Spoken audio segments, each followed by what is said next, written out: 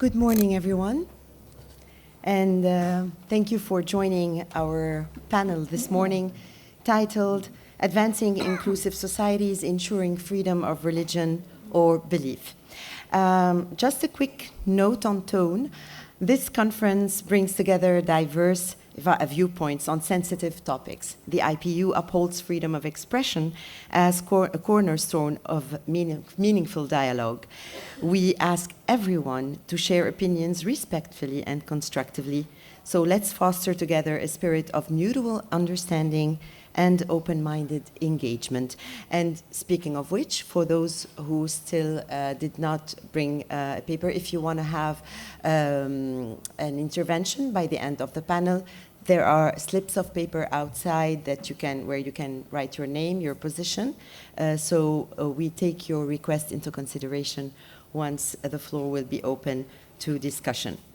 So, my name is Tanya Awad, an expert in communication, board member of Adyan Foundation Lebanon, founding member of Adyan Europe, and by the way, Adyan in Arabic means religions. We work for diversity, inclusive citizenship, and fun facts, our latest project that has been ongoing for the second year in a row is called Tahawur in Arabic, which means dialogue, and it's a project that aims to work with parliamentarians. It was nice to mention. I'm a trainer and educational content expert on human rights, coexistence, and diversity-related topic, and I will be your moderator this morning. Our panel will be in 3 parts. Panelists will be sharing their input for 4 to 5 minutes each, followed by key takeaways from our respondents, and then we will open the floor for your inputs, short inputs, thank you, before final quick takeaways from our panel. We promise to make the best use of our 75 allocated minutes together. Ladies and gentlemen, there is no culture wars or culture clashes. There's probably systemic failures where laws and prejudice collide, where structured ignorance and fear are nurtured. The numbers don't lie. 83% of humanity now lives under severe religious hostilities according to Pew study in 2024. This isn't about just dialogue. This is about survival. We gather here today in a world where religion is increasingly weaponized. We're seeing faith and belief misused and twisted into a license to exclude or erase. And this is happening everywhere, every day, no exception. The terms anti-Semitism, Islamophobia, Christian nationalism, minorities, deportation, exclusion are becoming closer to home every day. This is why your presence here today is highly valued as actors of change, as impactful figures concerned about our world. Our panelists today are exceptional. They're leaders who've turned peril into progress. They'll show us how to fight back not just with words, but with actions. So please welcome our distinguished panelists, Fernanda San Martin Carrasco, Ahmed Shahid, David Saperstein, Bani Dugal, and Michael Wiener, and our respondents, Susan Kerr and Honelegi Burhanu Tadesse. And the question our panelists will all be addressing this morning in their intervention is, through their own experience and expertise, how can we all use effective approaches to advance inclusive societies, ensuring freedom of religion or belief despite the challenges? Our first panelist is a force of faith, freedom, and fearless advocacy. A woman who's navigated the halls of power in Bolivia and now mobilizes lawmakers worldwide to defend the fundamental right to believe. As director of the International Panel of Parliamentarians for Freedom of Religion or Belief, and a former Bolivian parliamentarian who has championed human rights on the front lines, she doesn't just talk about change, she builds the coalitions to make it happen. From drafting laws to defending liberties, she's a lawyer, a legislator, and a leader in the global fight for dignity. Please welcome Fernanda San Martin Carrasco, because when it comes to turning principle into policy, she's the expert you want in the room.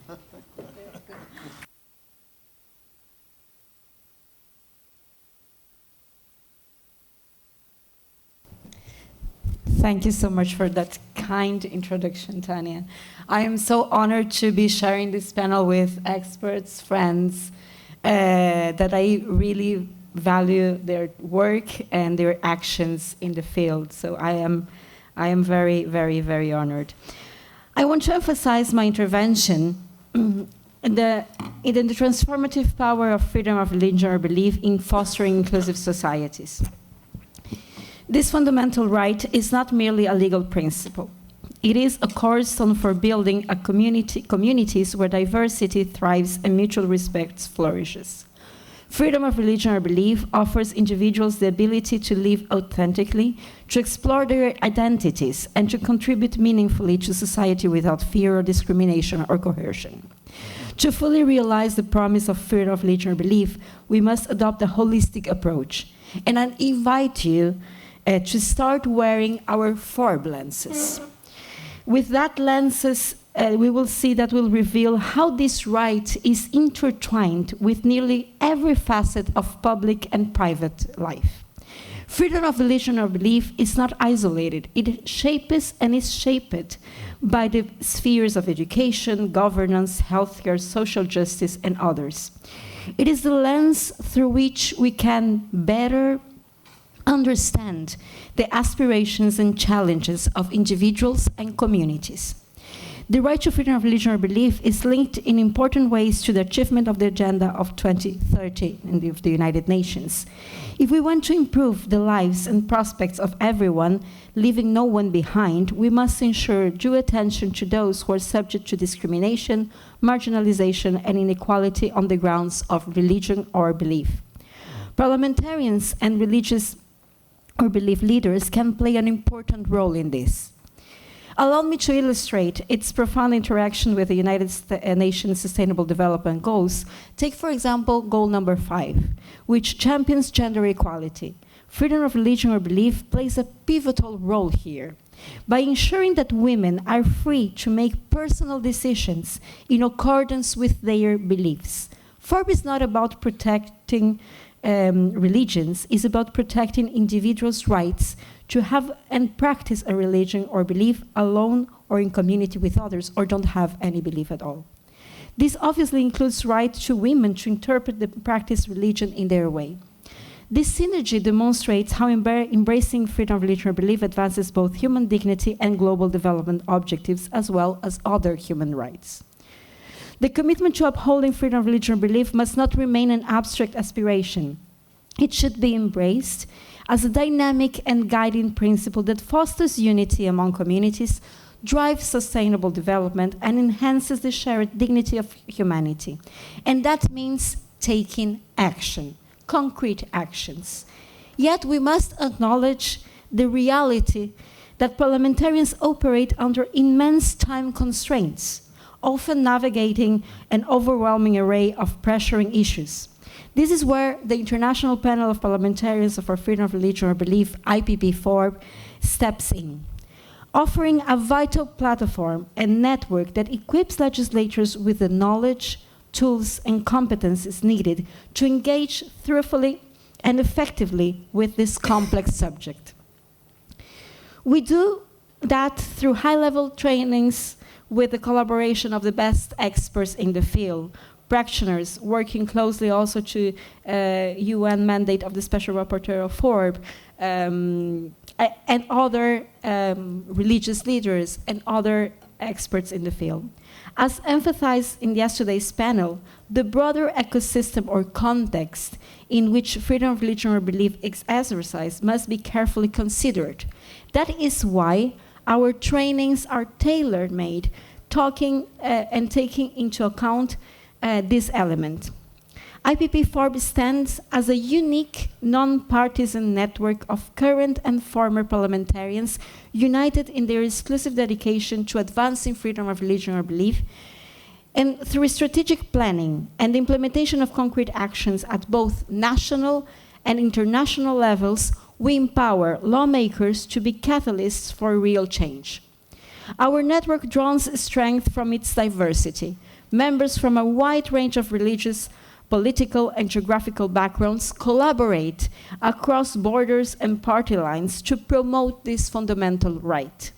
Through peer-to-peer learning and the exchange of best practices, IPP-FoRB fosters a vibrant and supportive community, one where members inspire and galvanize one another. Our fact-finding missions, such as those, for example, that brought parliamentarians for South America and Africa to Nepal, create opportunities for meaningful engagement with parliamentarians and civil society and religious leaders. This model of parliamentary diplomacy grounded in solidarity and shared purpose is driving tangible progress in the field and laying the groundwork for a more just and inclusive future. Together, through understanding and action, we can cultivate societies that truly embrace freedom of religion or belief, peaceful coexistence, and sustainability. Thank you very much. Thank you so much, Fernanda. That was our great start for the day, talking about action and working together. Our next panelist is a man who has stood on the front lines of the global fight for belief and dignity. Dr. Ahmed Shahid, current chair of the International Panel of Parliamentarians for Freedom of Religion or Belief, and former UN Special Rapporteur on Freedom of Religion or Belief. From the halls of the United Nations to the most polarized debates on faith and freedom, he doesn't just observe, he transforms, whether challenging blasphemy laws, defending minorities, or bridging divides between governments and civil society. His work proves that human rights aren't abstract ideals. They're battles fought with facts, diplomacy, and unshakable principle. Ladies and gentlemen, let's hear from a true architect of change, Dr. Ahmed Shahid. Good morning. I plead not guilty. I haven't done any of those things. It's a real pleasure to join all of you this morning. I wish I could say word to word what you just said, but I'm not allowed to do that, so I shall have to paraphrase what you said. So how does religious freedom contribute to inclusive societies? There are many ways. One of the most fundamental means by which it does is the recognition of religious freedom as a fundamental human right, which is entitled to every human being on earth. So it makes no distinction between whether one is one's immigration status, gender identity, political opinion, faith or belief or any other marker. So every human being is entitled to this right, and that's one of the main ways by which it begins to include everybody in society. And as a human right, it's not a freedom that is guaranteed to us by the government or a religious body or family members or anybody else, including the IMF as in some cases. Numerous other consequences also follow from this recognition as a human right.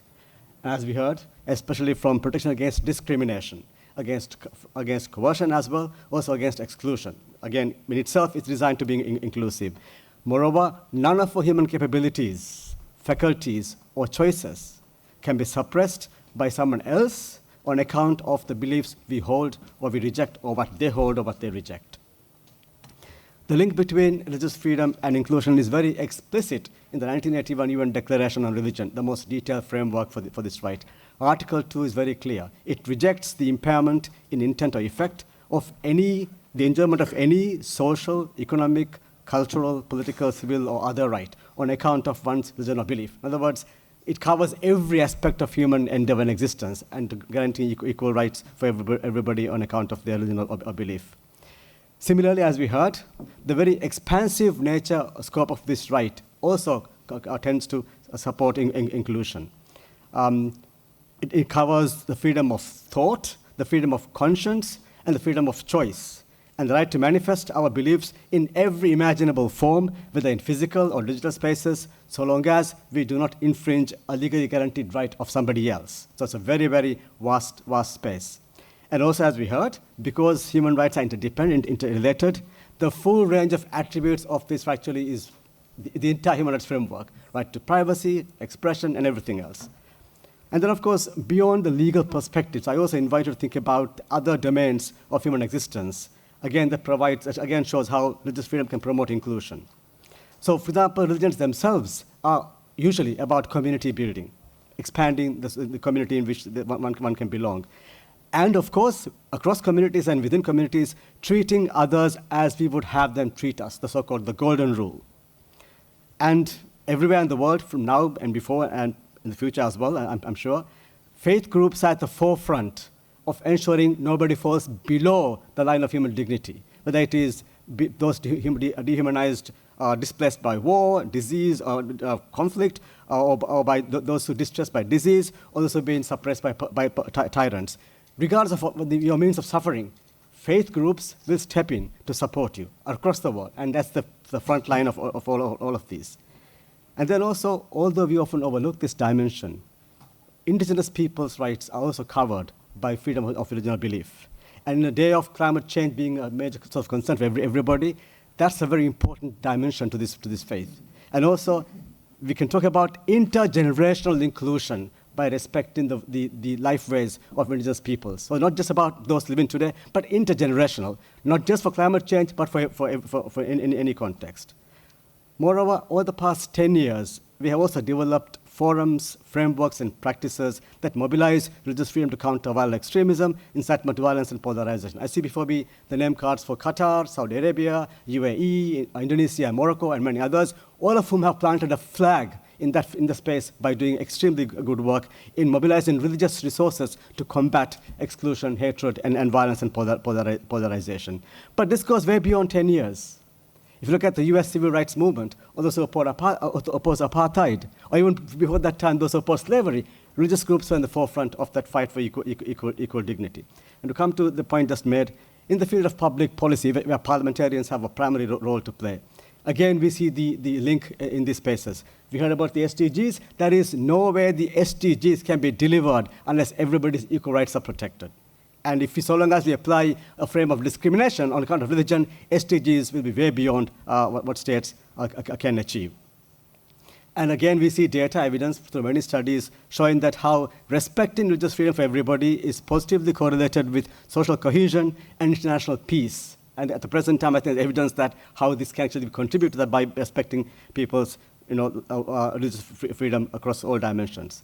So finally, I very humbly want to ask the question, what can parliamentarians do? I'm not a parliamentarian, but I just want to suggest what comes to mind here. And for me, the primary thing is how to reap the dividend, the public policy dividend of religious freedom.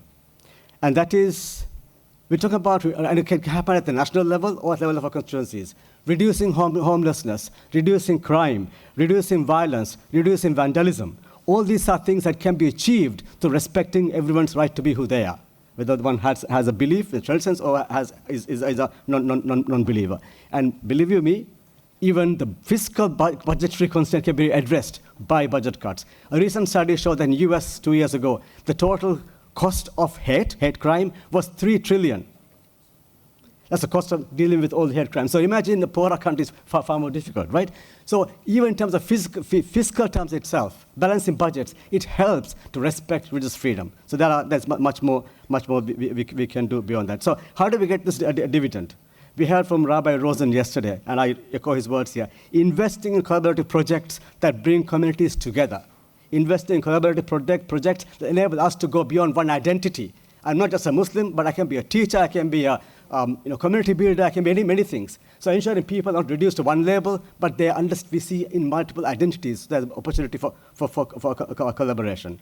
Also making sure that laws and policies are subject to an audit of FoRB before they are passed, making sure that nothing therefore is untoward. And then, of course, finally, recognize that diversity is enriching, not empowering. Thank you very much.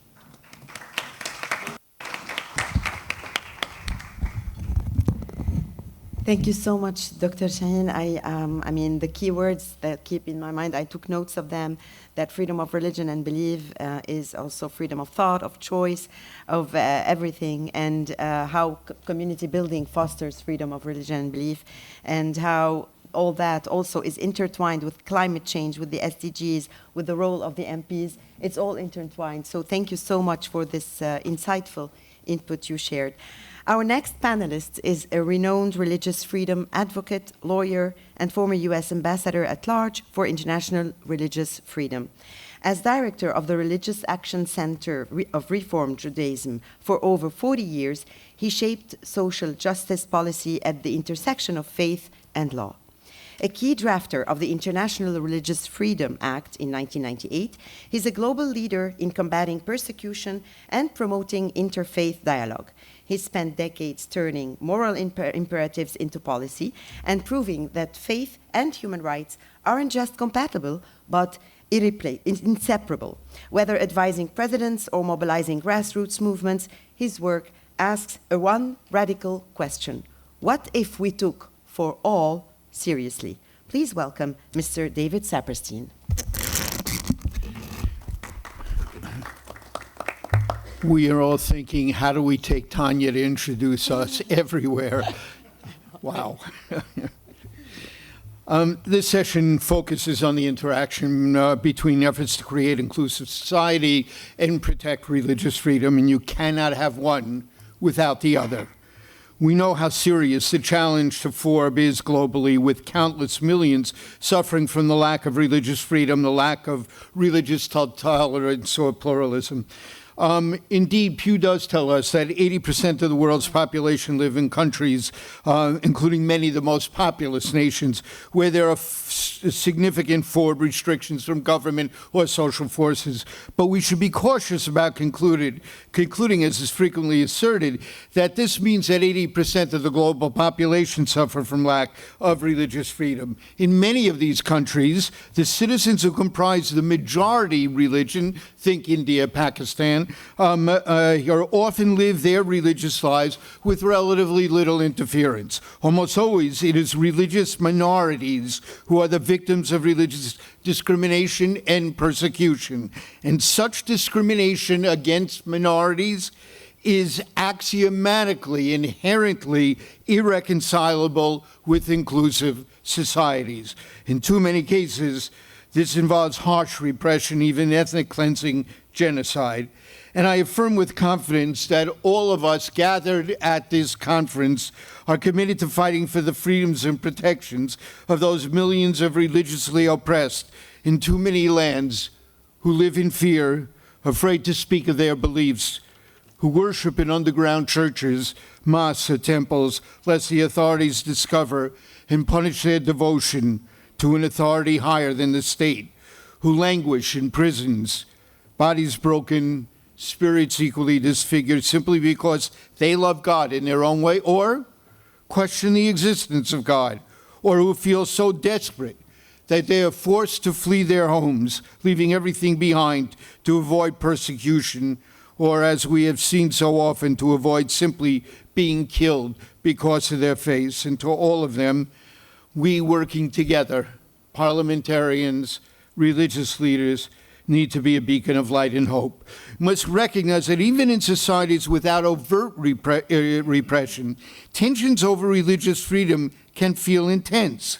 This is true due to suspicions between groups that do not know or understand each other, where people are frightened by the other, by those whose religious observances or practices feel alien, or it may be due to disagreements on how to balance our religious freedom claims with our core commitments to civil rights protections for vulnerable groups, for women, for ethnic or racial groups, in many countries for LGBTQ rights, where religious adherents of faiths that don't necessarily recognize equal rights for those categories claim that they ought to have a religious freedom exemption from obeying civil rights laws. Dynamics which, again, can have divisive impact on different segments of our societies, where they're competing with each other for the protection of law and acceptance in their societies, thereby undermining efforts to create inclusive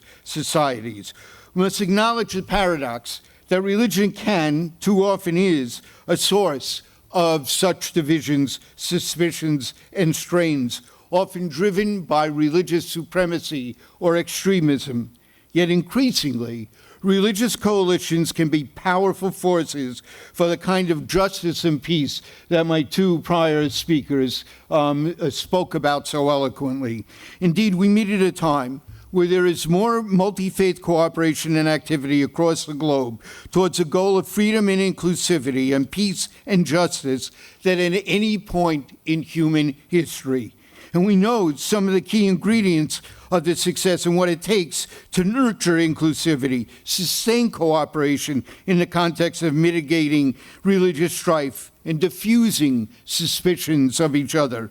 Religious literacy, people are frightened by what they do not understand. We'll exchange them, and my colleagues have a terrific religious literacy panel coming up later today. Exposure to other groups, ceremonies, and worship. Inviting people of other faiths into our homes, having our families join together in social settings to build social relationships and networks that evolve into true friendships, working together for the common good, including working together in the vast array of educational, health, feeding, homeless, migrant services, the social services that governments and faith groups can partner on so effectively across the globe. All these build mutual understanding, engender trust, relational resiliency, and lead to cooperation and standing up for each other when any are victimized by hate speech or hate crimes.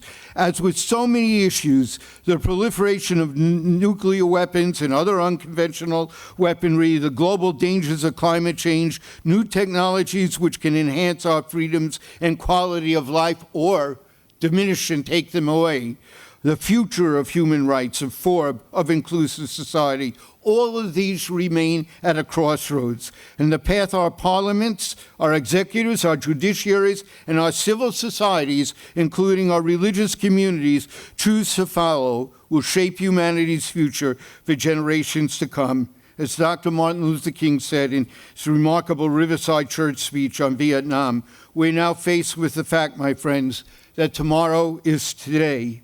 We are confronted with the fierce urgency of now, and over the bleached bones and jumbled residues of numerous civilizations are written the most pathetic epitaph, too late. We join together here in this conference, committed that we will not be too late. Thank you so much for reminding us of the importance of minorities, of the most vulnerable people, of coming together in diffusing suspicion, and hopefully we're not too late. We're not too late, we're never too late, and there's always a chance. Thank you so much. Our next panelist is a global force for faith in action. Where others see divides, she builds bridges, like a true architect of coexistence. As the principal representative of the Baha'i international community to the United Nations and co-president of Religions for Peace, Bani Dougal doesn't just advocate for religious harmony, she engineers it. From the halls of the UN to grassroots interfaith movements, her work tackles persecutions, empowers marginalized voices, and proves that unity isn't a utopian dream, it's a policy choice. Whether standing up for the oppressed or sitting down with world leaders, she turns pluralism into power. She's the UN's conscience on religious freedom and the glue of interfaith solidarity. Meet Bani Dougal, where diplomacy meets devotion.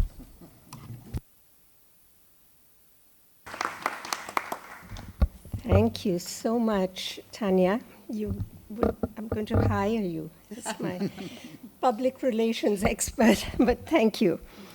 I'd also like to thank the Inter-Parliamentary Union for having this meeting once again.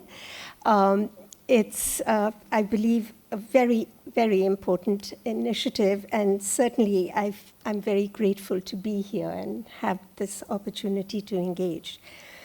The conference's topic, Strengthening Trust and Embracing Hope for Our Common Future, is so fitting, especially at this moment in history where many will say that the world is growing progressively chaotic, conflict-ridden, and ungovernable by the day.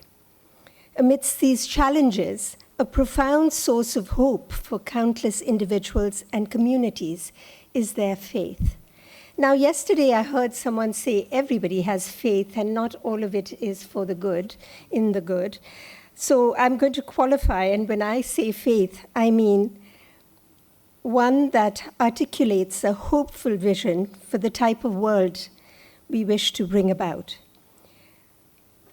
and one that offers profound sources of meaning, belonging, and purpose.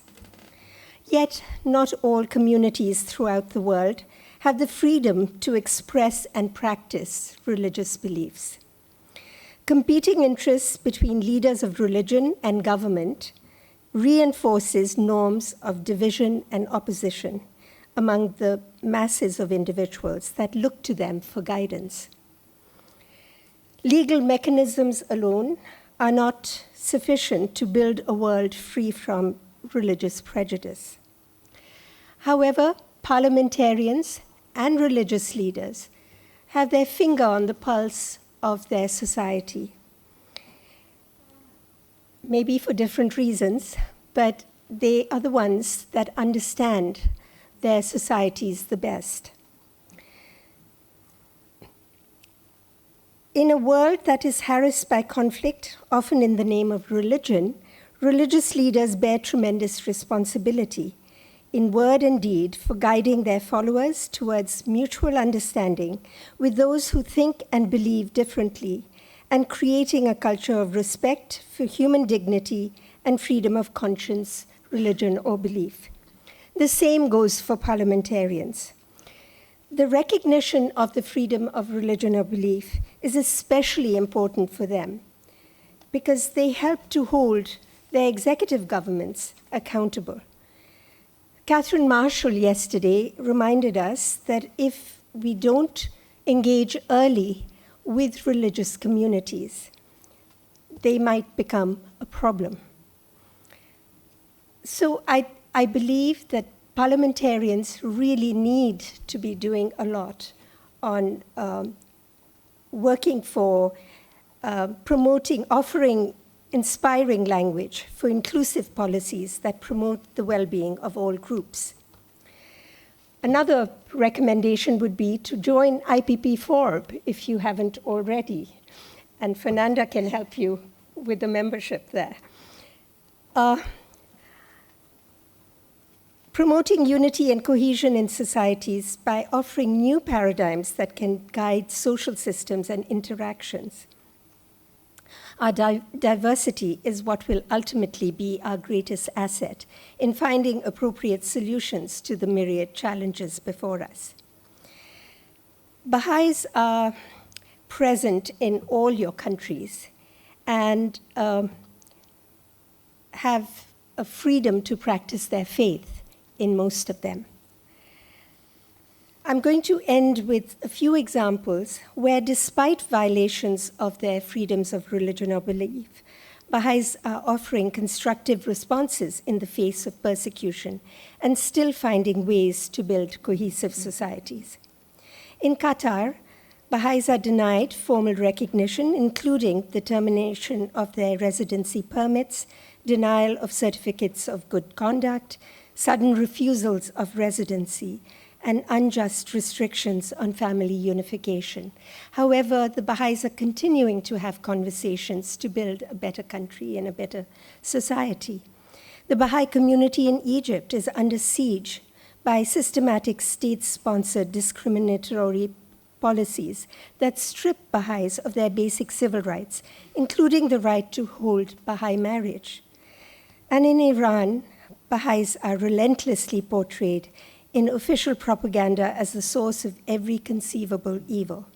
They are subjected to arbitrary arrests and detentions, physical and psychological abuse, enforced disappearance, forced business closures, property confiscation and destruction, including cemeteries, house raids, and hate speech by officials, clergy, and state media. However, rather than yielding to oppression or resorting to violence or hostility, Baha'is have bravely approached the very same officials who seek to persecute them using legal reasoning.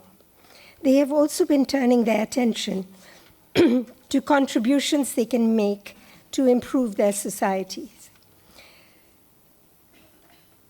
Such a response has been described as constructive resilience, a principled response to oppression which is neither to succumb in resignation nor to take on the characteristics of the oppressor.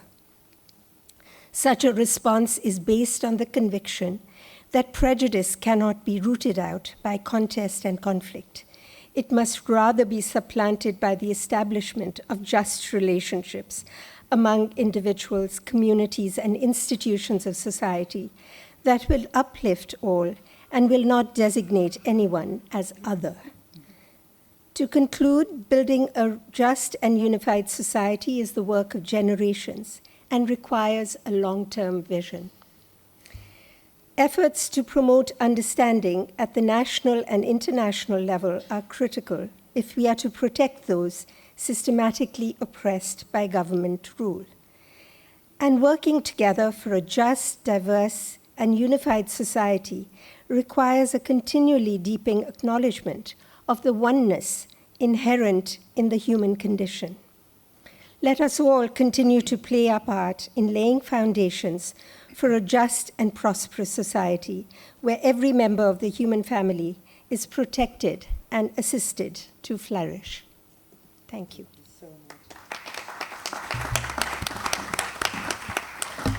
Thank you so much, Bani, especially for reminding of the responsibility of religious leaders to create a culture of respect and the responsibility of MPs also. So thank you very much. Our last but not least panelist is the UN's unsung hero for the unheard, the UN's rights whisperer. Why? Because he's a man who turns human rights principle into protections for those too often pushed to the margins. As the human rights officer for indigenous people and minorities at the UN High Commissioner's Office, Michael Wiener doesn't just write reports. He rewrites the rules of inclusion, because in this world, minority doesn't mean less, it means essential. From Geneva's policy halls to conflict zones, he doesn't just defend rights, he works on dismantling the systems that violate them. Please welcome a man who proves law can be both a shield and a sword for justice, Mr. Michael Wiener. Many thanks for this kind introduction and also for really this wonderful panel discussion. And I wanted to pick up 2 points that Rabbi David Zeppestein and Fernanda already mentioned, but I think they really help us in answering this question, how to really address the challenges and the violations of freedom of religion or belief in multi-religious societies. And the 2 points Rabbi David Zeppestein mentioned, multi-faith engagement and cooperation, and Fernanda said peer-to-peer learning.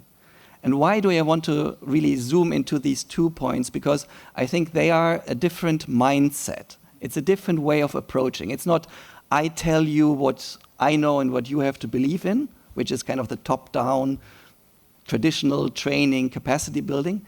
But peer-to-peer learning means everything has something to contribute and something to learn and take away from a discussion.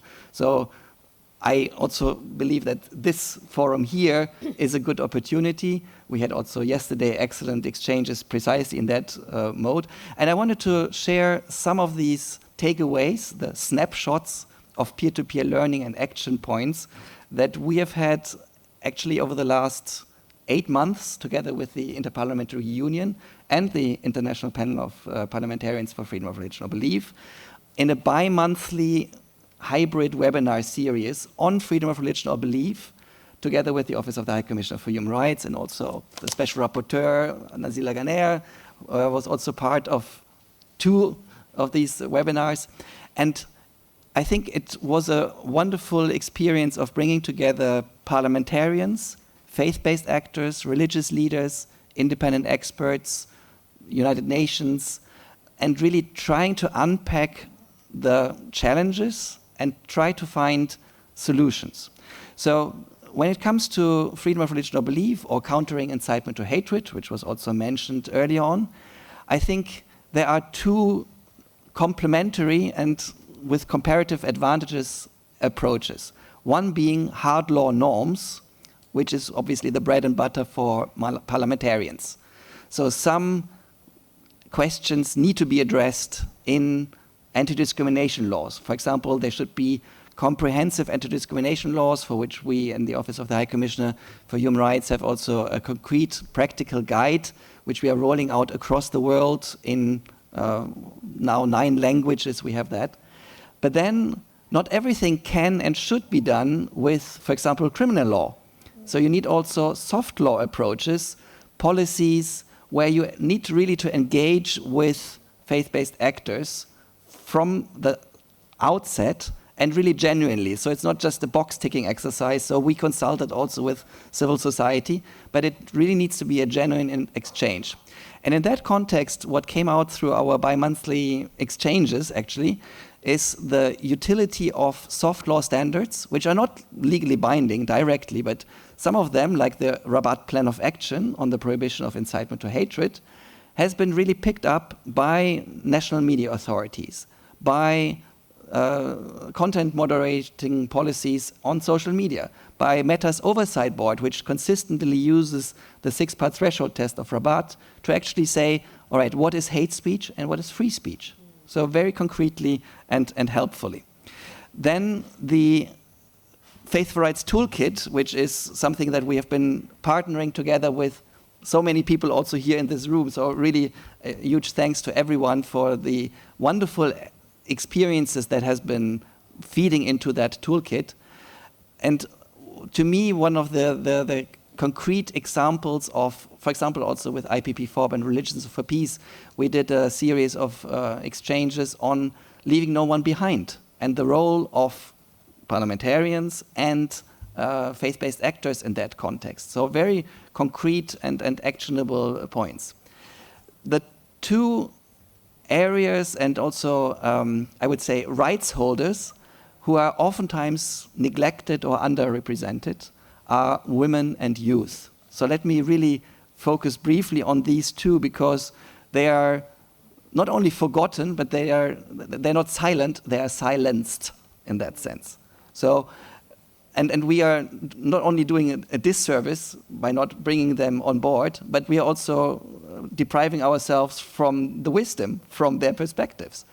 And on women first, there's a recent general recommendation number 40 of the Committee on the Elimination of Discrimination Against Women, which deals with the equal and inclusive participation of women in decision-making processes.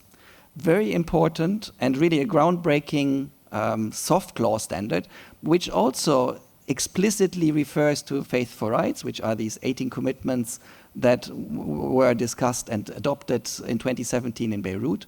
And it basically asks states parties, and there are 184 state parties to the CEDAW Convention, to actually engage with religious leaders and faith-based actors whenever it comes to exploring how tensions in the interpretation of cultural or religious traditions with human rights can be reconciled using the Faith for Rights framework. So very concrete example. The second group, who is unfortunately again underrepresented in virtually all of these exchanges, unfortunately also here in Rome, are youth. And let me flag one thing which is very pertinent for young people, which is conscientious objection to military service. So young, usually men, but not only, sometimes it's also women who have to do military service, may have conscientious objection. They don't want to kill others. And so it's very relevant to them. And I want to finish with a story from the Faith Rights Toolkit, which to me brings home the importance of really learning from each other and of having the experience from the ground. It's a real story which happened initially in the 1980s, so already almost 40 years ago, between Iran and Iraq, when the 2 countries were in war with each other. You had one child soldier from Iran who joined the army at age 13, who was fighting against, and basically was in a direct situation with his enemy from Iraq, who was also in his early 20s. And they basically, I mean, he saved his life. He was basically in a situation where he then protected him from being killed. And that was also linked to him discovering that his enemy had basically a Quran and a picture of his wife and son in the Quran. So he couldn't really, from his conscience, kill his enemy. There's a documentary about this called My Enemy, My Brother, because the story continues 25 years later. They meet again in Canada, both as refugees, by chance, really 10,000 miles away from the situation when they met in the 1980s first. And then they, by chance, realized that they were basically already kind of very instrumental in continuing to live in the 1980s. And to me, this brings home this message of really humanity, of conscience, of not being obliged to kill someone else even in a war context. And I think here again, that's where the faith-based actors and the parliamentarians in legislating and advocating for freedom of conscience can be really instrumental together. Thank you.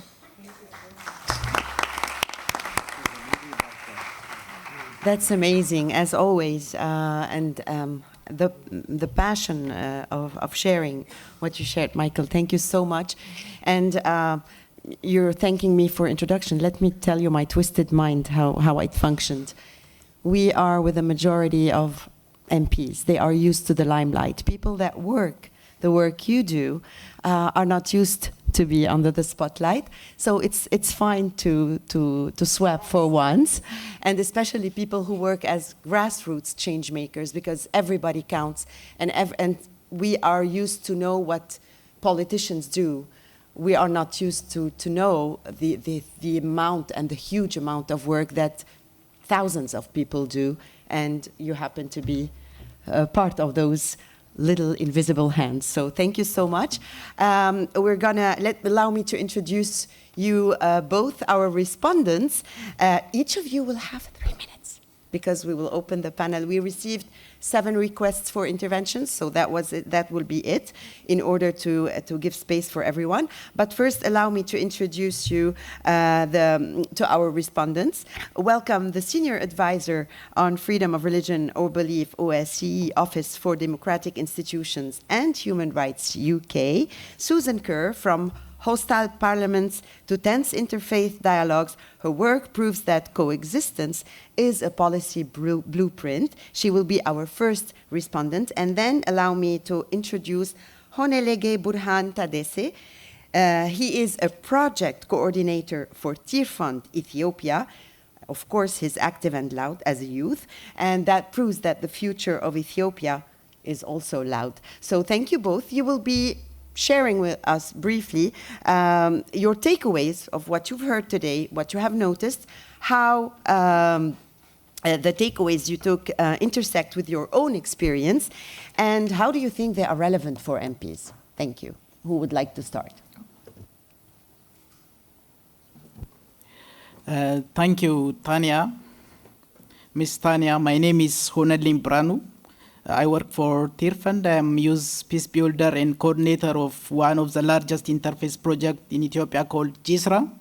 I'm honored to respond to today's impactful discussion from the perspective of youth-led peace building and interface collaboration. Let me highlight one takeaway from the panel and connect them to the grassroots level. FoRB is a fundamental human right that must include all actors, especially the young people. A few weeks ago, I visited Zuwai, a multi-religious community in Ethiopia, where interface groups have long been divided by religious intolerance. I met a youth interface group who have done great job towards peace building by organizing football matches, interface dialogue sessions, and taking part in community services such as cleaning religious sites together. These activities encourage interaction and understanding among youth from different religious backgrounds. The youths were not alone. They invite government officials and faith leaders to share messages of peace during that particular sporting event. Also, in some parts of Ethiopia, there was a lot of tension between different religions. The minority community had no symmetry or a place to celebrate their religious festivals. This led to a lot of tension. Therefore, we held interfaith dialogue sessions with them, bringing the religious leaders together, which improved the relationship between different religious groups. As a result of the dialogue, religious leaders came together across phases to lobby the local government for symmetry and place for religious festivals. They were successful. There is now a symmetry and space to celebrate their religious festivals. The community now supports each other, works together. Although there were still challenges, we have laid a good foundation for the future. The young people I work with are excited to move beyond dialogue to influencing policies. They engaged in universal periodic review process on Ethiopia in 2024. This was a significant moment for them, as it was the first time they worked together with the faith actors to influence policies from the ground up.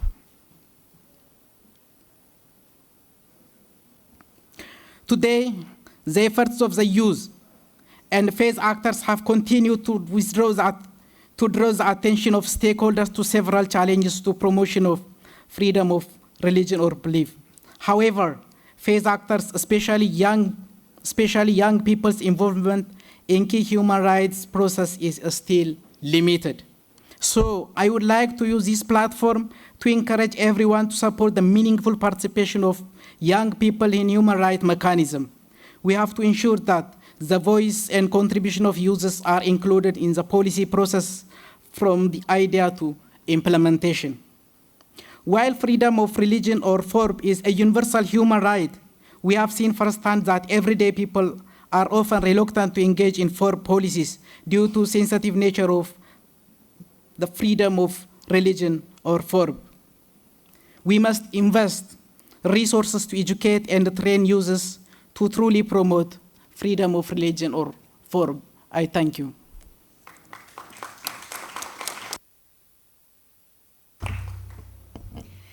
3 minutes, no mean feat by any standard, but I will give it a shot. So beginning with Fernanda and what she said, she began by talking about the importance of freedom of religion or belief and build in diversity, that people are able to live authentically without fear. She invited everybody here, and I hope you have your glasses, to put on these FoRB glasses to view the world, to look at the way in which FoRB is intertwined with every other right. She spoke about the 2030 agenda, leaving no one behind, and that if that's going to be realized, we need these FoRB glasses as well as part of the solution. She specifically picked out goal number 5 on gender equality and said that women need to be able to exercise their freedom of thought, conscience, religion or belief, that this is core to their dignity and to development. And I was very happy to hear her bring in a gender lens so early on in the discussion, because at Oh Dear we are actually working at the moment on a paper on how to engage religious actors in combating violence against women or girls. She spoke as well about the challenges that parliamentarians can have in terms of time constraints, but despite that there are initiatives, including as being done by IPP FoRB, to build coalitions based on cross-border solidarity, and the need then for capacity building. And Michael came on to speak at the end about peer exchange and this exchange between parliamentarians. Ahmed started very, very strong with a statement on FoRB is for everyone. Sometimes that gets forgotten. FoRB is for everyone is a point as well that David Saperstein raised, whether you are religious or you're not religious, regardless of your gender identity, regardless of whether you have disabilities, your political opinion or others, regardless of whether you're an Indigenous person or not, FoRB is for everyone. And you raised the important challenges for Indigenous communities of climate change that often get forgotten. You spoke about the expansive nature of the right, thought, conscience, this key part that is choice, the physical space, the online space. You mentioned the golden rule of treating others how you want to be treated yourself, which cuts across so many different religious and belief traditions. You spoke about no one, again, falling below the threshold of dignity. We came back to this point around dignity. You spoke about intergenerational inclusion. And then you also talked about the different initiatives that are happening, the forums to mobilize FoRB to increase security and counter violent extremism, for example. And that's a topic that ODIHR has worked extensively on, and we have policy guidance on, around this misunderstanding that giving more freedom to practice religion or belief, it's not going to decrease security, but actually it increases security. Because, as others mentioned, it doesn't drive religion underground. People are not fearing oppression, etc. So, very, very important points that you raised. And then you went on to talk about the economic cost, total cost of hate crime, 3 trillion. I think that's a figure that should stick with all of us at the end of this session. David Saperstein, what if we took FoRB for all seriously? You talked about the countless millions who are suffering today because their freedom of religion or belief is not being fully respected. You spoke about the Pew Forum statistics, and you really brought out the point that in these countries that are labelled as where there are these FoRB restrictions, it's not always so apparent because maybe the majority is doing very well, but the minorities perhaps are not. And of course, we also think of the majorities and the minorities within the majorities, those who are not in accordance with the state-favoured version of their religion or belief. You spoke about the serious repercussions of FoRB being violated that can even lead to genocide. I think it's important that we keep in mind why FoRB matters, that it's affecting real people today. And that really led on to your point about urgency and the future of human rights and the need to act now, today, and not leave things for tomorrow. Barney, it's such a pity that you will be retiring soon. I hope that we will still see you in these fora. Your speech was really inspiring. You began with strengthening trust, and that's so key between different religious or belief communities amidst chaotic geopolitical climates, and we all know the various points that you're referring to there. You spoke about hope being something that we can cling on to, something that we have in common across religious or belief boundaries, and the importance of thinking of our common humanity. You spoke about competing interests and the need to reconcile those, and how parliamentarians and religious leaders both have something in common, a finger on the pulse of society, perhaps for different reasons, but something that is in common. You also spoke about the urgency of engaging early with communities, a point I believe you took from Catherine, but a great point. Through vehicles such as IPP, FoRB and others, parliamentarians can engage and act. You spoke about the need to create new paradigms. It's not about repeating things that have been done before, but indeed about creating new paradigms. And you ended with the importance of human flourishing for everybody and inclusion. Michael, you began with the inclusion, the focus on multi-faith engagement, peer-to-peer learning, not top-down approach, but everyone learning from each other, bringing something to the table, and how valuable that is. You spoke about different initiatives, faith for rights, the importance of law and soft approaches. I know, I'm sorry, I'm slightly over the time, but almost finished. Faith for Rights Toolkit, a fantastic resource. I won't go into it, but again, you talked about bringing people to the table, women, youth.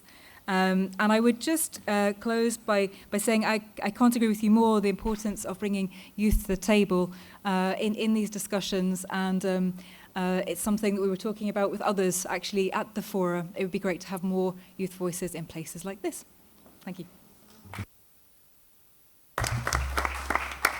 Thank you so much for, concising and resuming the highlights you saw, and thank you for talking about the youth in your work you do in Ethiopia and the need to bring the youth anyway to the discussion table. Thank you. We're going to now move on to open the floor for interventions. Again, no more. We will not take more. We have 8 requests, and I will emphasize, just to let you know, I've been playing the police with time over here silently. I'm sorry, I had to, this is my role. So I really insist on, for the people who will have their interventions, on really respecting between 1 minute, 1 minute and a half maximum in order to respect time and to try to finish on time while listening to what you have to say. And we start with Eva Dimic. from the National Assembly of Slovenia. You can stay there and open your microphone. Nobody is coming here, just on, I think, from your own place. You have a microphone, you can open Thank it. you, thank you. I'm here. Voilà. Yes, thank you, ladies and gentlemen. For centuries, religion communities have been a vital pillar of our nation's spiritual culture and social life. Although we live in a secular state where faith is a matter of personal choice, we cannot overlook the important role these religions play in the society, offering support to vulnerable groups, contributing to education, connecting people across generations, and uphold ethical values. To build a more inclusive society, we need to maintain an open dialogue, not just formal or ceremonial dialogue, but genuine and ongoing debate about everyday issues, where secular law intersects the expectation of religious communities on topics such as education, family policy, biotechnic, and migration, and more. The cooperation between the state and the religion communities must be based on respect for diversity and shared values such as human dignity, compassion, justice, and solidarity. In the face of global crises like climate change, demographic shifts, and the mental health challenges, we must seek common solutions. The Catholic Church, the Islamic community, the Jewish community, the Orthodox Church, and the other religious institutions can offer valuable contributions, offer reaching those whom the state cannot. Ladies and gentlemen, cooperation between parliaments and the religious institutions is a sign of their maturity. Thank you. Thank you very much. Thank you very much, Mrs. Eva Dimic. And we move on to Mrs. Davina Samut-Hithi or Hithi or Hichi. I'm sorry if I'm killing your family name, from the House of Representatives of Malta. Where are you? Correct me if I misspelled. Davina Samut-Hithi. Davina Samut-Hithi. Okay, Samuti. Thank you. Dear Chair, fellow parliamentarians, friends, Malta is known for its beautiful culture, rich history, and its proud commitment to democracy and human rights. Central to these values is the principle of freedom of religion or belief, enshrined in the Constitution and upheld through various international human rights frameworks. The freedom is not just about allowing individuals to worship as they choose, it is about respecting the dignity of every person and recognizing the diversity that enriches our community. An inclusive society is one where people from all backgrounds, regardless of their faith, ethnicity, or belief, are accepted, valued, and empowered to participate fully in social, political, and economic life. Inclusion is not merely tolerance, but active engagement, understanding, and respect. In Malta, we have seen great progress in fostering inclusion. Our society benefits from its increasing diversity. Migrants and the different religions group contribute to the vibrant mosaic that defines our island. But progress does not mean the absence of challenges. Discrimination, prejudice, and misunderstanding can still threaten society and social harmony and individual freedom. Ensuring freedom of religion or beliefs means more than protecting the right of worship. It involves protecting the right to change beliefs, to hold beliefs privately or publicly, and to live without fear of discrimination and violence. It means that our law, policies, and social attitudes must work hand in hand to create a safe environment for all. As Malta continues to grow and evolve, we have a unique opportunity, a responsibility to set an example for the religion and beyond. By safeguarding freedom of religion or belief and championing inclusion, we not only protect human rights, but also strengthen the social fabrics that bind us together. In closing, let us all commit to a Malta where diversity is celebrated, freedom is protected, and everyone feels they belong. Together, we can build a future that is fairer, more compensated, and truly inclusive for all. Thank you. Thank you so much. Thank you so much from Malta representative. And now we move on to Honorable Mr. Gilang de la Farares, if I'm not, is it pronounced correctly? Yes. Indonesia Parliament, please. Thank you. Distinct College, honor guests. So my name is Gilang de la Farares. I'm the Member of Parliament from Indonesia. I'm privileged to be able to address this panel on advancing inclusive society and ensuring freedom of thought, conscience, religion, or belief, or I can say FoRB. Indonesia, guided by our enduring principle of Bhinneka Tunggal Ika and commitment under 5 principles of Pancasila, and commitment under Pancasila has developed innovative approaches to promote inclusion. Key initiative include multi-faith community dialogue, Inter-Religious Council of Indonesia, and Forum for Interfaith Harmony, which foster understanding and reduce conflict. Our legal framework protect diverse religious expression while educational reform integrate tolerance and respect from an early age. The furthermore, Indonesia Parliament actively collaborate with civil society organization and international partner to address violation of freedom, religion, or belief. This collaboration takes many forms, including sharing best practice, including support grassroots initiative and empowering marginalized community through policy for reform and capacity building. The Indonesia House representative support grassroots interfaith programs such as those local religious harmony forum, which promote dialogue and conflict resolution at the local level. These forums are instrumental in preventing religion tension and also fostering peaceful coexistences.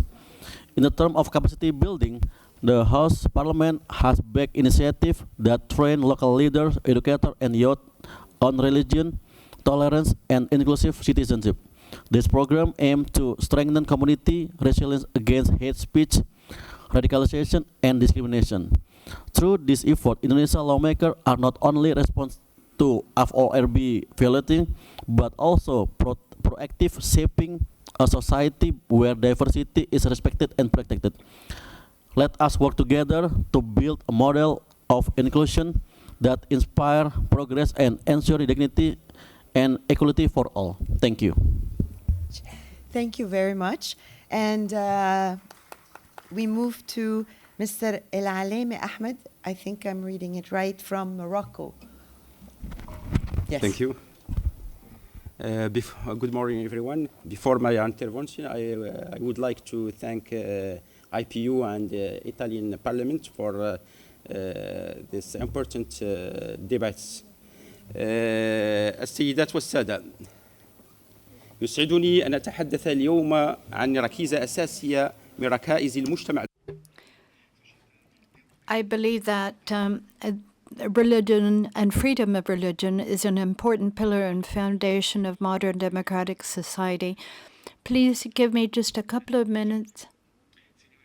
So, ladies and gentlemen, I'm very happy to speak to you today about a very important foundation and pillar of new democratic society. And I'm referring to the freedom of religion and of belief. There have been many different international agreements, starting with Resolution 1618 of the Council for Human Rights. The right to religious freedom is a very important matter because it guarantees the dignity of human beings. This is something that all religions have spoken out in favor of. And Morocco today is endeavoring to present a model. The constitution that we have, going back to 2011, tries to enshrine these rights. For example, the right of the freedom of religion and belief. Islam is the country and the state's religion, but the state does guarantee the freedom of religion to the entire population. We have the most ancient Jewish community in the world. And we have over 30 synagogues. We have 16 recognized churches, 3 Hindu temples in our country. I believe we need to bolster these values, and that's why the country has tried to make progress here. Especially, we have worked in the area of education. And in 2016, we started to embark on a journey that would train and educate more than 1,500 imams a year. We've also established a national observatory, that was back in 2020, to fight against hate speech. But we need to also reinforce our legislative framework to make sure that there is protection in all of these places of worship. And we have to educate people to pluralism and religious diversity and equal citizenship. We believe that religious freedom is a great asset for us and for our citizens, and that's why we're working with our international partners to achieve a better and more just world. Thank you. Maureen Kademorosa, if I'm not mistaken, I don't know if it's written right, from the Parliament of Zimbabwe. If I misspelled the family name, Maureen Kademorosa. Kademaunga. Where are you? This way, Honorable Chair. Honorable Chair, esteemed panel, thank you very much for your timely and impactful conversation, which has reminded us as parliamentarians that we play a crucial role in making sure that the principles that strengthen social cohesion, inclusive societies, and guarantees the fundamental rights of all individuals find expression in our national legislations. Back home in Zimbabwe, Honorable Chair, we have in our constitution, Section 12 of our national constitution, has established the National Peace and Reconciliation Commission, which is a commission that is facilitating the coming together of the whole of Zimbabwe, minorities and historically marginalized communities, so that we can collectively heal the wounds of our past discomforts. And this commission is our effort to bring all the different pieces of legislation that speak to inclusivity into one framework. And we believe that this has helped us to move beyond the just conversations, just verbal commitments to action. It has helped us to narrow the gap between rhetoric and action. And we think that that is a lesson that we must bring to this forum. This forum at the end must impress on the IPU to pursue 2 critical strategies, Honorable Chair. The first one, I believe, is a parliamentary diplomacy to advocate for a standalone United Nations covenant on inclusivity. This is because if we look at the issue of inclusivity, it finds expression in different legislative pieces of legislation. Sustainable Development Goal number 5, number 16, number 10, the International Covenant on Civil and Political Rights, the United Nations Declaration of Human Rights, CEDAW, you name them. And yet we do not have a standalone covenant that speaks to inclusivity. I also think that the IPU must at this point create a model law on inclusivity that our parliaments can adopt or make reference to. And this will help us in terms of being able to clarify the commitments to inclusivity as a standalone, and also to promote accountability in terms of our actions and progress as parliaments. I thank you, Honorable Chair. Thank you very much. Thank you so much. And we move to Mr. Fangon Konyak, Member of Parliament of India. Good morning, distinguished moderator, panelists, and delegates. In response to the remarks by one of the panelists, I'd like to highlight that India has undertaken several steps for social inclusion of religious minorities, to promote their equality, protect rights, and ensure access to opportunities. And these steps span constitutional, legal, institutional, and programmatic measures. For example, some of the programs are Ustad, which promotes traditional arts and crafts amongst minorities for livelihood generation, SICO or Kamao, which is a skill development scheme for youth from minority communities, and Pradhan Mantri Jan Vikas Karyakram, which aims to promote infrastructure in minority-concentrated districts and towns. Distinguished delegates, India is birthplace of several religions, Hinduism, Buddhism, Sikhism, and Jainism, and also home to most major world faiths, including Islam, Christianity, Judaism, and Zoroastrianism. The Indian Constitution enshrines this commitment to religious freedom through Articles 25 to 28.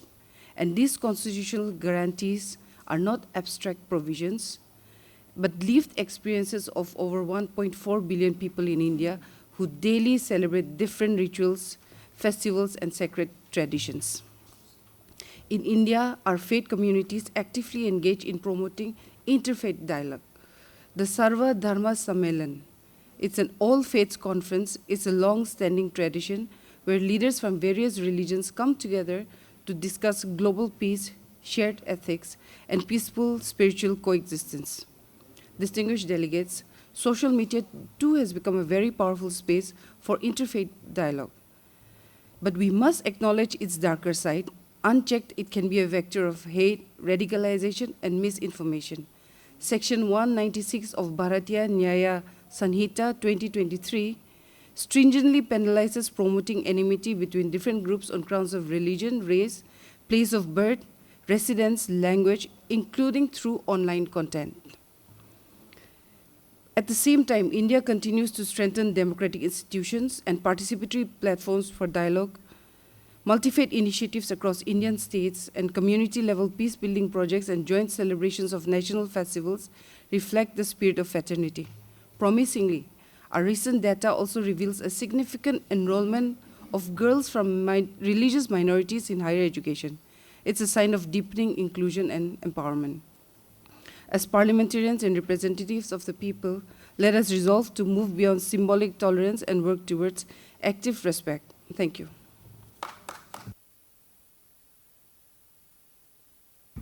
Thank you very much, and we're listening to these amazing experience from Parliament. I still have 2 interventions, and the time is running.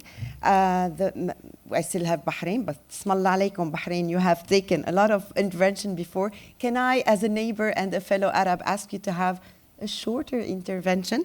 Mr. Mohammed Al-Ahmad from the Council of Representatives of Bahrain, I would really appreciate it so they can have a final word after our final intervention and we finish on time for everyone. Sorry, thank you.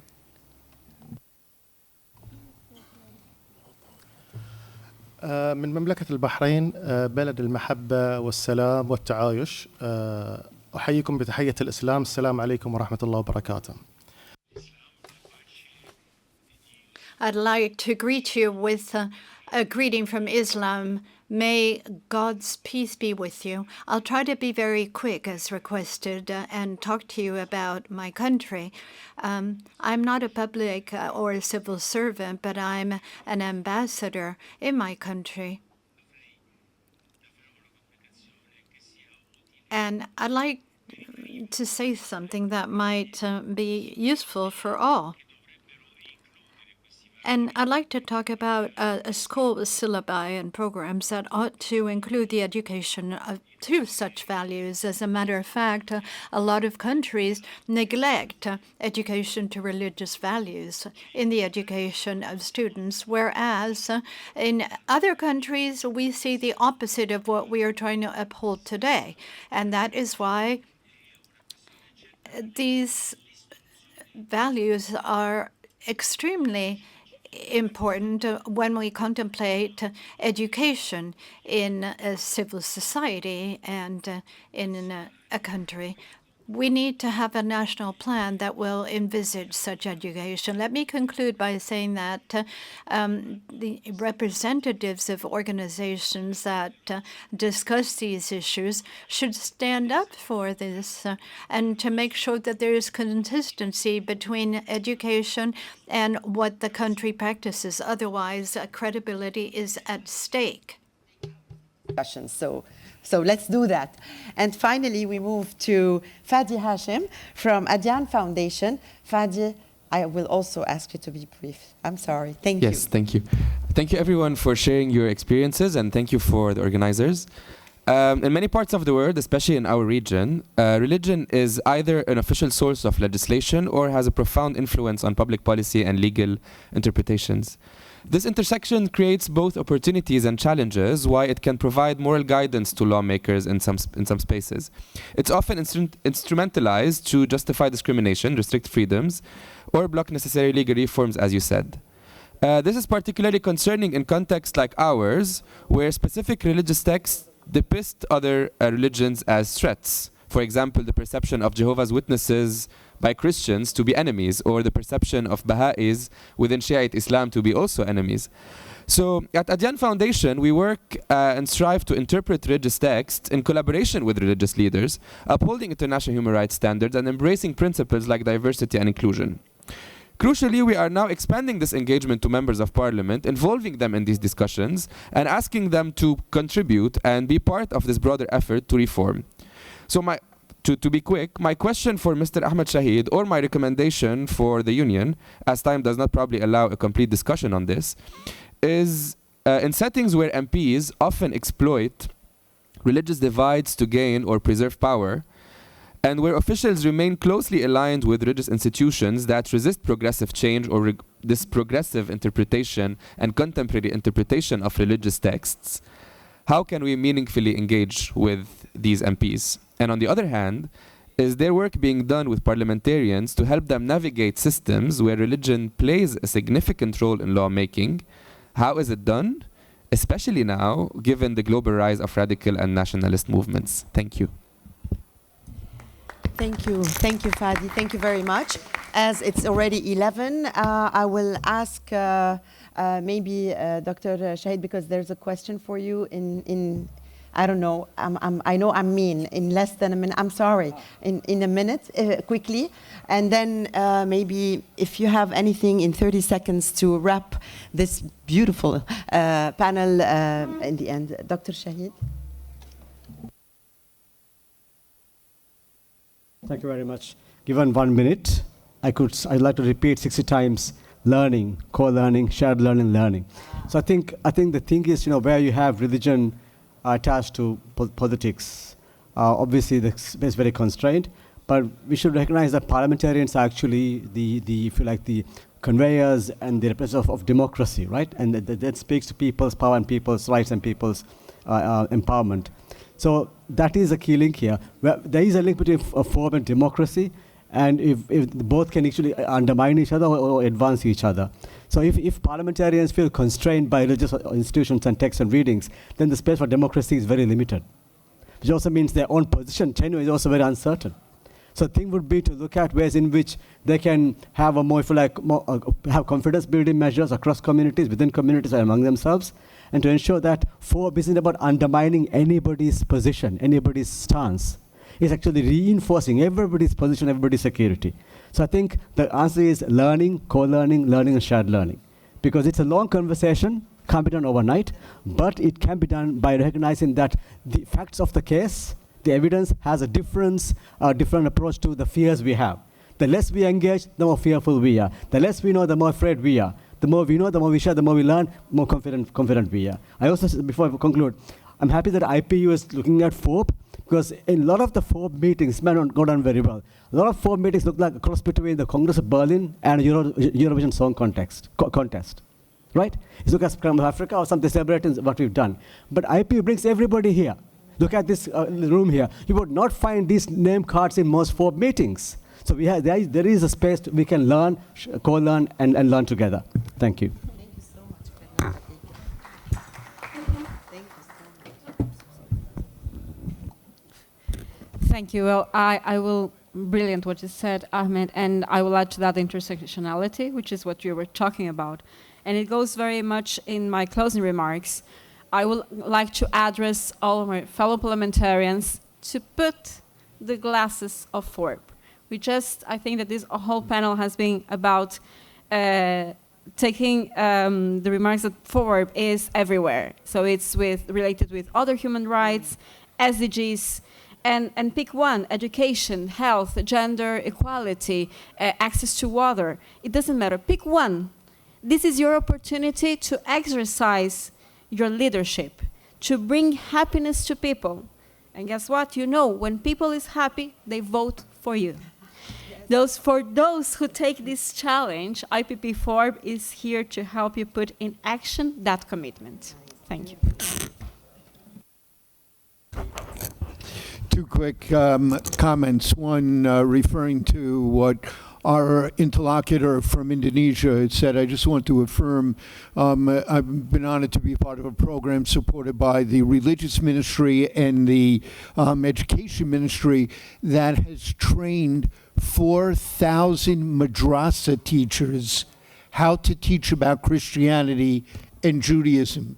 I mean, think about in your country, the school systems being able to teach early about other religions. And the second point has to do with, which I didn't have time to go into, the interrelationship you mentioned in the introduction of general human rights and religious freedom. You don't have freedom of speech, you don't have freedom of the pulpit, you don't have freedom of the press and publication, you can't publish your holy books, your educational material. If you don't have freedom to associate, you can't be guaranteed to gather for worship or to openly celebrate your ceremonial life. I could go on and on about it, but we are watching a retrenchment on human rights around the globe, and that will be devastating to freedom of religion, and we have to think holistically about the relationship of the two and embodying both in a move back towards greater human rights and democracy.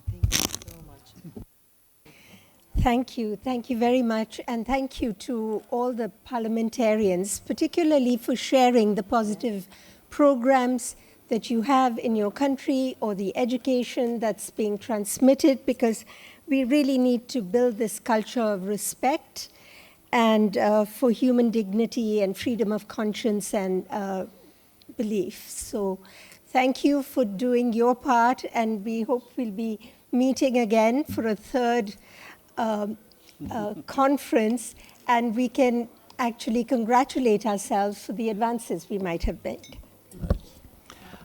A quick answer to Fadi's very pertinent question, and it links to what we have actually learned from the peer-to-peer learning exchanges together with the IPU, IPP FoRB and OHCHR with parliamentarians, because religion, beliefs and their followers should not be instrumentalized for political purposes, especially in political and electoral contexts. So that's one of the 18 commitments on Faith for Rights, and really to bring this commitment into reality is the challenge.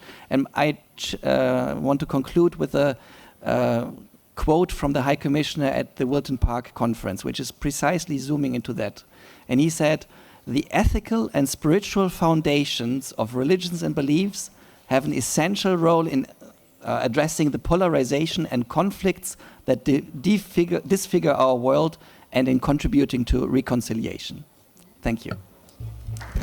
Thank you, everyone. Thank you, Indonesia, Uganda, Morocco, Slovenia, Malta, Bahrain, and all other parliaments, even if you did not chair, for all the work you're doing to advance on the work on and to foster and preserve freedom of religion or belief.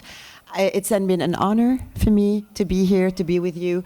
It's an honor to be working on such an important topic. And freedom of religion or belief is intertwined with human rights, with everything we do on a daily basis, as we repeated it not enough. So please keep on protecting freedom of religion. I know in my grassroots work, I'm going back home to continue protecting it. And thank you for being here, and wish you a pleasant stay and pleasant other sessions you will be attending. Thank you very much. Thank you. Thank you so much. Thank you. Thank you so much. Thank you. Of course. Of course, I will not.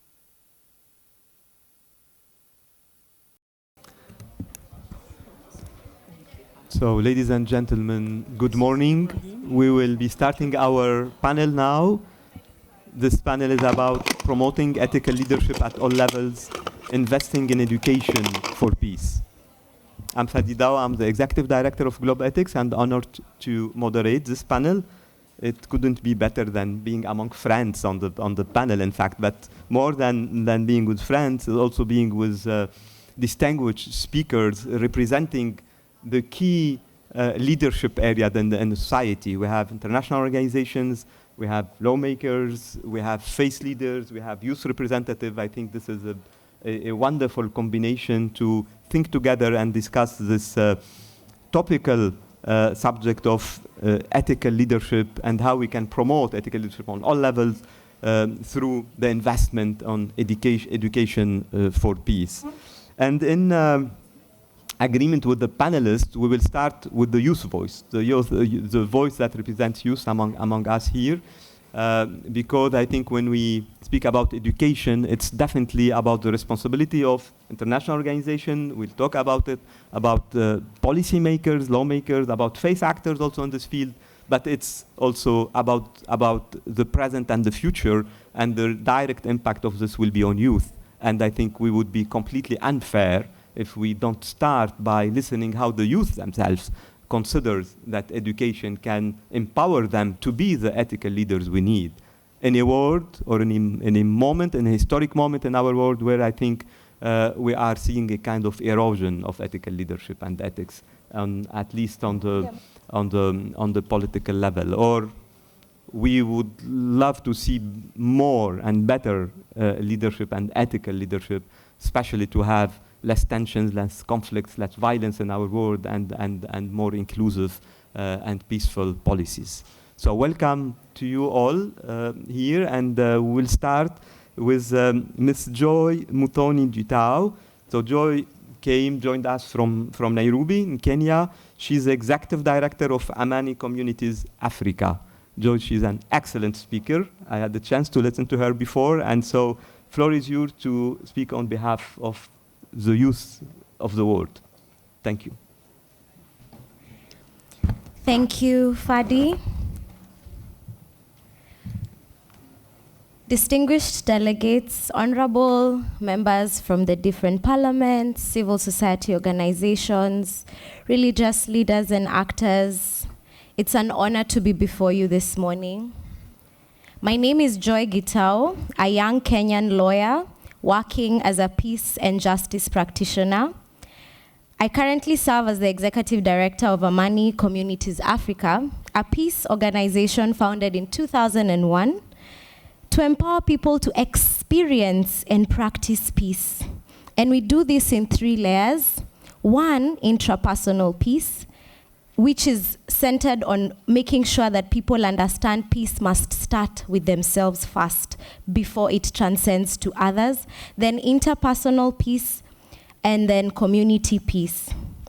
And our aim is really to transform the hearts and minds of people to be able to have peace as a daily lived experience. We stand at a very interesting point in history where creation is in disharmony. As we reflect on what is happening, it's very easy for us to blame everything around us except ourselves. Whatever is happening in our society is a reflection of our leadership, an even deeper reflection of the people, and an even deeper reflection of our hearts.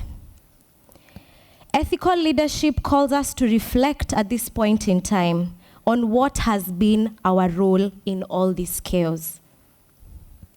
We must start by acknowledging that we have failed. We have failed to invest in peace and invested in other things. We have failed to invest in good ethical and value-based leadership. We have prioritized our own interest as opposed to the interests of those we lead. We have taken away the agency of the people to co-create peace. It may sound like doom and gloom, but what I want to let you know is that those of us who are closest to the problem are the ones closest to the solution. So the solution does lie in this room with us, each one of us. As Amani Communities Africa, this has been our contribution to this. We have prioritized in investing in leaders in all sectors because peace is not tied to one particular sector. It's for all of us to enjoy and all of us to nurture. We work with children as young as 6 and the oldest in the society, all across sectors, from school leaders to community leaders like chiefs, law enforcement officers like police officers. We have Nyumba Kumi, which is small, it's like community leaders and elders. We also work with teachers and members of the judiciary, just to mention a few. Through our inter, and community peace programs, we skill people on how to find peace within themselves, how to nurture aspects of healing, how to explore forgiveness, how to look at how to prevent, to manage, and transform conflict. And we also co-create spaces where people are able to have conversations on how they can take action and restore peace in their communities and within their and also within their environments. Our programs not only instill skills, but also nurture and instill values such as peace, inclusion, interest-based leadership that moves people from seeking one's own position to looking at the needs of the people. Values like empathy, deep listening, these are not things that perhaps we thought we need to teach, but they really are. Respect, diversity, and humanity. So members of parliaments, religious actors, CSOs, private sectors, we must work together to invest in nurturing ethical leadership that promotes peace. This nurturing is not an event, but it's a continuous process that we all must commit to. Thank you.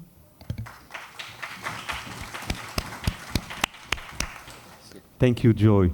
Wonderful to start with this call in investing in ethical leadership and activating the agency. Those who are the closer to the problems and challenges and consequences of lack of ethical leadership, because from them the answer can come. And thank you for all your engagement and what you are doing in Kenya and Africa and giving this inspiring model for so many youth in the world. So thank you, and we'll come back to you later in the second round. Let me move now from the youth representative to UNESCO, and who leads or had on their shoulder this responsibility to lead on education globally, and more specifically on education for peace.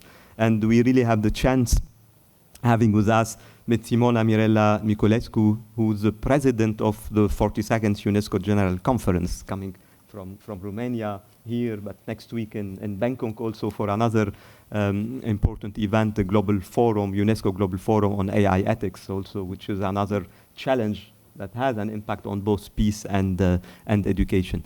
My question to you, and you will answer the way you want this, is peace still the most or the strongest weapon to create? Is education, sorry, is still the strongest weapon to create peace, to make peace? Because this is the key question now. We are talking about education to empower ethical leaders, and the outcome we want to see is peace. So, floor is yours, and thank you in advance. Thank you very much, Fadi.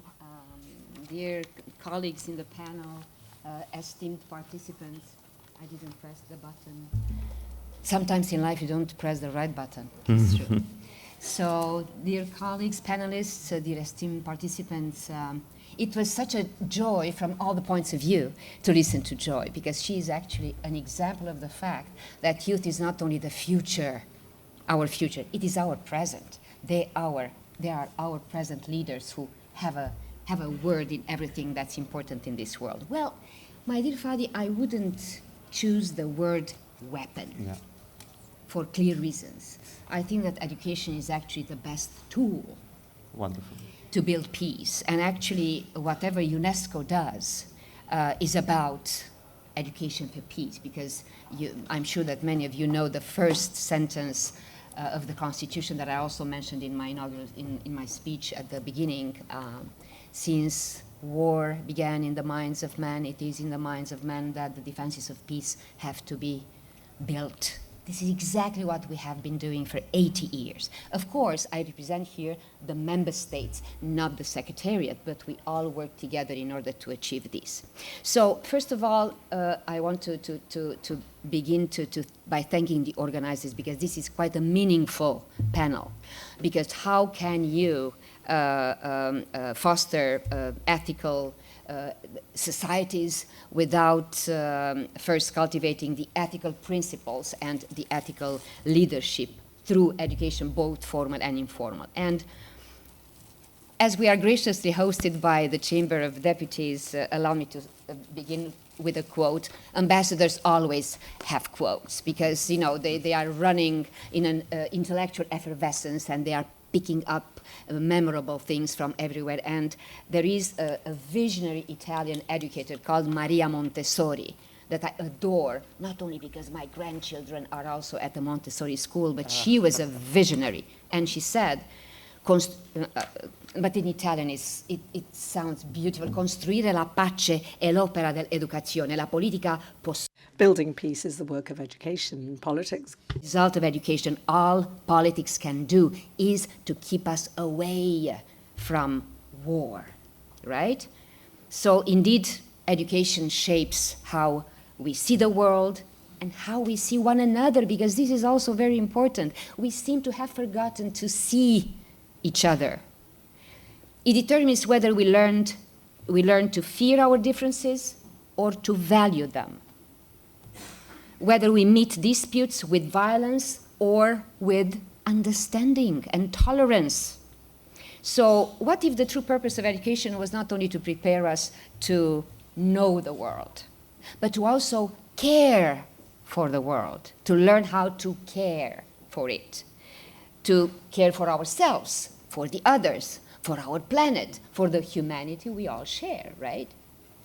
And let me mention here that at the UN Transforming Education Summit recently, a couple of years ago, the international community committed to placing the resilience, the well-being, and dignity of learners at the center of education systems. But what I want to talk to you about is something that I also mentioned in my speech in November 2023, and I'm proud because it was under my presidency.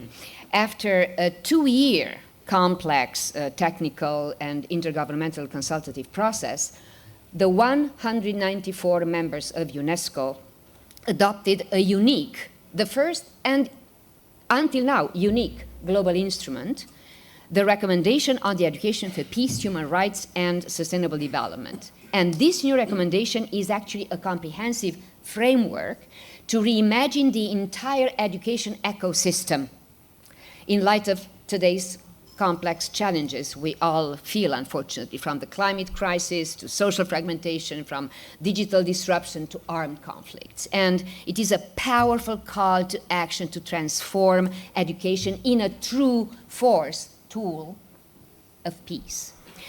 I cannot miss this opportunity to tell you a little bit what makes this recommendation unique, because you are here representing your countries, and we need to have this recommendation implemented at the national levels. So, first of all, it is unique because it lays out 14 guiding principles, key learning outcomes, and priority action areas, from national laws and curricula to teacher training, school environments, and assessment.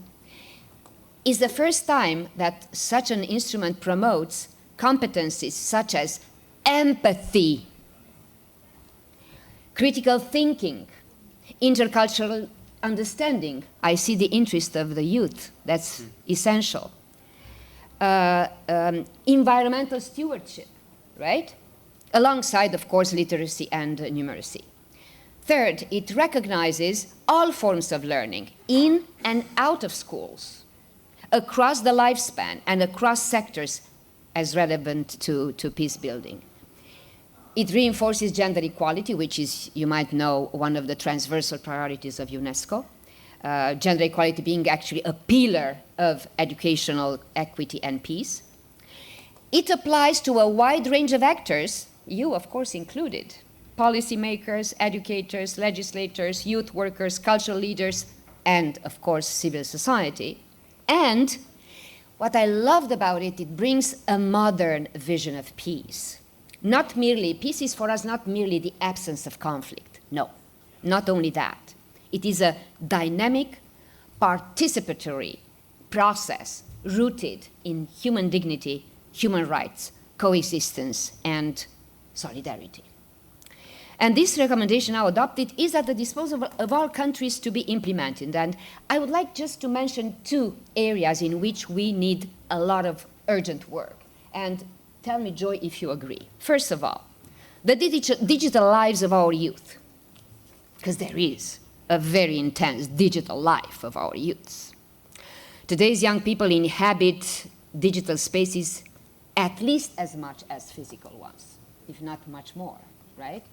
So, yet while high-quality, violence-oriented video games are widely available and free, educational games that promote the values that I mentioned, empathy, cooperation, critical thinking, remain few. And most often underdeveloped. So I think that we must bridge this gap. You know very well the power of games. You know very well, you are all brothers, sisters, parents, grandparents, and you're desperate about, you know, the passion of our kids and grandkids for games. Well, let's bridge this gap by investing alongside the private sector in engaging digital content that inspires ethical imagination and peaceful values from the earliest age possible. Second, what and how we teach history. Across the world, school curricula often offer contrasting and at times conflicting accounts of the same historical events. And when education presents a single exclusionary narrative, it risks deepening divides rather than healing them. And peaceful societies are built when history, education, embraces complexity, encourages critical thinking, and invites learners to explore multiple perspectives. And teaching history in this way is not about erasing differences, but about fostering mutual understanding and shared responsibility. So therefore, our colleagues, representatives of the parliaments, I conclude in 1 minute. You have a key role to play in 3, and I have just 3 quick points.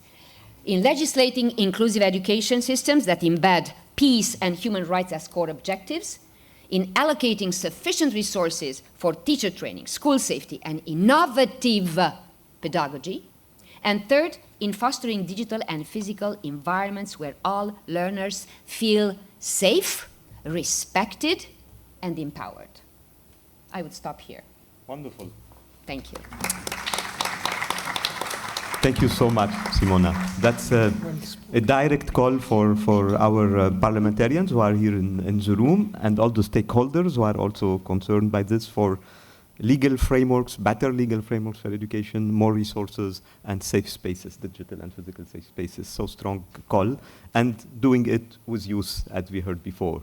So after those 2 strong, I would say, call for all of us, we'll hear from educational and faith-based experience or input. And I would like to invite my dear friend, Reverend Chimney Pandya, with a huge experience at the same time in education and in spiritual leadership.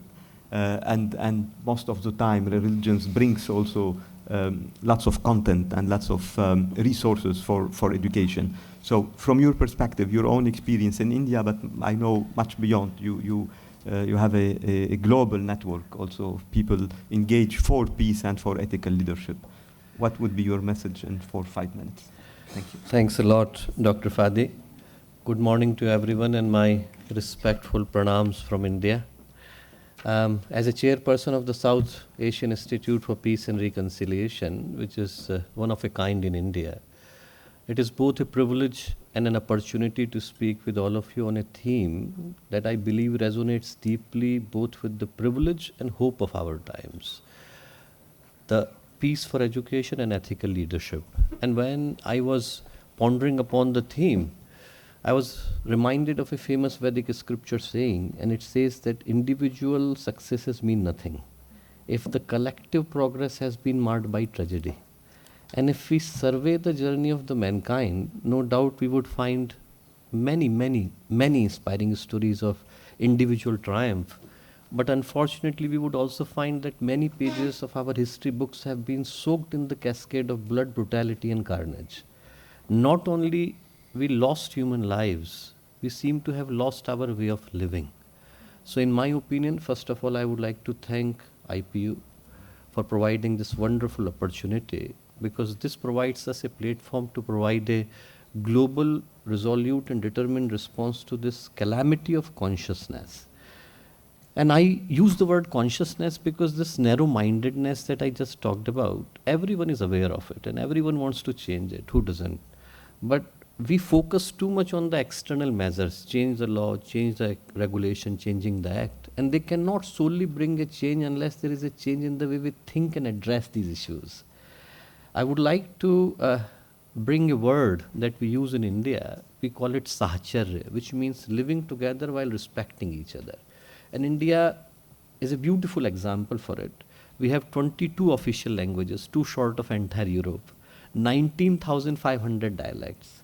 We have 4,000 documented cultures living side by side, following a principle that was said 5,000 years ago in Mahopanishad, Ayam nijah paroveti ganana laguchetsam udara charata namatu vasudhaiva kutumbakam. This is mine, that is yours. That kind of sentiment belongs to small people.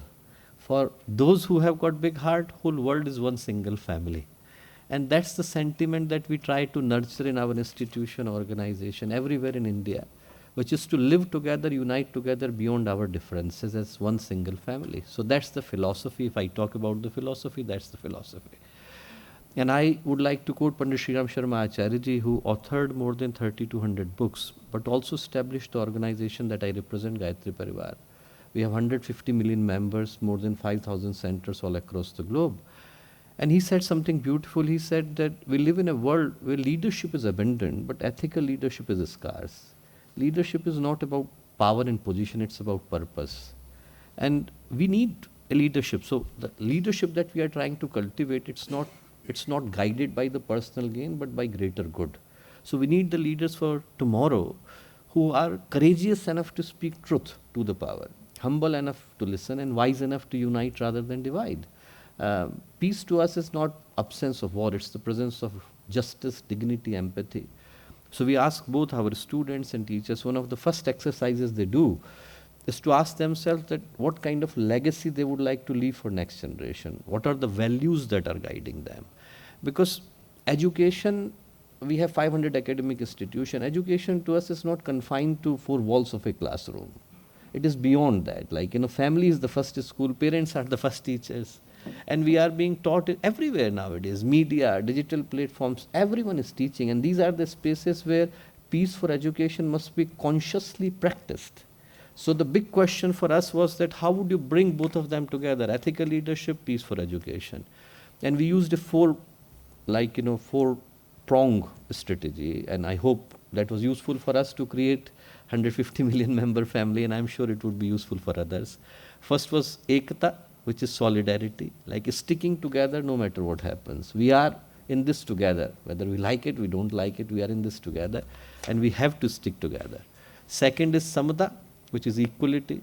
Third is mamata, which is compassion. Fourth is shuchita, which is sacredness. So these are the 4 principles that we use in developing curriculum, learning, teaching methods, research, collaboration. Everything is circling around these 4 principles. And lastly, I'm aware of the time, I would like to end by quoting something that was said by Pandit Sriram Sharma Acharya in 1987. It's beautiful. He said it in 1987. He said that current times may look dark and gloomy, but they should not bring fear or despair to us. Rather, we should embrace them like a call of action, because they are a sign that we are born at a very special time, a time when everyone is called to accomplish something that was never accomplished before, which is to unite together beyond races, beyond religions, beyond sectors, and beyond societies. Ship is shaking, boat is shaking, and we need to stick together. That's the message. I think that's what I want to convey, that before we do everything else, we need to find a way to connect with each other, be with each other, remain strong with each other. That's it. Dhanyavad, and thank you to you. Wonderful. Thank you so much, Chiney, for this another third call to action, in fact, and framing it so beautifully that darkness is a call for action, and this call also to move and not only to focus on the external factors of ethical leadership and peace, but this, and Joy mentioned this from the beginning, this comes also from our capacity to be conscious and to be internally holding this mission of peace and ethical leadership. So thank you so much for this. Dr. Ibrahim Negm, also you are a prominent spiritual religious leaders in your role as senior advisor to Grand Mufti on Egypt and on the global fatwa level too. And more specifically in these difficult times coming from Egypt, from the Middle East, I think it's even harder to talk about ethical leadership and peace when thousands, tens of thousands of people are losing their lives in a such violent way. So please, floor is yours to tell us maybe how this darkness that we are witnessing now in the Middle East can be a call for a better, different ethical leadership through education. Thank you, Dr. Fadi. Assalamu alaikum, peace be with you, shalom. They say always it is a challenge to give the mic to a preacher, but promise I will be more. I am, yeah. We have a sharp, disciplined moderator. Thank you, Dr. Fadi. I'll start with saying that all of us agree that we live at a time in which we face a lot of challenges, and most important of which is the ethical leadership challenge, I would say crisis, which has multidimensional factors, both at the macro level and micro level. Now, to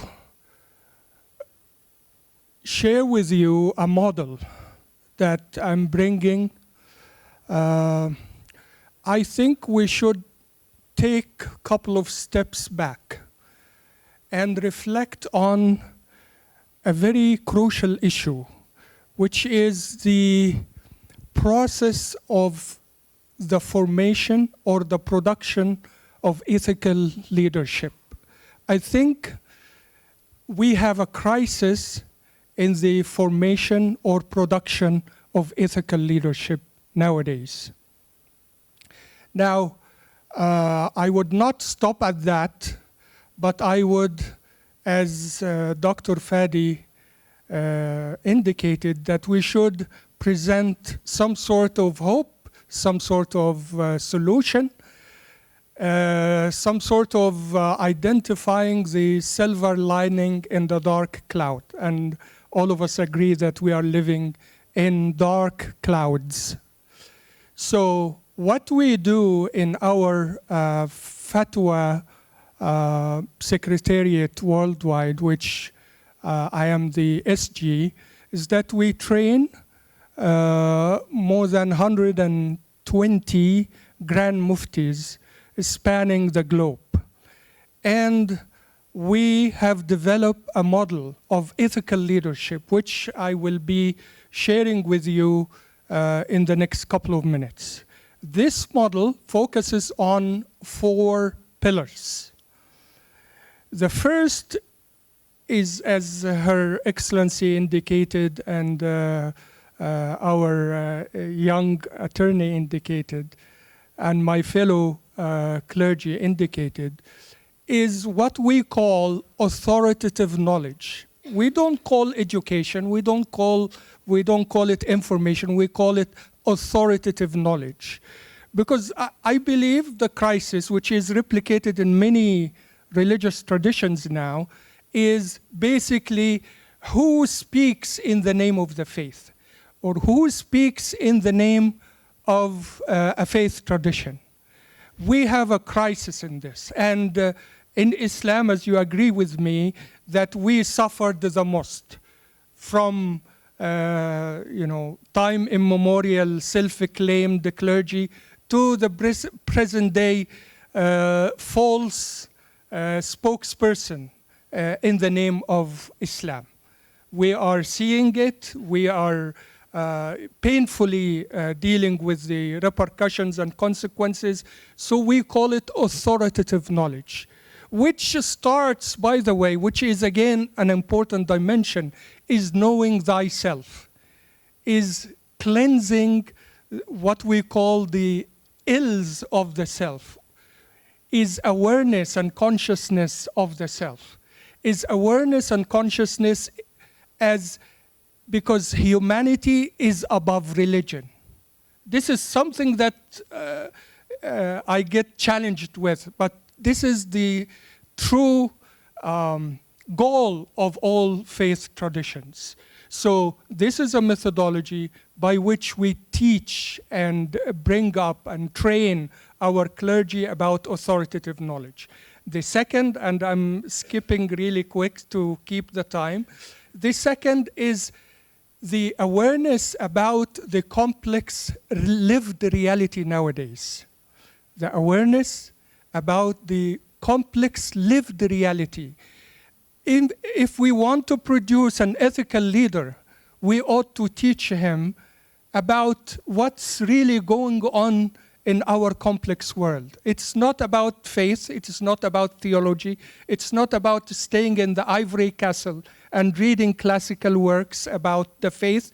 It is engaging with the extreme complex lived reality nowadays. So an ethical leader would have to know about AI, would have to know about the political games, we'll have to know about climate change, we'll have to know about so many essential aspects so that he or she can produce an ethical response to these set of issues. The third is he or she has to be service-oriented leader. Service-oriented leader, because sometimes, especially where we come from, me and Fadi and Hala, is that we always think of being in a position is being in authority and somehow exercising some sort of power. But ethical leader, at the heart of all faith traditions, it's all about rendering service to humanity. And I would say humanity. I'm not saying to fellow faith leaders or any other segmentation.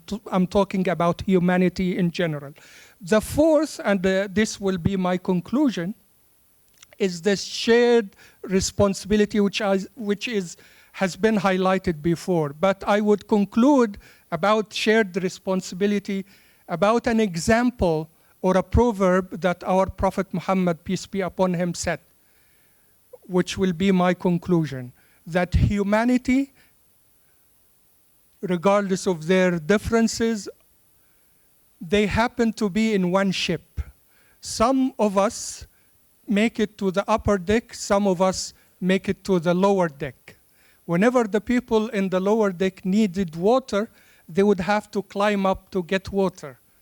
So one of them thought, let us dig a hole in the lower deck so that we can get direct access to water. So the Prophet is telling us, if everybody lets this guy dig a hole in the ship, what's going to happen? Everybody will sink. It's not only about him, it's everybody will sink. This is the parable of a shared responsibility. So I'm calling for an initiative to develop an institute, and this initiative can be also with Globe Ethics and with IPU, with all of you, to produce an initiative called the Institute of the Production of Ethical Leaders, in which we can develop really ethical leaders who can resolve the so many complicated problems we are going through. Thank you. Wonderful. Thank you, Dr. Ibrahim. I really like this solution-oriented and speeches ending by calls and invitations, and we take this invitation and we work on it together and with UNESCO because it's so important, especially collaborating with religious institutions also on this question. And thank you for having reminded us that the essence of religious leadership is about serve and not only serving the community but serving the humanity, everybody. So that's wonderful, and thank you for this. I will now give the floor to also a dear friend, Hala Fayez, coming from Bahrain, and Ms. Hala is a member of the Shura Council in Bahrain. So we will hear also another perspective from a lawmaker's perspective, the political responsibility. But I know while we were chatting together before the session that you are also involved in education and faith education also. So you have this experience and at the same time the responsibility as a lawmaker. So please, Hala, the floor is yours. Thank you, Fadi, and good morning, everyone, the panelists, dear colleagues, and it's really an honor to be part of this esteemed panelists and talking about a shared goal, really, that transcends borders, which is building a culture of peace and mutual respect. In a world increasingly fermented by polarization, hate, and division, education rooted in values is our strongest defense and our most enduring hope. We live in an age where leadership isn't just about power, it's about principles. And education is no longer just about information, but about transformation. So the main topics that I will be talking about really is promoting ethical leadership at all levels, as my colleague panelists have been talking about, and also investing in education that builds a culture of peace. Together, these two shape minds, guide decisions, and lay the groundwork for peaceful, just societies. Why ethical leaders matters really at all levels. Ethical leadership isn't confined to top offices, but it's everywhere. In politics, it builds public trust. In schools, it shapes students' minds, behaviors. And in communities, it prevents division. So when ethics are modeled from the classroom to the boardroom, we don't just manage conflict, but we prevent it. Education for peace. How do we prepare ethical leaders? And I think Mr. Ibrahim also talked about this, really. Through education that teaches peace, because this means going beyond textbooks to teach empathy, nonviolence, and cross-cultural understanding. Education for peace is not a luxury, it's a necessity. It shapes not just students, but the future of our societies. Value-based learning builds resilience against extremism and sows the seeds of national stability. UNESCO reports that peace education reduces the risk of youth radicalization by up to 50% in vulnerable regions. It empowers students to resolve disputes with dialogue, not aggression. So if you just allow me to highlight how Bahrain is putting this into action. And thanks to the vision of His Majesty, the King, whose reform project places openness and pluralism at the heart of our national identity.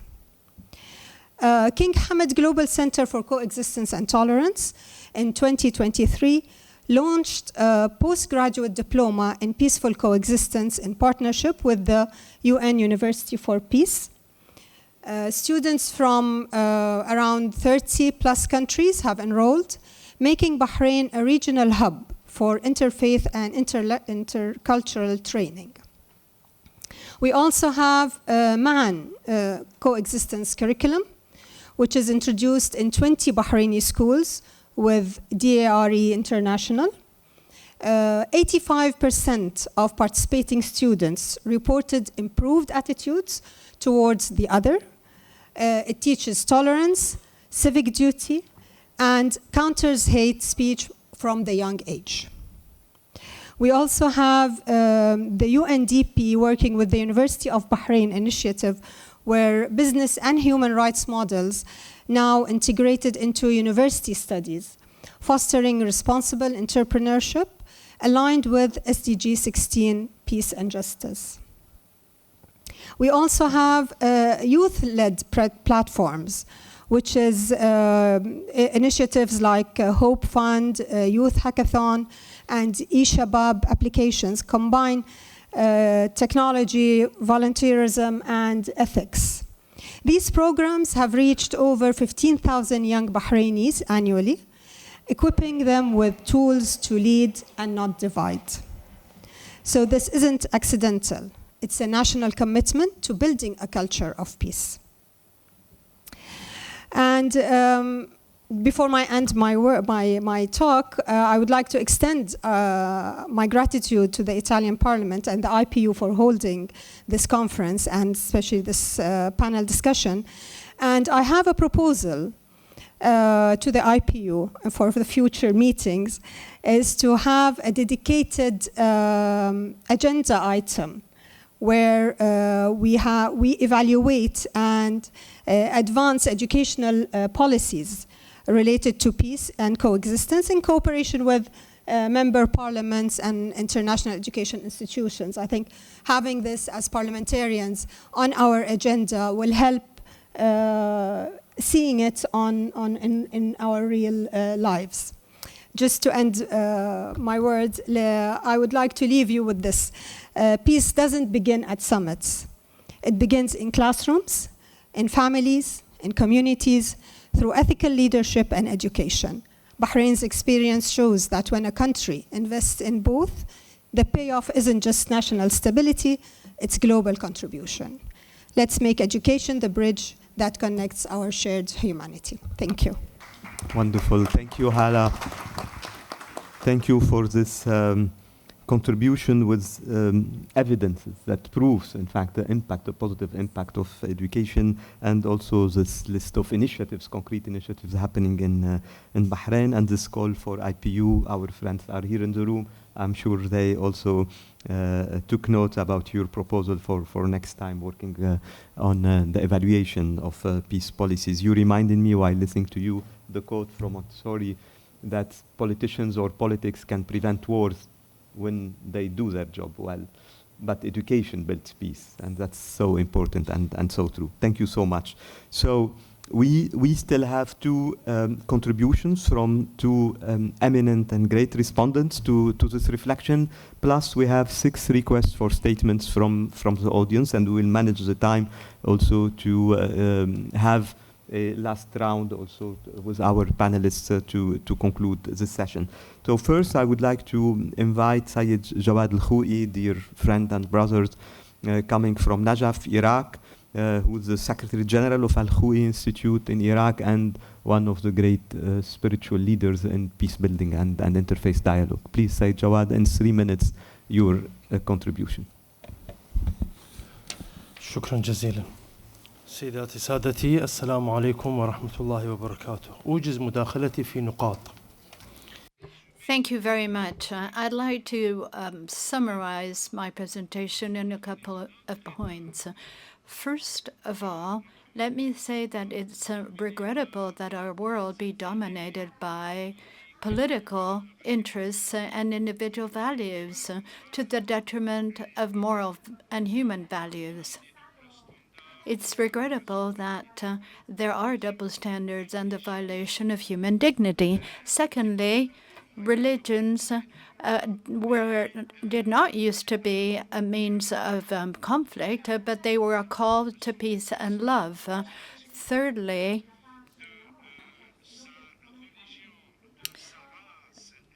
a person's dignity, whatever their race and whatever their background, ought to be preserved.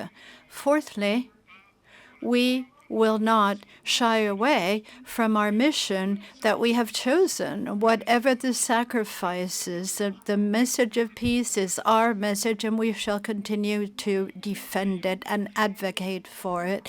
We pay a very high price in our country for not having respected that principle. Fifthly, we firmly reject all attacks against religion, against our symbols and holy places, and we believe in freedom and freedom of belief because they are as important as water and food to human life. Finally, we condemn firmly the violations of human rights committed in Palestine, in Ukraine, and elsewhere. And we indeed are against the crimes of genocide. We support the right of people to self-determination without any form of coercion. And we also reject all forms of colonialism and authoritarianism. We call upon people to fight against poverty and ignorance because they are a way to promote the values of citizenship and human rights. And these are things that we need, especially in some of our countries. Finally, we believe that dialogue is a lofty human value, and it is a sound basis to build a coexistence and peaceful society. This kind of conference is significant in many ways because it's a source of inspiration for us, and it reinforces our spirit of self-determination and responsibility, and it helps feed a hope for a better future. Reach 10 points, like a decalogue for our meeting today.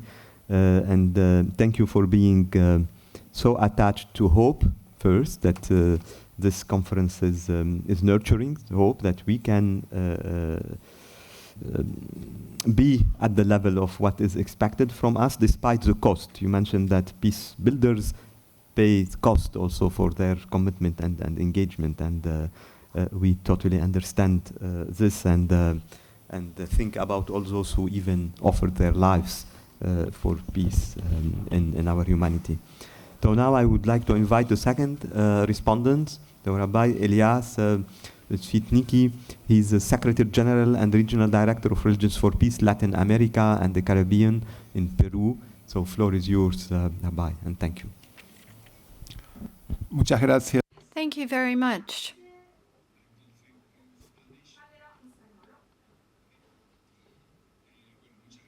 I was saying thank you very much, Fadi.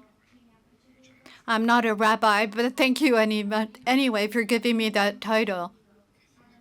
I'd like to comment on something, namely the way in which in Religions for Peace in Latin America and the Caribbean, we have approached the whole theme of education to peace. We've linked it up with one of the greatest scourges of our region, which deeply affects peace, and that is corruption. And so we have thought that education to peace needs to be an education to integrity. And education to integrity is responsible and has a first responsibility in religious schools. We've observed that in our religious schools, oftentimes, students lack a clear understanding of what is correct and what is incorrect or appropriate or inappropriate in life. Often, because we live in a society in which everybody wants to be a winner, and being a loser is the worst thing that could happen to an individual. Because of that, often we come up against a conflict of values between what we're taught in school and what we're taught in our family.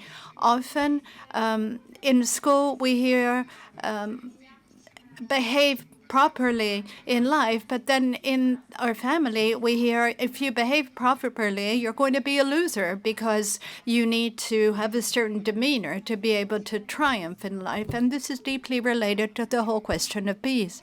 because ultimately all of this corruption deepens social differences in Latin America and the Caribbean, which, as you well know, is one of the most unequal regions in the world. And so working for education to peace in Latin America and in the Caribbean also means working in favor of integrity and against corruption. We've heard very important things in this session, and I'd like to go back to some of them. And I'm going to have to ask Father Fadi to give me a few more minutes. First of all, I'd like to go back to what I said earlier about education to integrity. What Joy said is hugely important about interchange.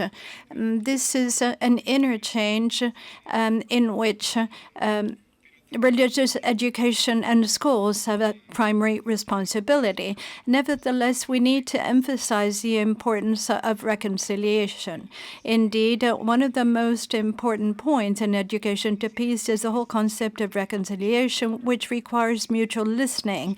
It requires listening to the truth that every individual has to narrate and tell, because there is no such thing as a single truth. That's why we have so many conflicts globally, because often we have a clash between narratives. We have a clash between different stories. It's also extremely important, as the ambassador said earlier on, to understand the importance of working towards a vision of people who are brothers and sisters. Unfortunately, in our region, or rather, fortunately, the idea of being brothers and sisters is very deeply seated, and I do hope that this idea can be transposed to other regions of the world, especially the Middle East. This means that we have to learn to care for one another, and the ambassador talked about that too. Although we don't have conflicts between countries in our region, we have depolarizations in our society. Hence, it is truly very important to be able to educate people to look after and care for one another, thus being able to nurture social cohesion in our societies. We were also talking about the importance of solidarity. This is a pillar, it's a central value in education to peace, and it's shared by all of our communities. And I do appreciate the mention that was made about the importance of the sacrality of every individual's life. This is also a value that our communities of faith share. And finally, because I'm afraid I'm running out of time, this is a little bit of a personal reflection. We all know that there is no such thing as a just war, but equally there is not a just peace. Often we claim that there is and there should be a just peace, which could be, for example, the unjustified prolongation of conflict. And that's why we need to contemplate compromise, which is the best way to solve conflicts. We have to understand that finally, if we look at the history of humankind, then we will realize that the best peace that's been achieved globally has been the result of compromise. Thank you. Thank you, dear Elias. Also reminding us the importance of compromise and adding to the list of values and principles, integrity and reconciliation and fighting corruption within the society. That makes our list, I think, quite important and clear, and we can build on it further initiatives. We have 7, I see now we have the 8th. Request for contribution and statements from the audience, and our time is quite limited. So pardon me in advance if I would be very, very strict on not accepting to go beyond 2 minutes for each statement, to allow also our panelists to have a final word in conclusion. I will share the order. It's in the order what we received as request. I see now we have 9th, 10th falling of requests. We'll do our best to take as much as we can. So we'll start with Malta, then followed by Slovenia, Indonesia, Morocco, India, Bahrain, and Abu Dhabi Forum for Peace, and then we'll continue with others as much as this is possible.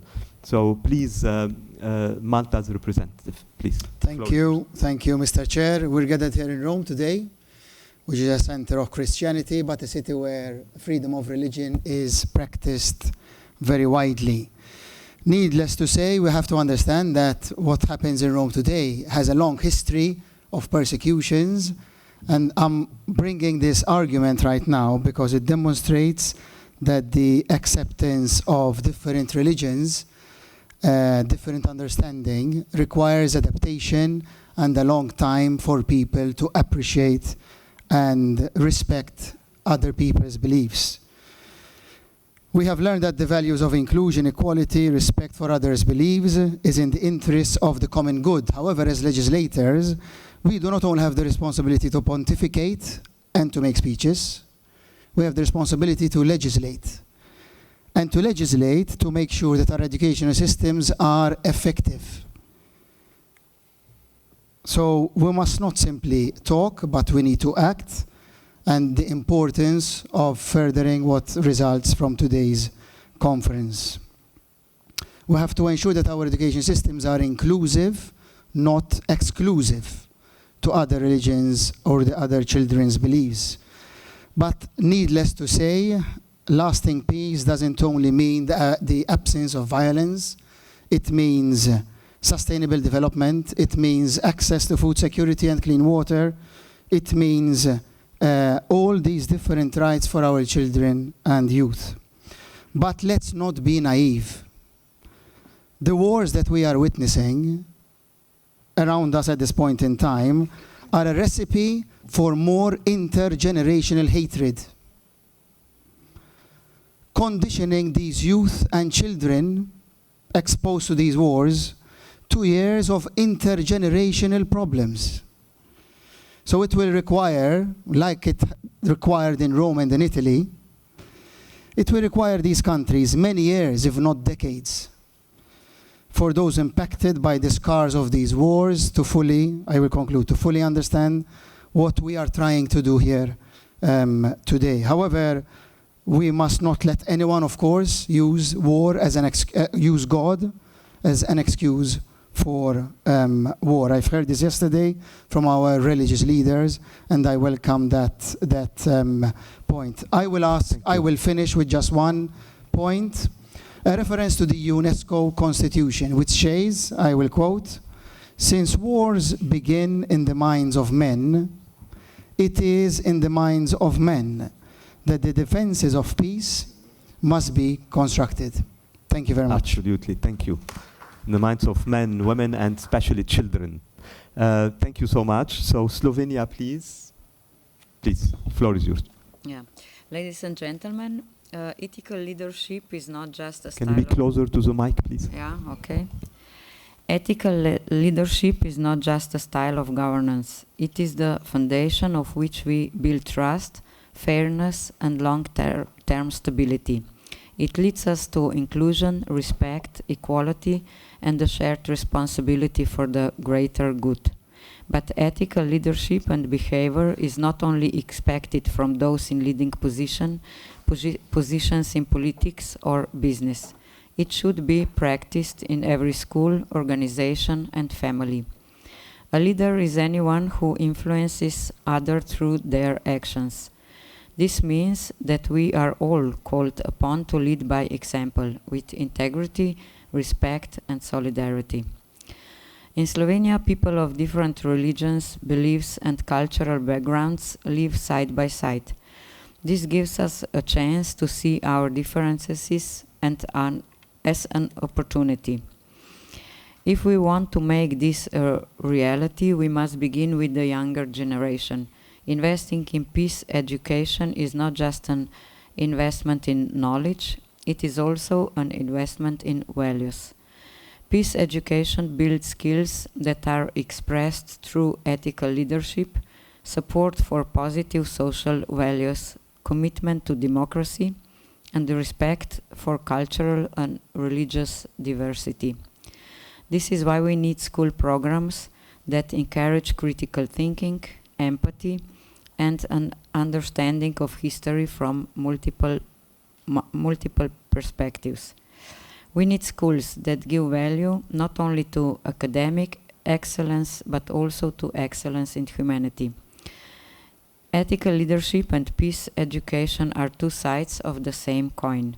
We must choose dialogue over division and foster ethical leadership that not only helps prevent conflict, but most importantly, creates the conditions for lasting peace. As Member of Parliament, it is our responsibility to lead by example, to act with integrity, and prove that dialogue is the right way forward. Thank you.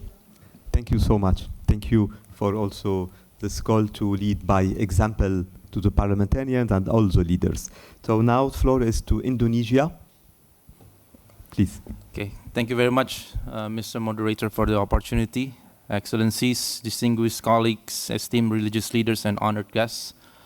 My name is Bramantio. I'm the member of the Parliament of the Indonesian House of Representatives. I'm very delighted to address this panel on promoting ethical leadership at all levels and investing in education for peace. It is imperative the ethical leadership becomes a central pillar in every level of governance. In Indonesia, we firmly believe that ethical leadership forms the foundation for democratic accountability, transparency, and trust, which are essential elements for mobilizing inclusive growth and ensuring peace. The Indonesian House of Representatives takes active measures to strengthen ethical norms by enhancing internal oversight, promoting clear codes of conduct, and ensuring that every legislative decision reflects our commitment to justice and integrity. Furthermore, we have increased investment in education programs and emphasized peaceful coexistence, tolerance, and critical thinking. In Indonesia, as an example, education for peace is a national priority. Programs like Sekolah Damai or Peace Schools and Madrasah Ramah Anak or Child-Friendly Islamic Schools integrate peace education, conflict resolution, and religious tolerance into their curriculum. Moreover, initiatives like Peace Goes to School empower our youth to build bridges across diverse cultures and beliefs, fostering an environment where dialogue triumphs over division. These initiatives aim to prevent radicalization, foster a culture of dialogue and understanding from very early age, as well as contribute to a more peaceful future. By integrating ethical leadership with comprehensive peace education, Indonesia is paving the way for accountable governance and lasting social harmony. We remain committed to sharing our best practices internationally and supporting reforms and ensuring that our political and educational systems work in hand to create a just and peaceful society. Thank you very much. Thank you so much, and thanks for all also the interventions, also respecting our limited time and reminding us also the Indonesian culture of inclusivity, so important. The floor now is for Morocco. Please. And please 2 minutes. شكرا سيدي. أود في بداية التفاعل بشكل مباشر. Thank you very much, Chair. To begin, I'd like to react to what was said earlier and lay emphasis on the whole concept of moral leader and ethical leadership. Being a leader requires a set of noble values: integrity, freedom, effectiveness, and others, and these have to be taken into due account. We definitely need this kind of leadership in the economy, in society, and elsewhere. When will this moral leadership be crystallized? This will only happen if we're able to create a convergence between religious and moral values and tap into all of our historical experiences. Law and justice must not be fought, but they should instead be an example for all. In Morocco, we do not have any inner struggle against any of such trends because there is a roadmap ushered in by the king. There is a teaching of the precepts of our religion, and there's been an educational reform underway. Let me go back to what was said earlier about the need to teach history. I believe that it's of paramount importance to teach philosophy because it teaches people to think constructively and in critical terms. Philosophy is a necessary requirement if we are to educate constructive citizens and individuals. And Morocco is among the rare countries, the few countries that teaches or that teach philosophy during high school as a compulsory subject. Let me conclude by saying that we've exchanged constructive and different points of view on peace and justice. We've smiled at each other, but in spite of all this, unfortunately, we still hear the cry of the children in Gaza and the explosions of missiles striking Gaza and Israel. Here, we're living in a dream, but we will be met with a bad dream and a nightmare once we walk out of this meeting. And that's why our thoughts need to be translated into action, and we have a long way to go. Thank you. Roles between philosophy and religion, and this call also to not to forget those who are suffering now from the lack of ethical leadership. So we still have 5 interventions, and we stop taking further requests. So by order, we have India, Bahrain, Abu Dhabi Forum for Peace, and then we have UNESCO Chair and the Institute for the Construction of Peace. So India now, please. Thank you, moderator. Thank you for this opportunity to comment on the topic, which is of great relevance to all of us today. I'm Pangnon Konyak, Member of Parliament from India, distinguished panelists and delegates. Article 51 of the Indian Constitution emphasizes fostering international peace and security, reflecting India's commitment to ethical leadership, not just domestically, but global. Initiatives such as affirmative action programs and social justice policies have helped alleviate historical inequalities, contributing to lifting over 450 million people out of poverty between 2005 and 2021, as per World Bank data. India has long recognized education as a transformative force for fostering tolerance and peace. Article 21A of the Constitution guarantees free and compulsory education for children aged 6 to 14 years, ensuring access to education for millions of students, including those from marginalized communities annually. The recently adopted National Education Policy of 2020 emphasizes on holistic development of students, including ethical and peace education, preparing our youth to embrace global citizenship.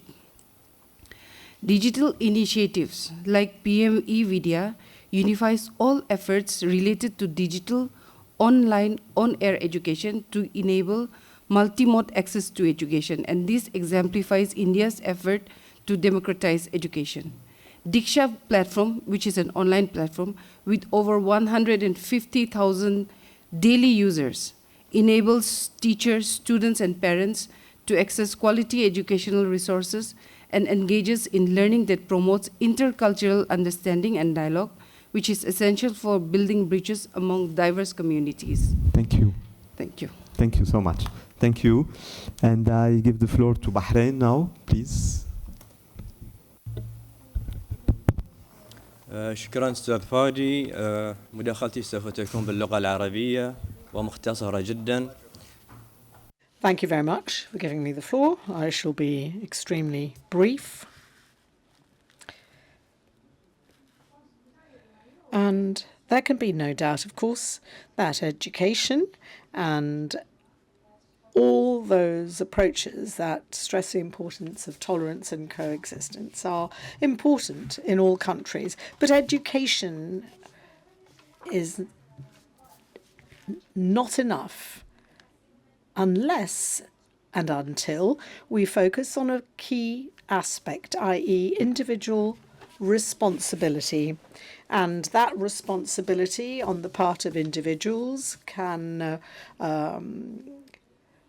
be achieved provided that there's the willingness to work towards peace and peaceful coexistence. True, the situation is not conducive to optimism at the moment. We see conflict, war, tension everywhere outside of this hall, but we should go beyond that in order to pursue peace and coexistence in all countries. Thank you for your attention. Individual and personal responsibility. And now we move to Abu Dhabi Forum for Peace. Sheikhna.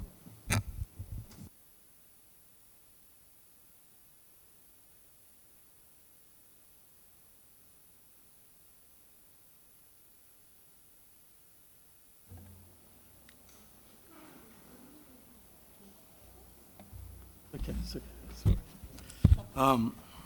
yeah. Okay, thank you so much. Bismillah ar-Rahman ar-Rahim. Allahumma salli wa sallam ala Sayyidina Muhammad. Name of God, the Merciful. Ladies and gentlemen, we are witnessing at this point in time division,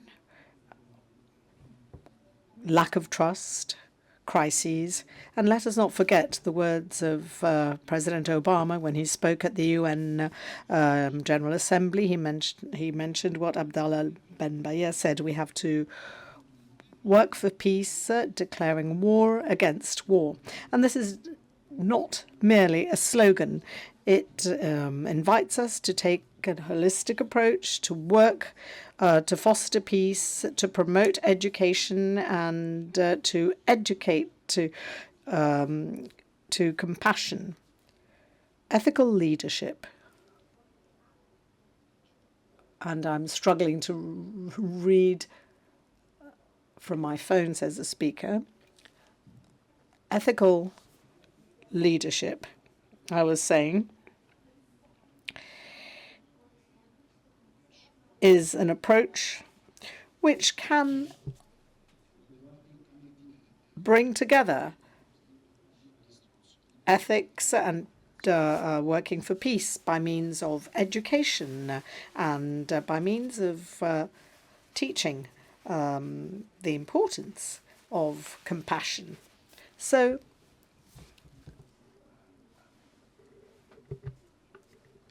talking. إن القيادة الأخلاقية لا تعني فقط. So, as I was saying, ethical leadership goes beyond having good intentions. One has to be bold and do the right thing at the right time. That is what ethical leadership is about. It means making decisions for the common good. Ethical leadership is rooted in knowledge, wisdom, and mutual, let's say, knowledge.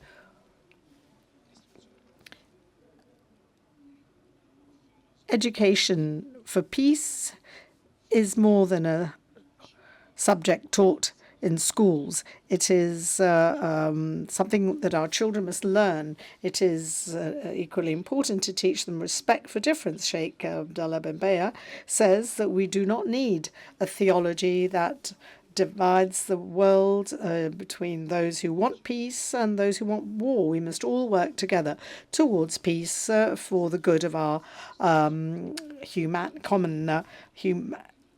humanity. We don't want to teach people how to live, but how to live together in peace. Ladies and gentlemen, enhancing ethical leadership opportunities, investing in peace education is a political, ethical, human, a religious duty. We have to offer our children a better future, but also share the same language for the promotion of peace. No, just a second. I just want to say something. Okay. When we take this journey 20 years ago to countering violence and extremism and looking for the minority right, you know what happened? Some leaders started distancing themselves from the call of peace, not for any reason, except they don't have enough vision to understand what is the future mean. I'm going to tell them, please, stand up for peace, even during the war. Thank you. That's a great call too. Thank you. And we will move now to Mr. Raib Mohammed, the shareholder of UNESCO, chair. Say in the room. Thank you so much, Mr. President. أنا رقيب محمد جاسم رئيس كرسي اليونسكو في جامعة الموصل من العراق. سيد الرئيس، استغرقت رحلتي في الوصول إلى روما أكثر من 36. It took me over 36 hours to get to Rome, and 16 hours of which by land.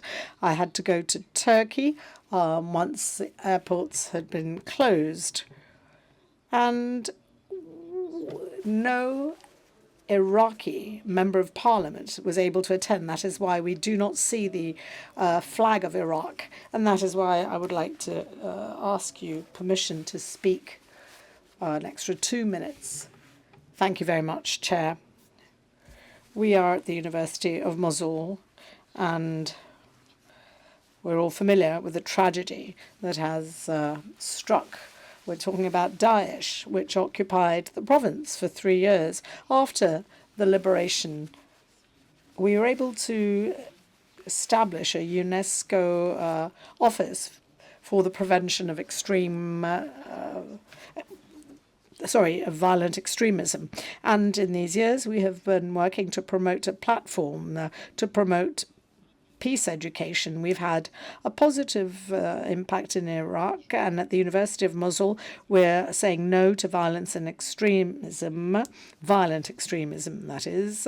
And this is what we're trying to teach the younger generation. Nobody mentioned how there are countries that are very, say, fragile. We haven't heard any mention of this yesterday. Dialogue is what we need to promote. The problem doesn't lie in religion, but political conflict, which we've seen in our region, especially after 2003 and all of the changes that we witnessed. And we have seen growing political differences and divisions in our countries. The rights of minorities are not about our constitution or about our religion. This is something that is linked to the agendas of political parties and leaders who are in conflict and exploit minorities and as an excuse to pursue their own interests. This is something that we've been seriously affected by in our country. We have to see how to safeguard peaceful coexistence within a society. Political division has spread amongst different religious groups. And so what should a government do? Well, it should make citizens feel that they are, let's say, able to enjoy stability. So politics is the problem, not religion. 6 hours you had to take to be among us here, and this call for more political responsibility and less instrumentalization of religion and politics. So thank you so much. And the last intervention is for Ms. Reynos from the Institute for Construction of Peace. Please.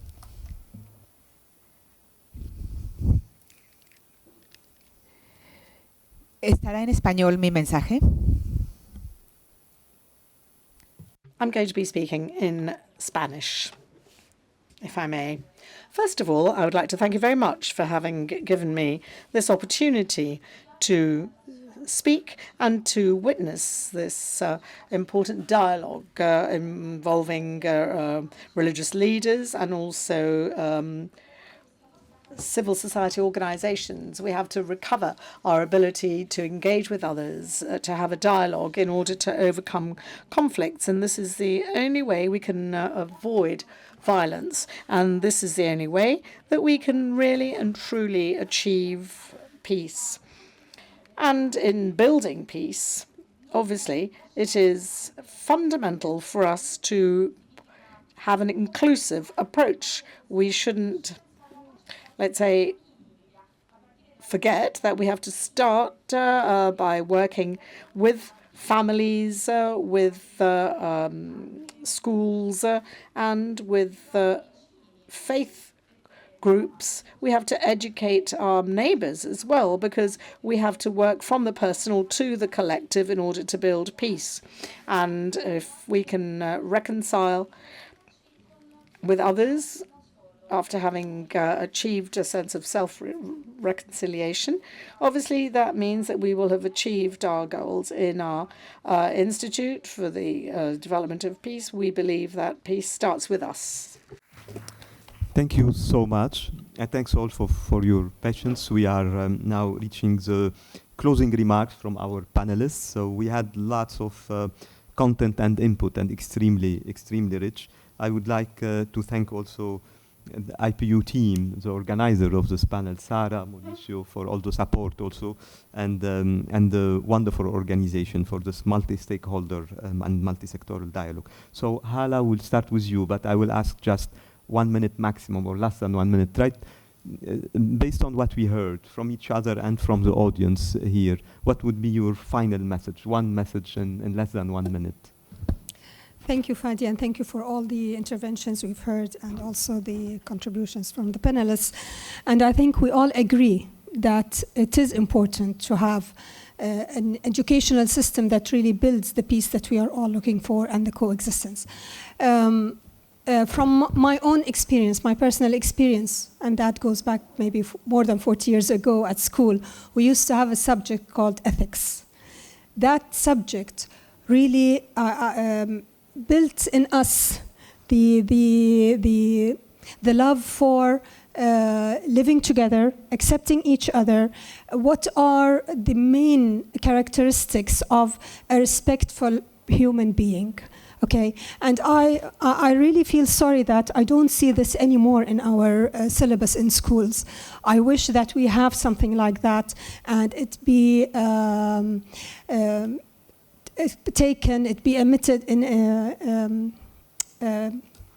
implemented in all schools at different levels, and we can start from just kids, and then as they grow, we start taking the same concepts deeply, more widely, until we reach to students in universities. Building this culture, in our education, I'm sure will have a different impact on everyone. Thank you for this practical proposal. It will change the way we think. It will eliminate the risk of brainwashing that we are suffering from today. Thank you. A curriculum on ethics and ethical leadership in schools and universities. We will work on this. Thank you. Thank you. Ibrahim, please.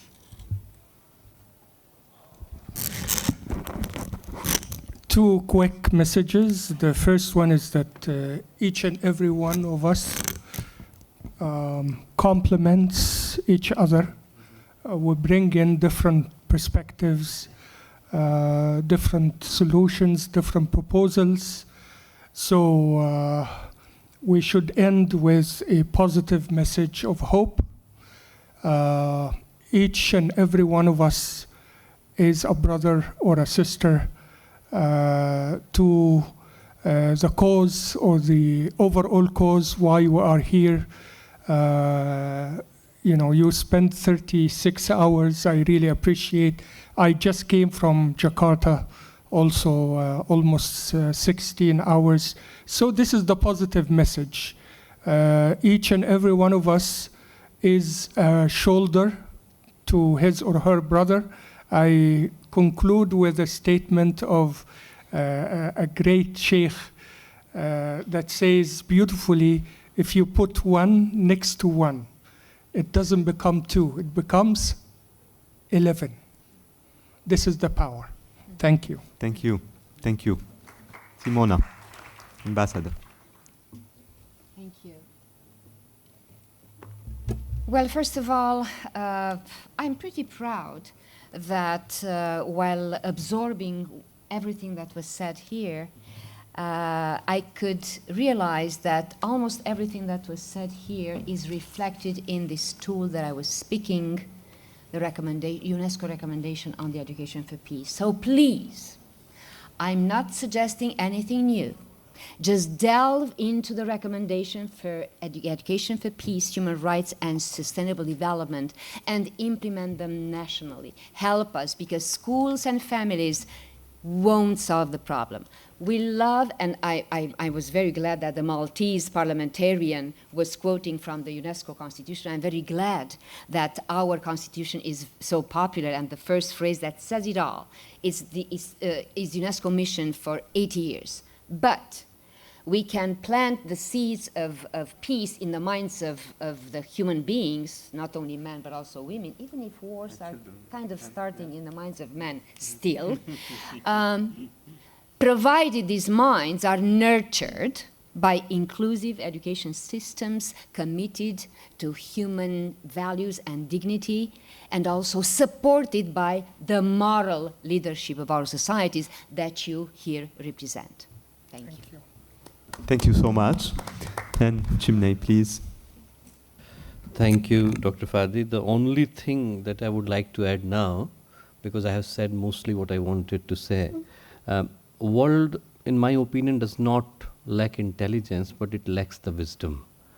Ethical leadership and peace for education, they should not be the luxuries for better times. Rather, they are the basic necessities for our survival. We have a beautiful saying, and it says that if there is light in the soul, there is beauty in the person. There is beauty in the person, there is harmony in the house. There is harmony in the house, you have order in the nation. There is order in the nation, you have peace in the world. So peace is not a distant utopia. It begins from within and it grows outward with every ethical choice that we make, every honest conversation that I do, and every good deed that I'm able to accomplish. So let's start from there. Wonderful. Wonderful. And Joy, you had the first word, you will have the last one, not only on behalf of you, but on behalf of me also, because you will conclude on my behalf. Thank you so much for all the contributions made.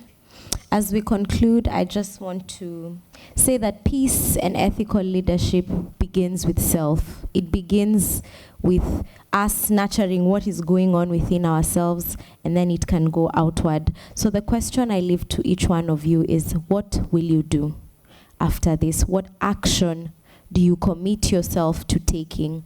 And as I say this, I reflect on the story that Wangari Maathai told of the late Professor Wangari Maathai, that told of the hummingbird that decided that as the rest make noise and complain about the forest fire, it will use its little beak to take water and try and stop the fire. And so some of you seated here you have the trunk of the elephant, others have the hump of the camel, others have the beak of the bird. Whatever capacities we are in, what is your little thing that you commit to do after this? Thank you. Excellent. Thank you. Excellent. So please join me to thank also all our panelists for this wonderful panel, and thanks IPU for having organized it, and enjoy your meal and afternoon. Thank you all. Thank you.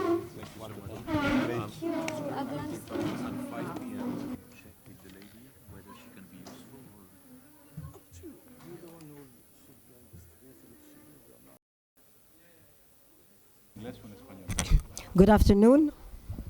Good afternoon, everyone. Can you kindly please take your seats? We are about to start this panel discussion.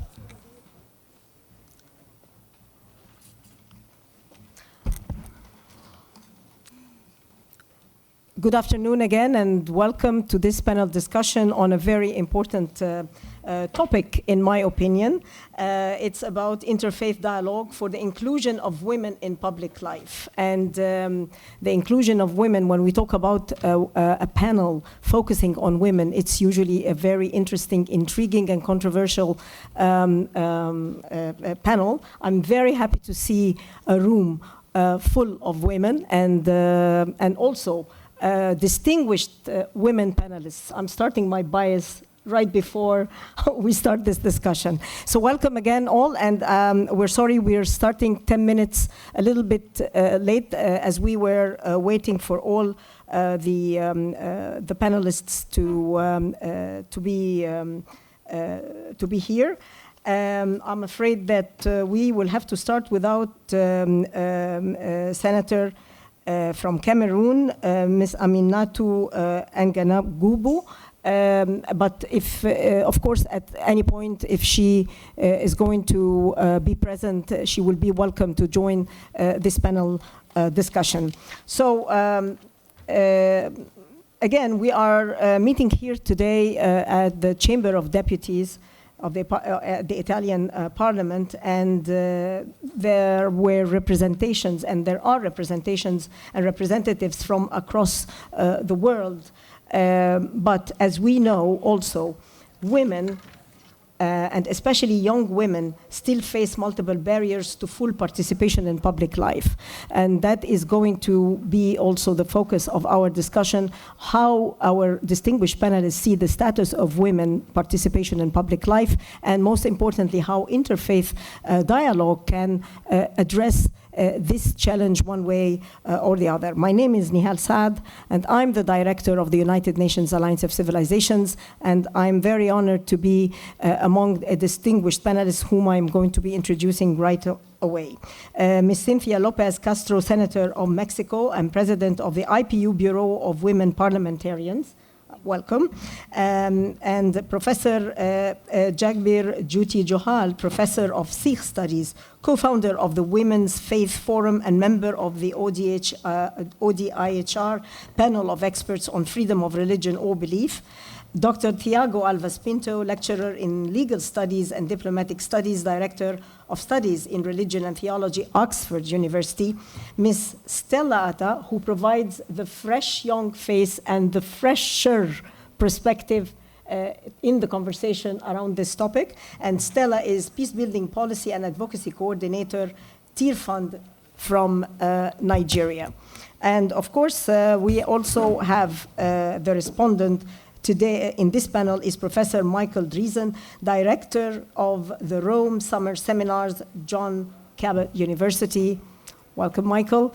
And just for housekeeping tips, we are going to start with introductory remarks where each of the distinguished panelists is going to be given about 7 minutes for intro remarks on how they perceive the status of women participation and presence and visibility in public space. And then and each one is going to have 7 minutes, and then we will go with a few rounds of questions, giving each of them a couple of minutes to respond to that. And then we are going to hear from our distinguished respondent, Dr. Michael Driesen. And we will, before closing, we are going to give the floor to those who would like to make any interventions.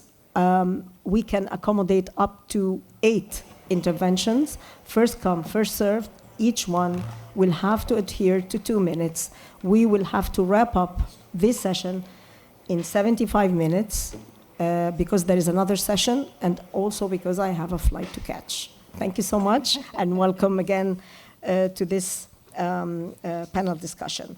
So as I said in my introductory remarks, women are still of course, I mean, we are celebrating this year the 30th anniversary of the Beijing Declaration. But unfortunately, we have not reached the goals the Beijing Declaration of where we want to see women in terms of equality, parity, representation. We know and we understand how women are, the impact of women is strong and effective when it comes to mediation roles, when it comes to peace and security roles, but they are not included on the negotiating table, on peace processes. They are the missing piece in peace. So with that, I would like to go right now and deep dive into the issue. And I will start by giving the floor to Senator Cynthia Lopez Castro of Mexico to tell us about how does she see the status of women's visibility and participation in public space. And then we will follow up with other questions. The floor is yours. Thank you so much, Chair. First of all, I want to thank you, the Speaker of Mexico, President Gerardo Fernández Noroña, to be here in this panel. Thank you, President, for being here. And also the members of the Bureau of Women's Parliamentarians that are here. And also, I would like to say hello for former senator from Mexico, Alejandra Reynoso, former senator, and she was a member of the IPU, very active, and now she is president of the Peace Building Institute. So, dear Alejandra, es un gusto tenerte aquí. It's really a pleasure to have you here with us, with the great work that you're doing with the Institute for Peace Building. I'd like to greet you as well as the Speaker of the Mexican Senate. Talk today about, if we can go to the next slide. So IPU, we prepare reports each year how women, we are having more seats in parliament. So this is the last report on 2025. So now we are on 27.2 women in parliament around the world. So our numbers, they are not really good because we are half of the population and we are just represented in 20.2% of the parliament. So we need to keep working. We have this by continent, so the Americas is one of the most important continent with more women. We have Mexico, my country, with parity since 2018. We have parity in both chambers, in the Chamber of Deputies, in the Chamber of the Senate, and also in the local governments, in the local governments, and in the municipalities, in the government, and in the national. Also, we have Cuba in our continent, and we have Nicaragua. And also, I would like to say that Costa Rica this year has parity in their Congress. So Mexico has been doing a great work on this, and also Americas. In Europe, I want to recognize also the French Parliament because they promoted women quotas last year. Also, Spain has made a big effort for quotas. And in sub-Saharan Africa, well, we have the 27%. In Africa, we have Rwanda that is 60-50, 60% women and 40% men. So Rwanda has been promoting women quotas since like 5 years ago and has done a very good job. Also in Africa, we have Malawi that has the first women president at the first time. And we have some countries that we have the women speakers like Zambia, Malawi, Tanzania, and some other countries for Africa. Also, in Asia Pacific is 23% the representation of women in parliaments, and we have Asia in 22%. Also, I would like to recognize here the presence from Hala, that is the former president of the Women's Forum and also former member of the Bureau from Bahrain. So Hala, very happy that you are here. So, well, this is the the last report of IPU. So now we have 6 countries with parity in the world. We have Mexico, we have Nicaragua, we have Rwanda, we have United UAE, we have New Zealand, and now we have also Costa Rica. But we have only 18 presidents and prime ministers in the world, so only 11% of the presidents or prime ministers in the world are women. So imagine that we are 194 countries and only 11% is women. So we need to keep working on that. And for that, I also want to recognize a big champion from gender, that it's our Secretary General, Martin Chungong. Thank you, Secretary General, because he is a big promoter for gender equality and also in IPU. So thank you for being here, my dear SG. The next one, please. So in this parliamentarian, we have 59 countries that have election in 2024. So in these countries, the 26.5 seats were for women. So there were some countries that were growing up in the representation of women in parliament, and in the election of 2024, they went one step behind. So we need to continue with promoting gender equality. So countries with quotas elected 31% women, and without quotas elected 60% of women in parliament. So that is the big debate. Some countries, they ask us about how efficient is the quota system. In Africa, they call the zebra system. But well, here we can show with these numbers that is very more effective to have quotas than to not have quotas. So quotas still are helping the countries to promote gender equality. So this here is the average of women in national parliaments since 1995 to 2025. So now, out of 72 chambers renewed in 2024, only 33 have this progress. 20 have continued, and 19 saw a decline in the numbers.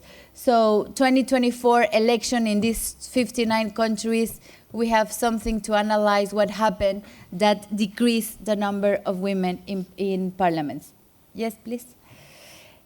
Also, another topic that we are continuing is violence against women. So a key obstacle to equality in politics. So I have to tell that in Mexico we have a very important law that it's Ley Olimpia, that is one of the first countries in the world that typified the digital violence as a crime. Now Ley Olimpia, and I want to recognize from here to Olimpia, Coral Melo, that is a big feminist activist in Mexico. Now Ley Olimpia is in Argentina, it's in Costa Rica, it's in this month it was in Uruguay, so now it's in more countries in the world, and also in the United States. 2 weeks ago it was approved a law to typify digital violence, and it was inspired in Ley Olimpia. So of course I can share to you the draft from this law if you want to promote in your parliament.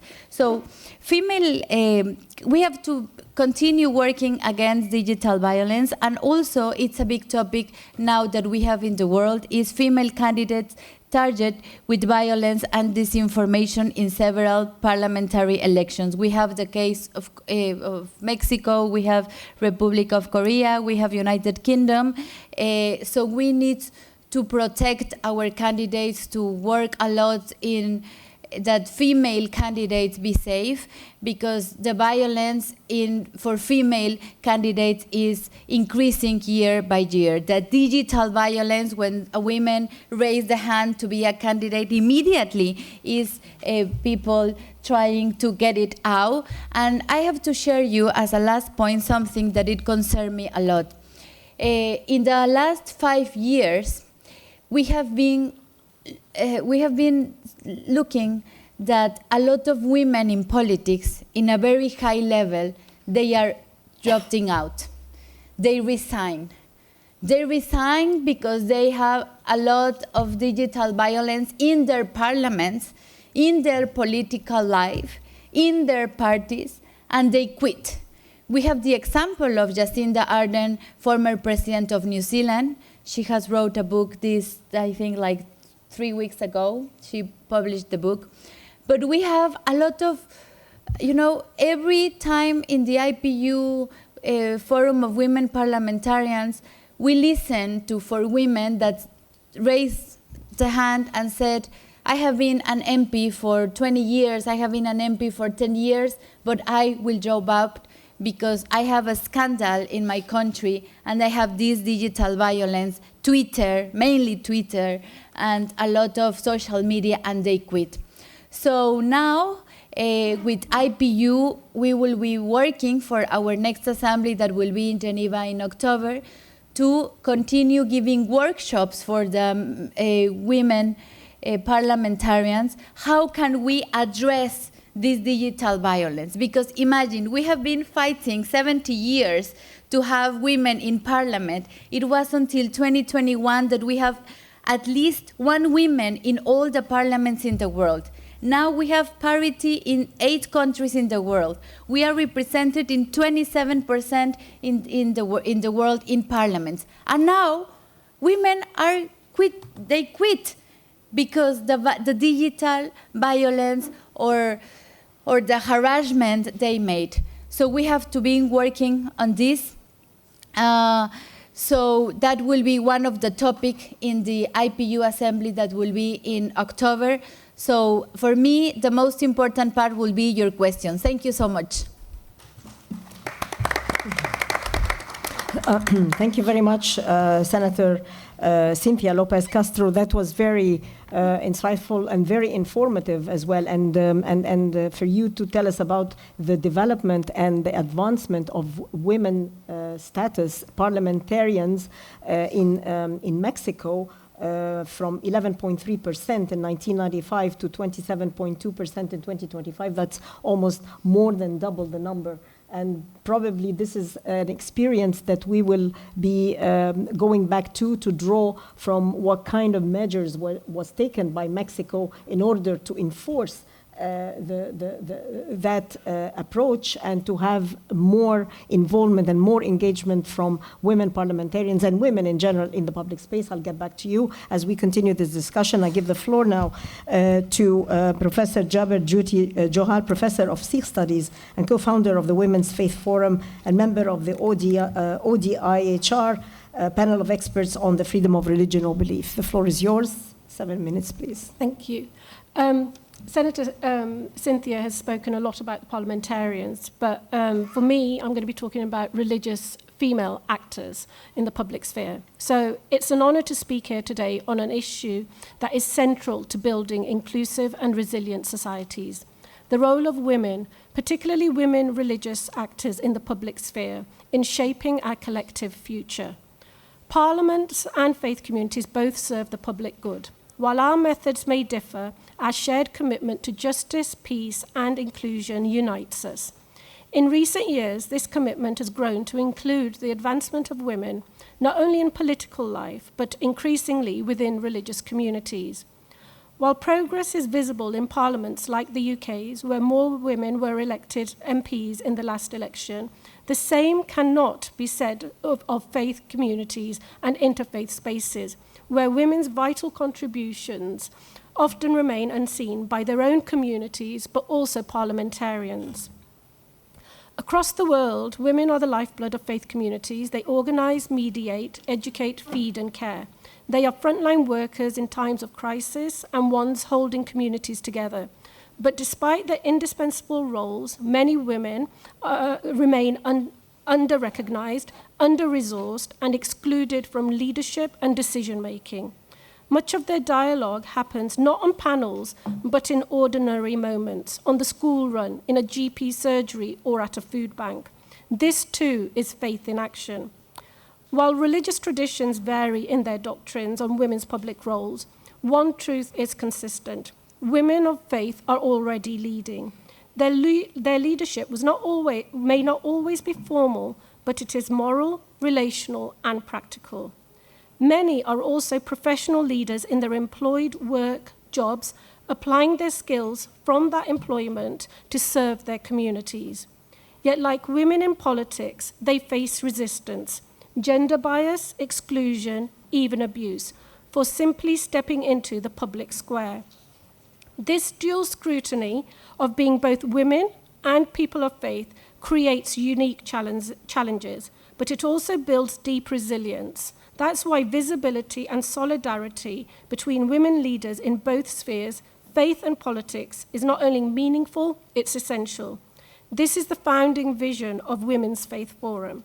At the Women's Faith Forum, our focus is not on geopolitical conflicts or wars. We concentrate on the everyday issues that cut across faiths and deeply affect women: inequality, exclusion, safety, leadership, and visibility. These are the challenges that unite us, regardless of tradition. However, we do not shy away from difficult conversations when they are needed. For example, Gaza, Palestine, or India, Pakistan, we create space for honest dialogue, not to take sides, but to acknowledge the shared pain, grief, and loss experienced on all sides. As women of faith, we understand the cost of violence and division, and we carry the emotional burden of these crises in our communities. Recognizing this shared suffering allows us to speak with compassion, uphold dignity, and continue building bridges in even the most challenging contexts. We recognize that while our traditions differ, our experience as women navigating faith, service, and leadership is strikingly similar. We know that when social cohesion breaks down, it is often women who bear the first brunt, but also they are the first to act. And too often they are invisible in policy-making spaces where decisions that affect their lives are made. As a result, the Women's Faith Forum was born out of a desire to change that. And over the past 3 years, we've created platforms for women of all faiths to speak directly to policymakers, primarily in the UK Parliament. These are not symbolic meetings. They are working spaces where women's voices influence real conversations. And when women see this visibility and engagement, it encourages other women to come to the forefront and enter interfaith and faith work. We have hosted multiple events in Parliament with the support of women MPs, and this is very important, on urgent topics such as the harms of race hate speech, gendered anti-Semitism, and gendered Islamophobia. And most recently, last week, we held a session in Parliament with Charlotte Nichols MP on the empowerment of young women of faith and how they can navigate the corridors of power, but also their communities. These encounters are transformational, not only for the young women who see themselves in the leaders before them, but also for the MPs who see a new generation of thoughtful, committed, and faith-driven leaders rising, who they can turn to in times of crisis. Women parliamentarians play a unique and powerful role here. They model public leadership, and they validate the voices of religious women working at the grassroots. This mutual visibility strengthens both our institutions and our democracy. This relationship between women MPs and women of faith is not one-sided, it's reciprocal and inspirational. Beyond Parliament, we also have hosted events in universities and community venues. At our most recent conference at the University of Birmingham, 170 women gathered alongside civil servants and our faith minister, Lord Khan. His presence, as the only man in the room, highlighted not exclusion, but a powerful reversal of the usual dynamic. For once, women were centered, heard, and empowered. The Women's Faith Forum is, we believe, unique, but it shouldn't be. It is a model that can be replicated locally, nationally, and even internationally. It offers a practical approach to bridging the gap between faith communities and political institutions by recognizing and mobilizing women as agents of change. It creates space where there was none. It empowers women who are already leading to step into public life with confidence. It builds understanding between faith and political leaders, and it strengthens the fabric of society by making sure those who hold communities together are also shaping the policies that govern them. So I ask, If women of faith are already building resilient societies from the ground up, why are they not equally present at the top when dialogue is taking place? Let us change that. Let us act to recognize, resource, and include these women, not only in interfaith work or religious institutions, but in national policy making, civic dialogue, and public leadership. They deserve not just a seat at the table, but to be heard, respected, and followed. Because when women religious actors, especially young women, are empowered, we don't just strengthen their voices, we strengthen our policies, our institutions, and our communities. Thank you.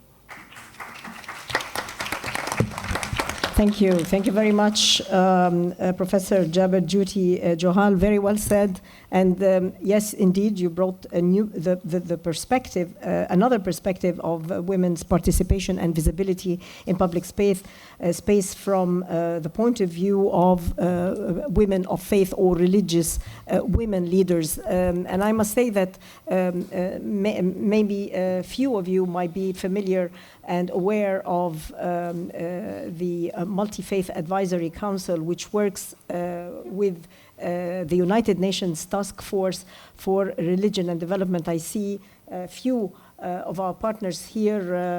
Bani Dogal was speaking earlier on this morning, and others that I've seen around here. I cannot see exactly who is in the room now, but this Multi-Faith Advisory Council actually has a good representation of women faith leaders, and we are whenever we want to have an expert opinion about female faith leaders, we usually resort to the Multi-Faith Advisory Council and our partners there, who would be giving us multiple and valuable advices. Now, again, I mean, I'm going to go back also to a point that you raised when you were talking about inherently women are, whether they are faith leaders or they are ordinary women, they do take up this leadership role by raising a generation, by raising a children, and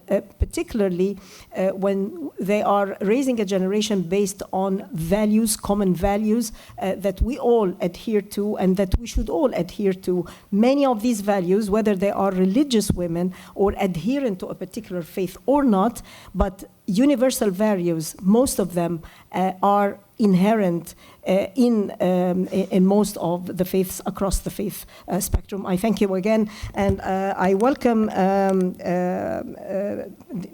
also member of the Senate of Cameroon, Senator Miss Aminatou Ngubi.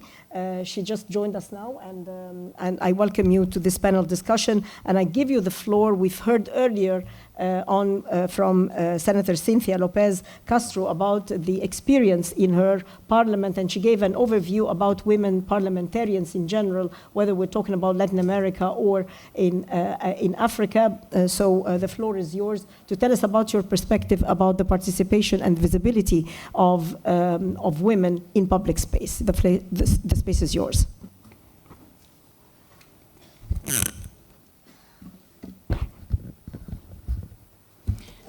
Merci beaucoup.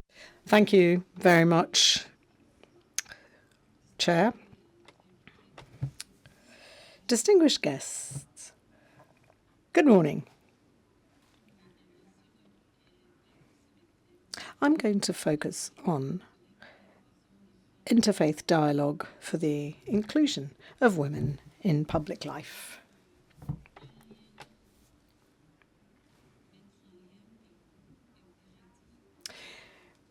It is essential to ensure that women are included in interfaith dialogue and in public life. And these are not separate dimensions. They are actually complementary because they are necessary in order to create a fair, lasting public space in our societies. In a number of societies, especially in Africa, religion is the basis of social norms and collective behavior and customs. And therefore, any form of inclusion of women must also involve religious leaders for an appropriate dialogue. Women have to be included in public life. And this is not just about numbers. We're talking about ensuring that women have access to decision-making contexts from a social, economic, political point of view. Women must be able to fully enjoy rights and opportunities and be granted access. Interfaith dialogue must target those biases and stereotypes that are found in certain religious communities, and this can lead to legitimate, recognized and acknowledged involvement on the part of women in positions of leadership. There has to be a frank and open process.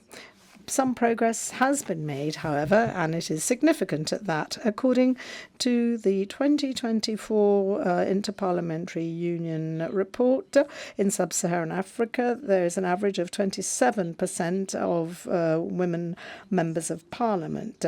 And we can say that there are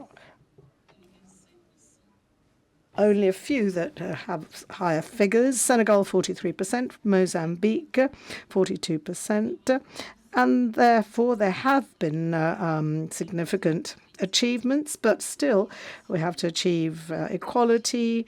There is obviously the important role of progressive religious leaders and social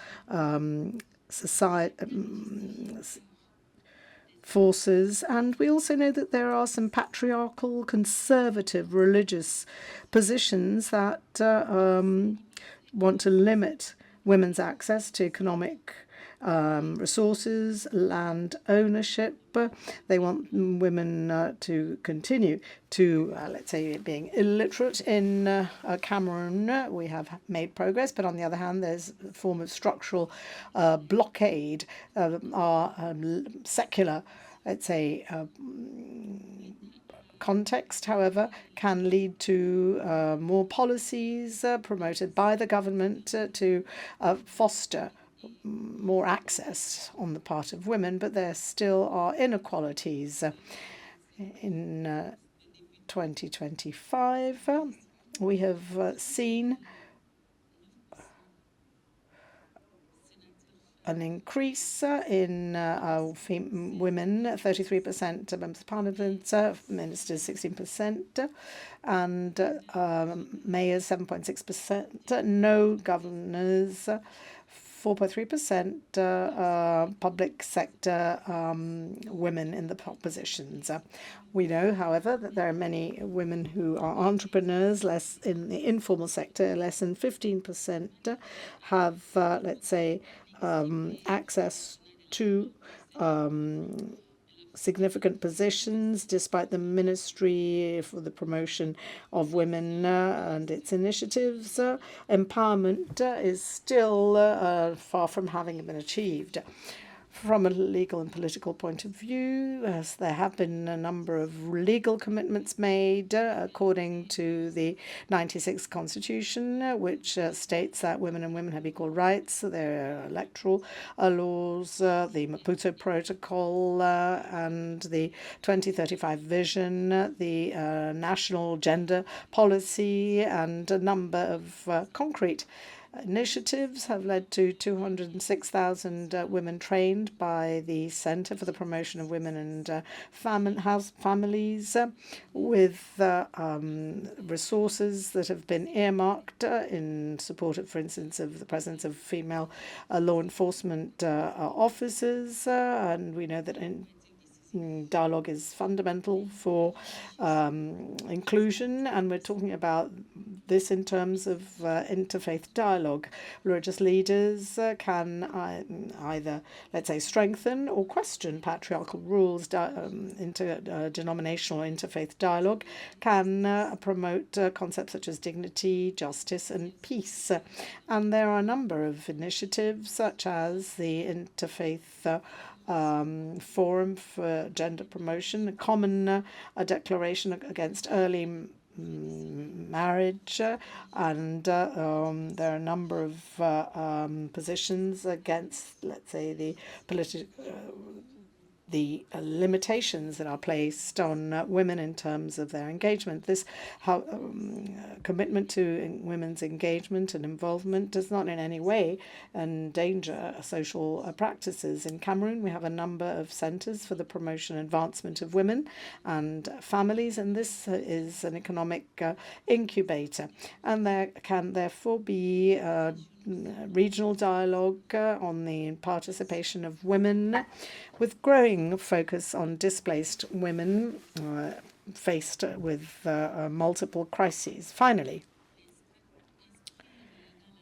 it is necessary for the law to envisage 30% candidates on the ballot. There should be a creation of a fund for female candidates with the systematic inclusion of religious leaders in awareness-raising policies, and so as to also promote the opportunities for young girls, so as to ensure that there could be also women acting as a source of inspiration in public life. And finally, we can say that you cannot decree inclusion of women. It is something that has to be built, and interfaith dialogue is a bridge between spiritual beliefs and the need to guarantee equality. In this way, we can work together in fighting discriminatory interpretations, creating a mixed environment so as to live together, and in this way, we can really ensure human, political, and social development. Interfaith dialogue is the key for a more inclusive future. If we wish to build fair societies, we need to raise our voices all together, women, men, people who have different beliefs. Every woman has the right to exist and decide and be allowed to decide her own fate. For your thoughts and the useful information that you provided about the status of women and parliamentarians in Cameroon, and we are glad to see that also in Cameroon and in other countries in Africa, there has been a significant rise and a significant increase in the participation of women, although they are not up to the expectations yet. And so I give the floor now to Dr. Thiago Alves Pinto. And we've heard from the previous speakers a point. One was about the impact of religion and the impact of let me say, the impact of the traditions, whether we are talking about traditions or we are talking about the teachings of certain religions on the way women are perceived, or on changing attitudes towards women and women's participation. This is one point, because this is very much related to bullying women, and we are talking about bullying women and online and offline when they are quite prominent in the roles that they are doing, whether they are in the political sphere or they are in the religious sphere or in public space. We've seen a lot of bullying, as Senator Cynthia Lopez Castro was saying, that many of them were even forced to resign their posts and step down because of that bullying. So the floor is yours, and maybe changing attitudes. We can talk about changing attitudes, the role of religion in changing attitudes. Thank you. Thank you very much, Ms. Moderator, ladies and gentlemen, honorable co-panelists. First of all, I would like to thank IPU for inviting me to this event. It's always an honor to speak at events that are so well organized and thoughtfully designed. But it is also a challenge to speak at these events. In Marrakesh, I was invited as a youth representative, and this time I was invited as the male representative on a panel about women. And I find it a lot more difficult to represent men with enthusiasm. I have worked at the Public Defender's Office in Brazil, protecting women who have been victims of domestic abuse. I have worked in the past at IOM on projects aimed at protecting women who have been trafficked. And men, most of the time, have been the perpetrators of such violence. As the senator spoke before, the rates of femicide are really unacceptable all around the world, and in Latin America especially. So even think about the current ideology, this whole social media manosphere, which tries to undermine the many rights that women have fought so hard to acquire. It's very difficult to kind of bring one perspective that is not somewhat biased. But I can't speak from the perspective of women either. So I'll share a few personal points based on the disciplines that I work with, precisely as the moderator mentioned, theology and religion and human rights. And in my opinion, the main problem here in this area on the topic of interfaith dialogue for the inclusion of women in public life, the main problem here is not that we don't have such interfaith dialogue. The problem is that that's just a symptom. The root cause is that women, as Professor Jagber mentioned really well, the root cause is that women are often excluded from interfaith dialogue altogether. So in this event, we can see a very good gender balance. We saw it in Marrakesh as well, but that's because we have several stakeholders. We have members of Parliament, we have NGOs, we have members of international organizations, and we have academia, areas where women tend to get more visibility for their participation. However, looking at the list of religious leaders participating in this event alone, you can see that they are almost all men. So this is not a criticism, it's just a fact. Religious organizations have the autonomy to choose their leadership as they wish. This is an important aspect of the right to freedom of religion or belief. However, given that the majority of religious leaders are men and that most interfaith dialogue involves primarily religious leaders, the result is almost always a very narrow and skewed paternalistic outcome on matters related to women's rights. Such outcomes are narrow and skewed because, again, as Professor Catherine Marshall pointed out yesterday, everyone has faith in something. Women have faith and many participate intensively in faith communities, as explained before. So why don't they get the credit that they deserve? Why do we remove 50% of the women who have faith from these dialogues? Why do we overlook such participation? And as highlighted by Ms. Hassana yesterday at the high-level panel, we need to listen to individuals who are less represented in some areas. And in interfaith dialogue, women are heavily underrepresented.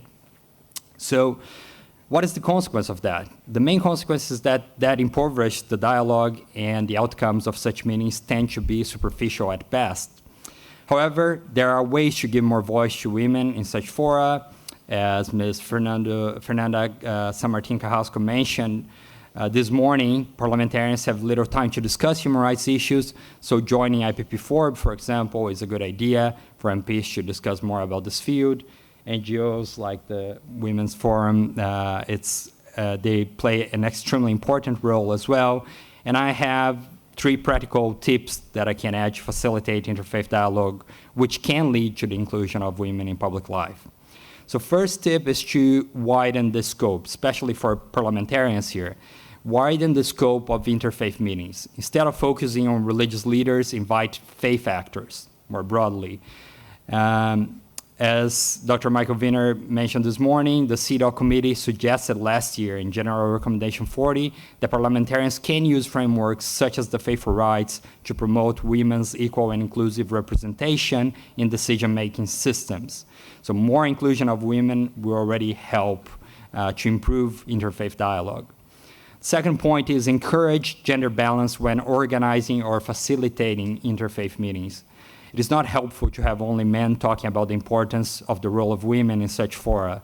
Men might feel entitled to speak on behalf of women because they have a mother, a sister, or a daughter, and that's not the point. We have heard that, and usually the consequences have not been better because of that. There are plenty of women experts who can speak with much more authority on these topics, and we need more quality input from women in interfaith dialogue. And finally, take women's perspectives seriously when planning or facilitating interfaith meetings. The goal is not to have a merely symbolic participation of women, but to have them fully included in these dialogues.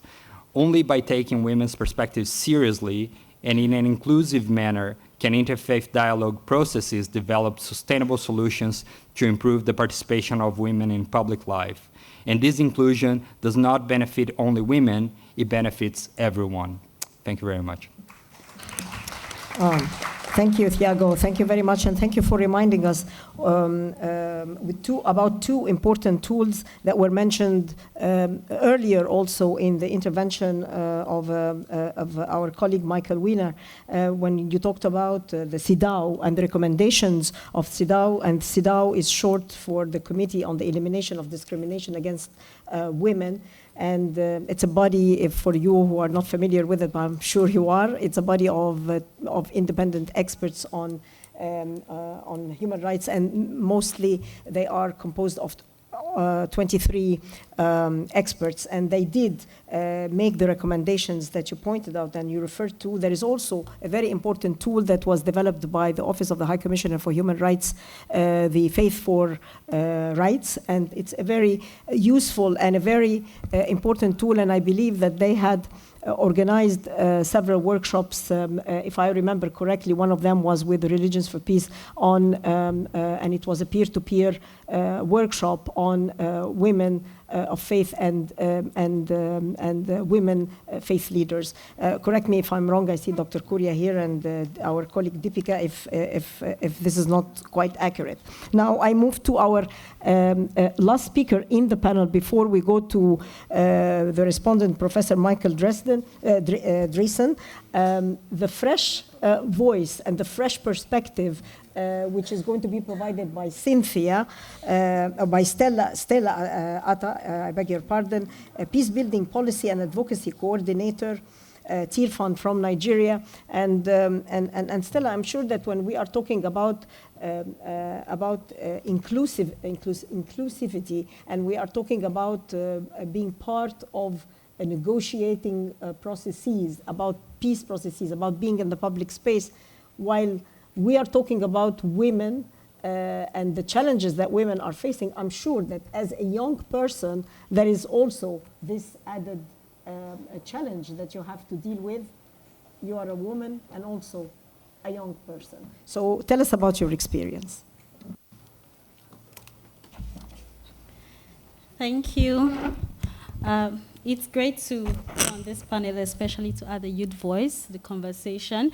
My name is Stella. I work as the Peace Building and Policy Coordinator with Tear Fund, but I also am a visual storyteller who enjoys using creative tools for peace building. I'll share from my personal experiences and just burden as a young person concerning the topic of women's inclusion.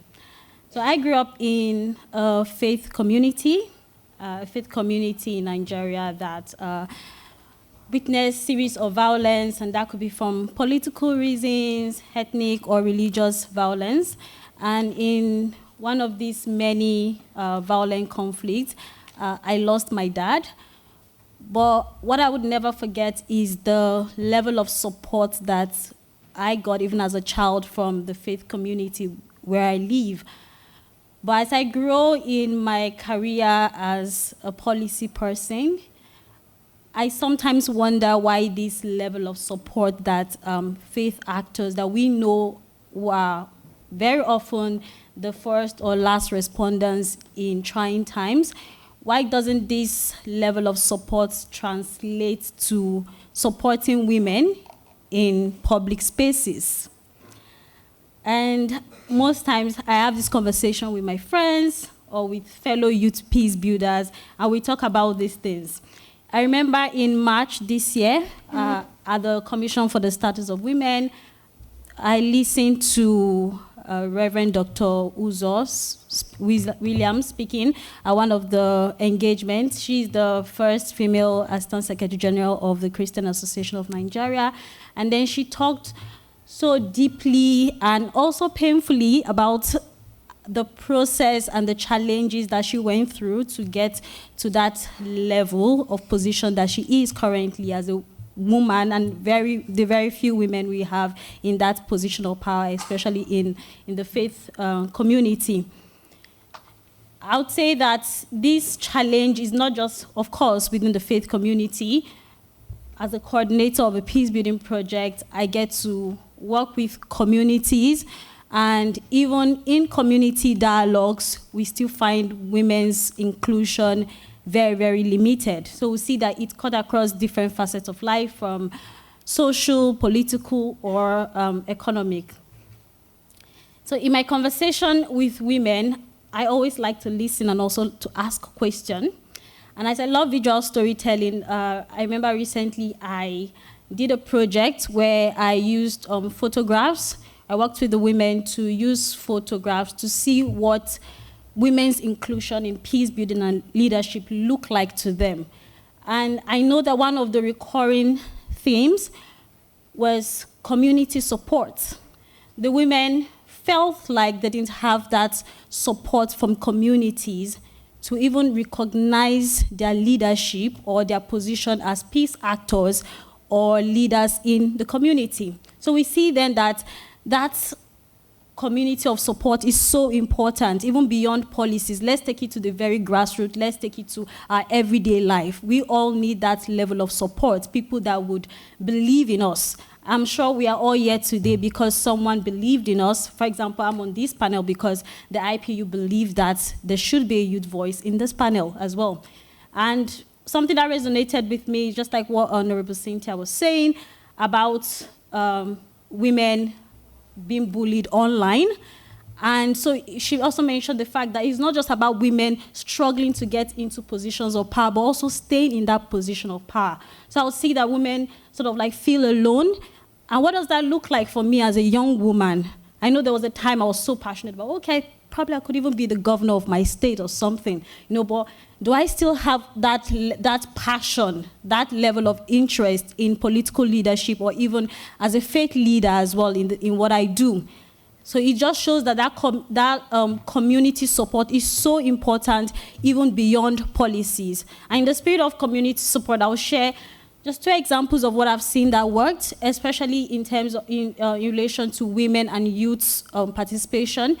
In Gidanwaya community in Nigeria, in Kaduna State, where I grew up, the women and young people were so passionate after advocacy, on women. We're talking about the importance of faith communities, faith actors in faith communities and faith actors in transforming leadership position. And then the women and young people, they worked together advocating that there should be a woman in the traditional council in that community.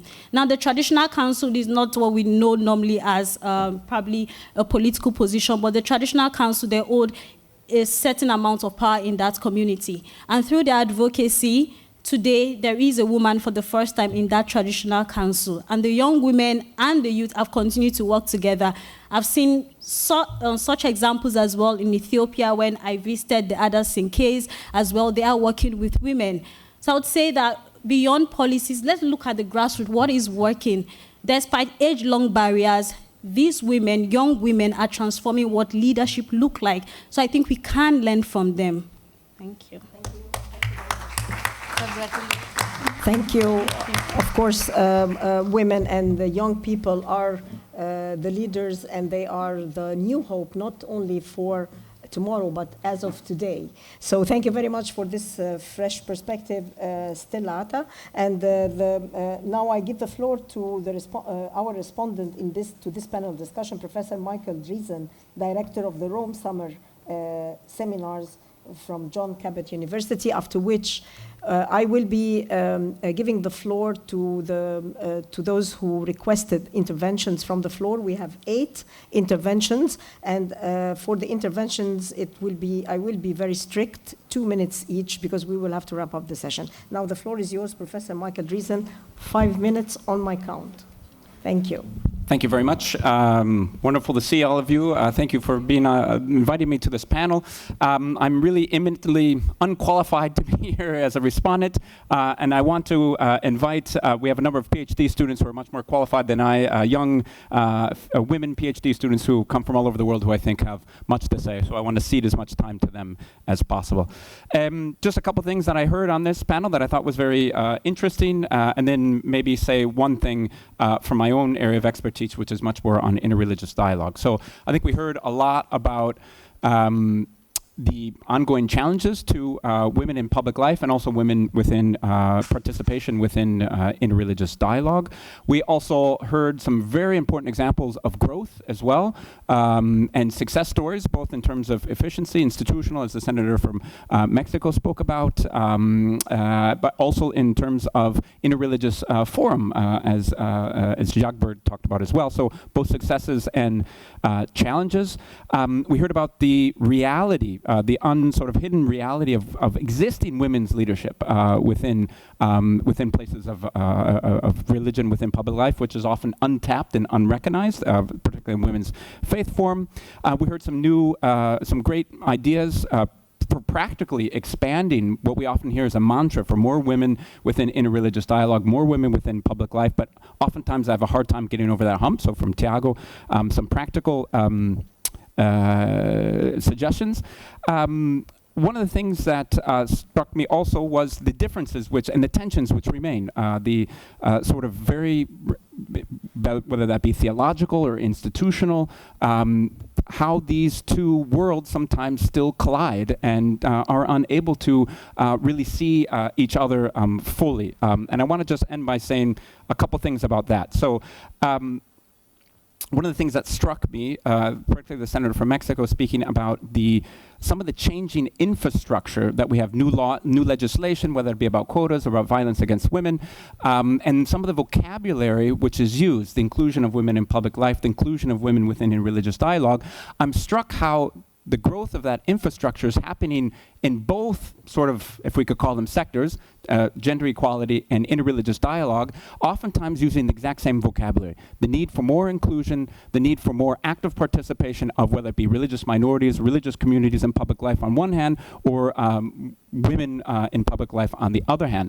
And that's interesting. And I think it points to the potential for what the senator from Cameroon spoke about, for these to be complementary projects instead of two siloed projects, but complementary projects which are working for a similar goal of, I think she said, towards a durable peace. And I think that if we put a durable peace and recognize the parallel growth of these sectors, we begin to see that both are really are talking about an integral vision of human development, making the claim that more inclusion of women in public life or more inclusion of religion in public life are both contributing to that integral vision of human development.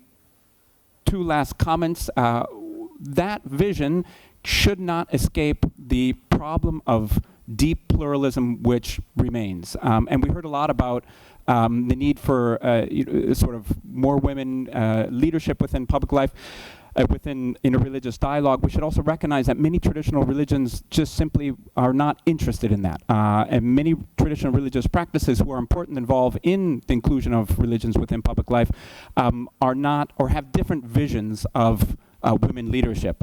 So how do we do deep pluralism well within interreligious spaces? I think we will need to speak more about that. One, and this is my final comment, one part of that puzzle which I think is essential, and so that the idea of inclusion of women within public life is not seen as an imposition, particularly by the West within these religious cultures, is to tie it intimately to the question of peace, as again the senator spoke about. Whether that be in Gaza, whether that be in Ukraine, for that project to be a worthy project for, I think, the inclusion of women in public life to really come and meet and be integrated into the task of the inclusion of religion in public life. I think they need to have a common sense that they're working towards peace. And I think I'll end on that note. Thank you very much.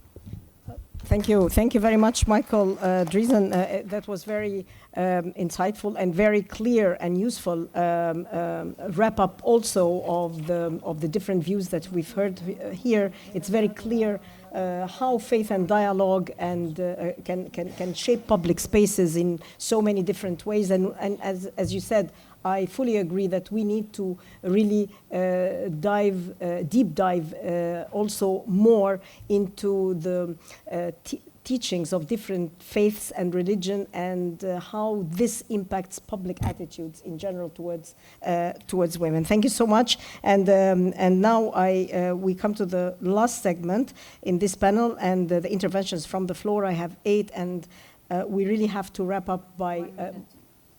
It will not work out with 2 minutes. It's going to be only 1 minute because we have to wrap up at 3:20. So I will start with a representative from North Macedonia.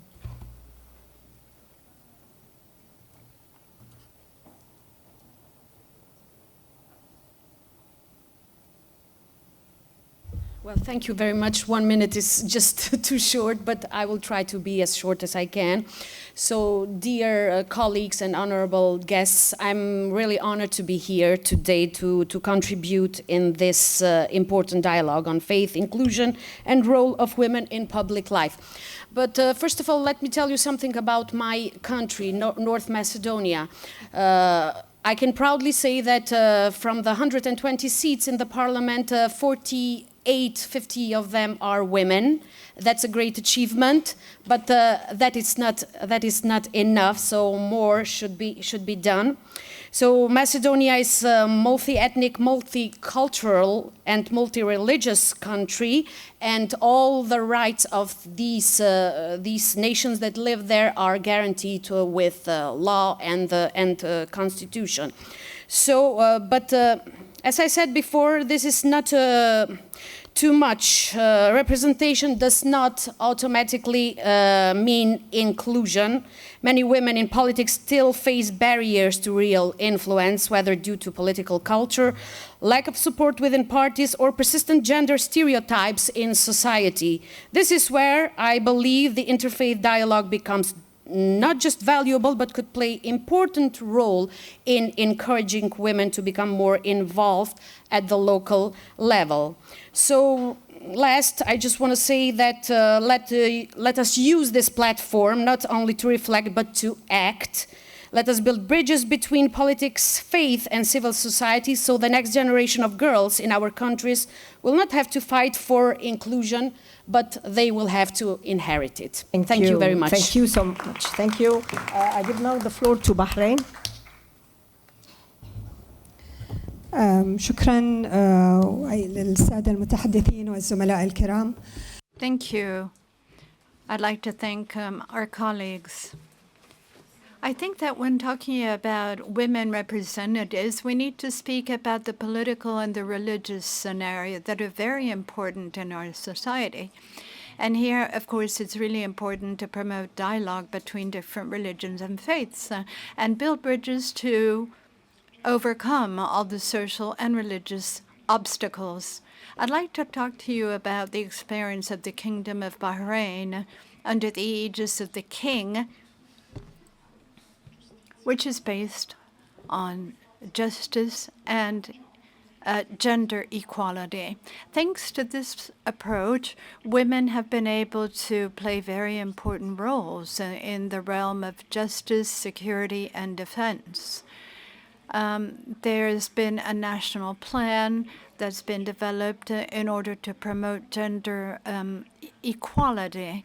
That's attributed a very important role to women in education, too, in order to raise awareness socially to this very important issue.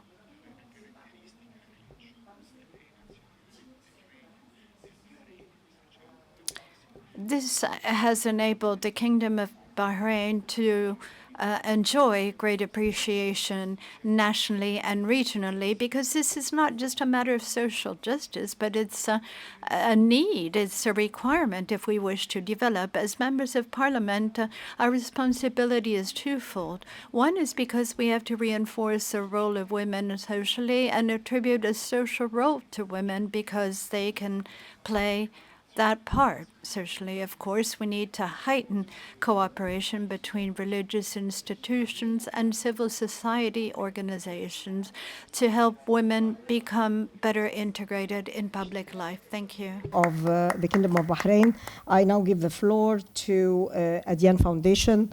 1 minute, please. Yes, thank you. Thank you, everyone. There's something important we haven't talked about much yet, which is, and continuing to what Dr. Pinto and Dr. Michael said, is why women are absent from these spaces of discussion and exchange. The truth is that as NGOs and UN agencies have spent decades empowering women to working on training programs, leadership workshops, and yet we have found ourselves with numbers that are lower and lower every year in women participation in our region, at least. So we have to ask ourselves, why are these numbers disappointing, and does religion have anything to do with it? Because of course. First, there's a pervasive influence of discriminatory interpretation of religious texts in the region, which we have talked a lot about. But what we have not talked about is the impact of personal status laws in our region.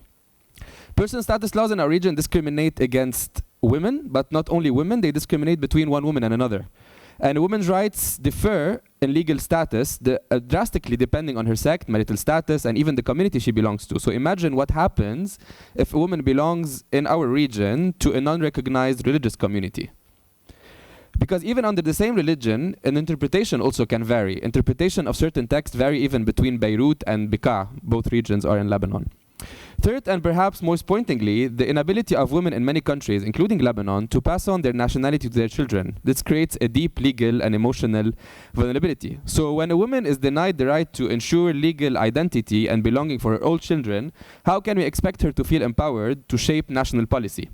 And many other challenges that I do not have the time to go into at the moment. So ultimately, when women are denied these most basic rights of personal status, legal identity, legal identity, and then turn toward the only sources of protection available, they turn towards their families, their communities, and they even turn to the very structure that are holding them back. So before we ask why women are not even running for parliament, we must first ask, what kind of state are we asking them to serve? Thank you so much. Thank you. I'm sorry to interrupt you, but we don't have time. So I would like now to give the floor to the distinguished representative of India. Thank you, moderator. Honorable panel members and distinguished delegates, after India attained independence in 1947, the framers of the Constitution evolved a system that serves our diverse people in the best manner possible. I'm pleased to inform that 15 women from diverse communities played a crucial role in making the Indian Constitution, contributing to its provisions and advocating for gender equality and social justice. Progress of any nation is rightly measured by the progress made by women of that nation. During India's G20 presidency, our Prime Minister, Shri Narendra Modi, gave a clarion call of women-led development. As the world's largest democracy, with over 968 million electorates, 65.78% of female voters voted in 2024 as compared to 65.55% of male voters. The number of females contesting candidates from all religions was 800 compared to 726 female contesting candidates in 2019. We believe that it is crucial for women to not just be a voter but also step forward as candidates themselves. The Constitution of India was amended to ensure that not less than 1/3 of the total seats of members and of the chairpersons are women in all elected offices in local bodies in both rural and urban areas. These amendments not only paved the way for the representation of women in the local bodies, but also provided an opportunity to bring women to the forefront and center of development. Today, 1.4 million women serve as elected members of local bodies, constituting 46% of the total elected representatives, a scale of representation unparalleled in the world. This amendment provides a framework for local governance that is inclusive and representative of all communities, including religious minorities. Thank you for wrapping up, please. Thank you. Thank you. Thank you. I now give the floor to Afghanistan.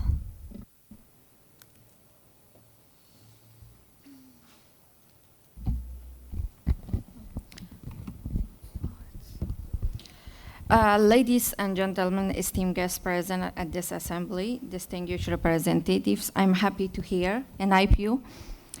As you mentioned, today is the topic about the peace, women's challenges, and violence.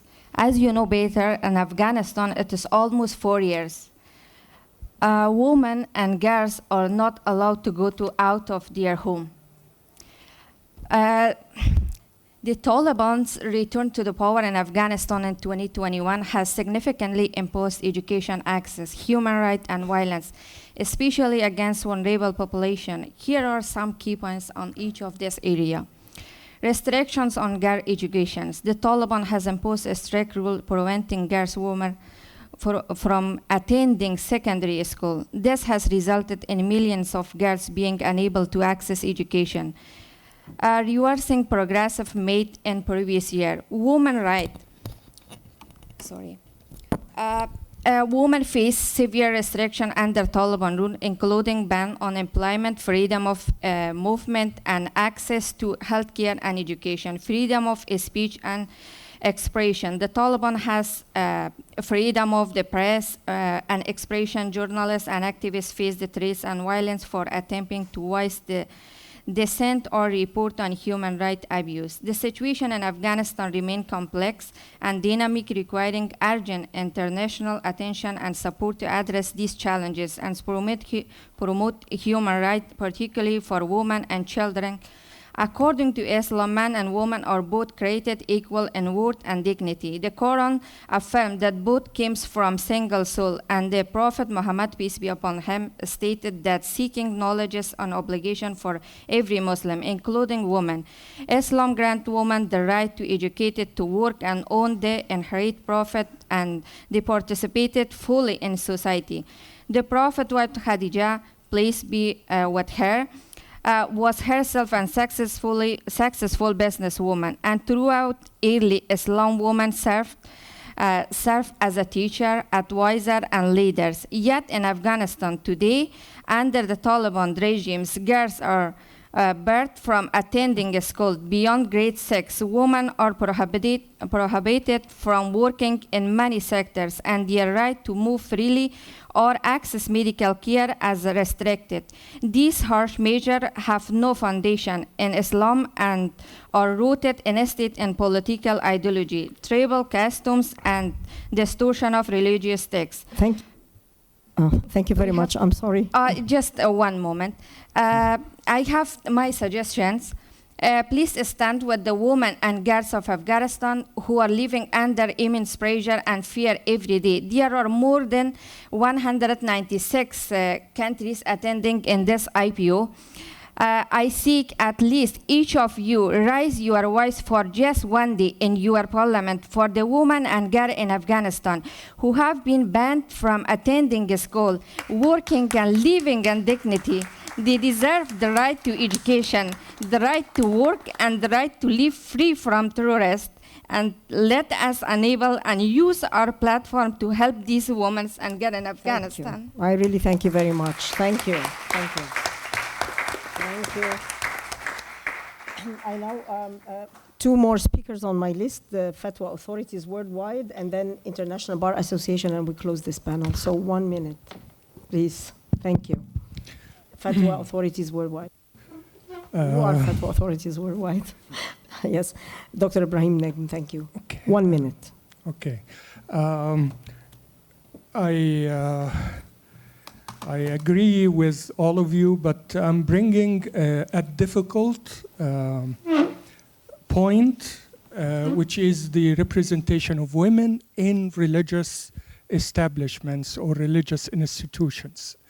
This is very difficult because of the male-dominated, patriarchal, sometimes conservative interpretations, which makes it difficult, of course, to have a fair female representation. Now, the solution. So basically in the Secretariat for Fatwa Authorities Worldwide, we recognized this issue. So we launched a fellowship programs geared towards women being Grand Muftis. And for those of you who are not familiar with the word Mufti, or fatwa. Fatwa is a legal advice made by a special person called mufti in response to moral dilemmas and questions. So we launched the fellowship program, 111 countries, and unfortunately the response was not that good. So we understand that there is a crisis of information and crisis of knowledge, not educating male leaders about the importance of participation, but women themselves. They should come forward. They should understand that they have a role to play, that their legacy as the Afghanistan partner has emphasized. Religion itself calls for affirming spaces for women, but they need to come forward. That's why we have started developing something called Theology of Inclusion, which we are about to distribute to the 48 respondents to our program. Thank you. Thank you for this useful information, and probably also maybe more publicity about this fellowship program, and could be useful for more women to be able to access, how to access, and to be able to know how, and that this fellowship program exists in the first place. Thank you so much for this information, and I will give the floor to Senator Cynthia just for a quick comment before the last speaker, who is going to be the International Bar Association. You want to comment on this particular point, right? Yeah. Just I would like to ask the name of the women from Afghanistan. What's your name? Khadija. Hadisha. I just want to commit with you as a president of women parliamentarians of IPU that we will be fighting every forum, every time that we have the opportunity for all women from your country. We need free women.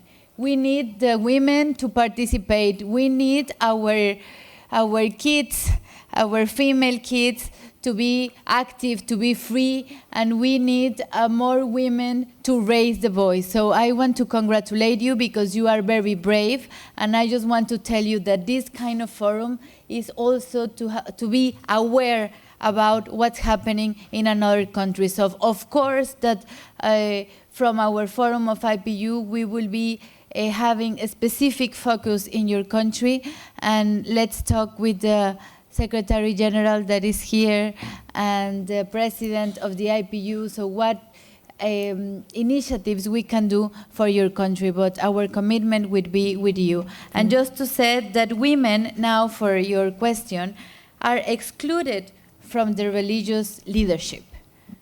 Women, we are not in the religious leadership. We are completely out. How can we are talking about equality in religion if we have never have a Pope women, if we have never have women in the high level of all the religions? So we, from this forum, raise our voice to have more women in the religious,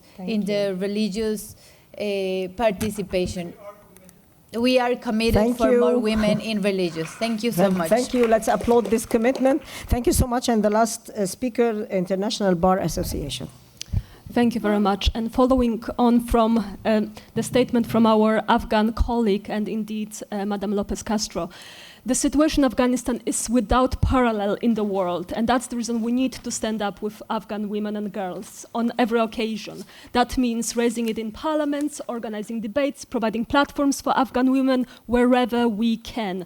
There are also lots of different steps, legal steps that we can take. ICJ is one of the steps that can be taken in relation to CEDAW convention, and indeed this has been proposed, but nothing has happened in this regards. There is no ongoing case.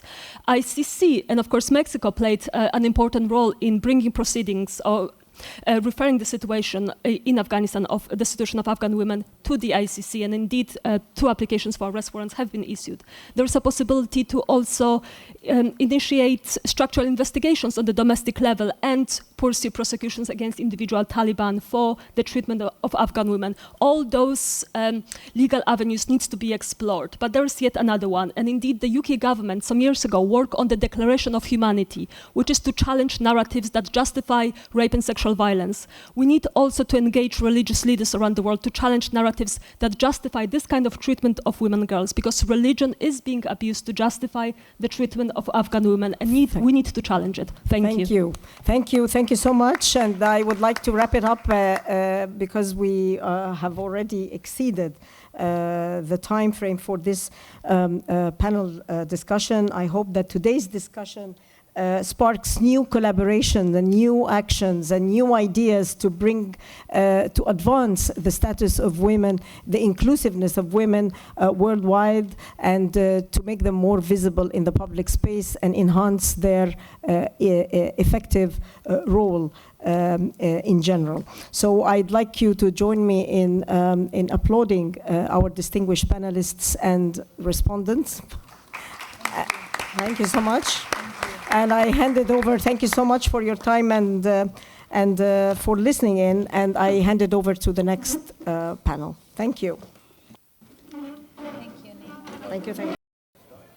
Good afternoon, everybody. Testing, 1, 2, 3, hello. Testing, 1, 2, 3, hello. Good afternoon, Testing, 1, 2, 3. I don't know who this is. Good afternoon, everybody. Welcome to the final thematic event of what has been an intensive process of conversation and sharing and learning. I'm delighted to be with you this afternoon to talk about people in vulnerable situations. And obviously, in many contexts, minorities are already vulnerable, but when you intersect that with other vulnerabilities, and we've just had a panel that's focused on gender, the risk of being left behind, of being invisible, of not being factored into the solutions just rises exponentially. So this last panel, with a very distinguished and expert group of speakers, is going to pay some attention to this. But first, just let me say, we are going to follow the same format as the other panels. However, we've lost 30 minutes of our time. So each panel member is only going to speak for 4 minutes, and then we'll try and save some time for questions from the audience. We already have some questions and comments, so we'll try very hard to get to them. Just very briefly from myself, my name is Claire Thomas. I work for an organization called Minority Rights Group. I'm based in London. Our minority rights that we advocate for concern religious minorities, but also ethnic minorities and linguistic minorities. But working for minorities who have a faith that is different or no faith, which is different from the majorities in the countries they live in, is a key part of what we do. We also do quite a lot of work around humanitarian settings. And as well as looking at the context of doubly marginalized or vulnerable groups today, I think we also want to talk about humanitarian emergencies and the kind of decisions that can be taken in those emergencies that may have impact on religious minorities. Just to give you one example, there was, as you all know, an extremely tragic event in Turkey whereby an earthquake occurred in which 50,000 people lost their lives.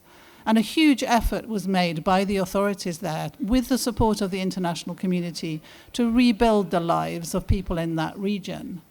But there were groups who did not benefit as much from those interventions, or who faced barriers in accessing those interventions. And those groups included Alevis in Turkey. And there is some documented evidence of this. Not only Alevis, also Roma, also refugees from Syria. So in humanitarian emergencies, when needs are very great, competition for resources can be very great as well. Can you hear me? It would be good if we can if anyone near the back can ask them to be quiet, we would be very grateful. So without further ado, I'm going to move to our first speaker, who is a senator from Mexico, who is Mr. Gerardo Fernandez Noroña, and he's actually president of the Senate, and he's going to kick us off with what I'm sure will be some very interesting and thought-provoking remarks. Over to you. Muchas gracias. Muy buenas tardes. Could we ask the speaker to turn on the mic kindly? The mic is not on. Speak, press on speak. Still not. Perdón, es que no. Olvidé. I'm sorry, I forgot my glasses and I couldn't really see. Anyway, good afternoon. I did not know whether I would be able to speak yesterday or today, and I did intervene yesterday, 3 minutes, and I was very respectful. Today I have 4 minutes, a little bit more. I asked to show a video because yesterday I talked about a Palestinian girl, a vulnerable group, asked. I wanted to show you this video. I don't know if you can see this, but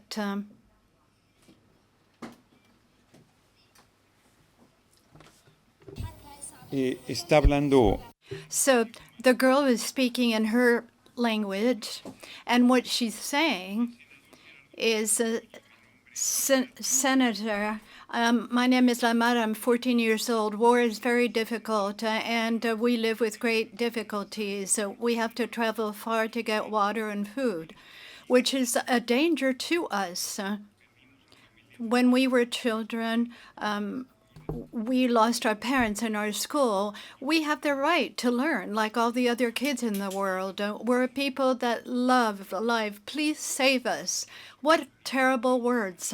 I've been a politician for many decades, and we've tackled many difficult situations in our country. Now we've been able to govern that movement, but I never could imagine that such words would be so impactful.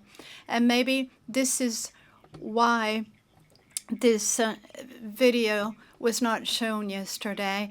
I did not want to use any qualification to actually say what is happening.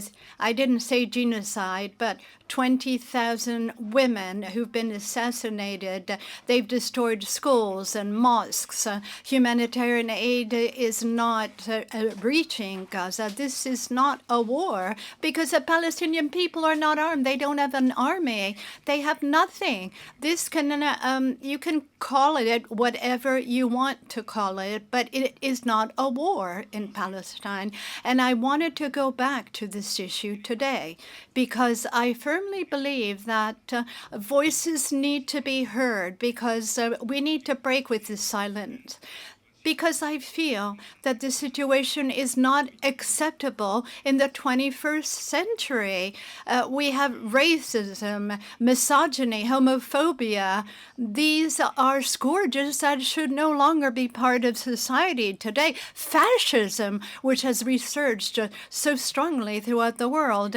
Look at what's happening to the Palestinian people. They are a minority in their land, and another people have come in and settled, and there was no peaceful coexistence. There was no two-state solution because what is happening is the expulsion of the people who formerly lived there. They've lost their homes, their roots, their ownerships, their territories. They have lost absolutely everything, and they're on the brink of disappearing as a people.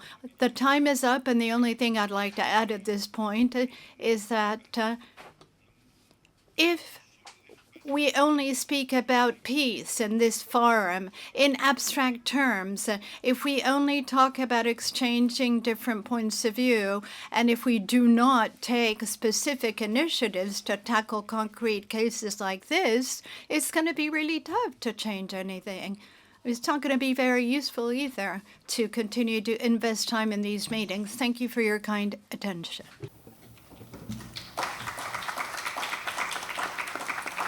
Thank you very much. Gerardo, and that is a really, really useful reminder that the problems in the world today are so serious that, as one of the opening speakers said, we really need to go beyond words and begin to find solutions and practical actions.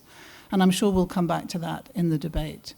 I'm going to turn now to Catherine Marshall, who kindly reminded some of you in the audience that she's been active on these issues since before they were born in the session I attended yesterday.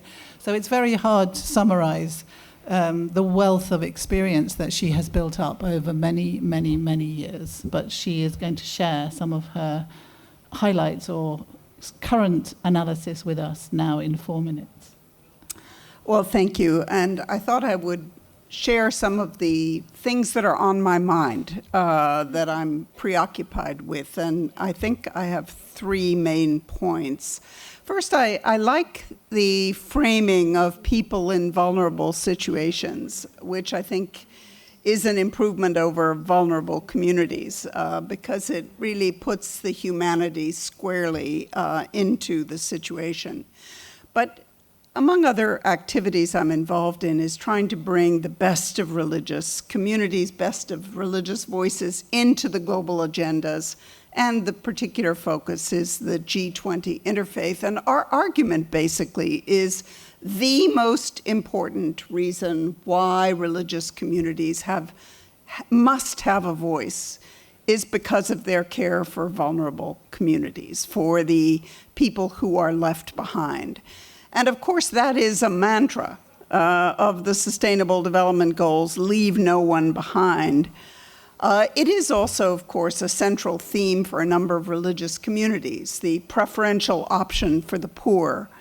But making that into something real has proved to be, I think, much more difficult than people had anticipated.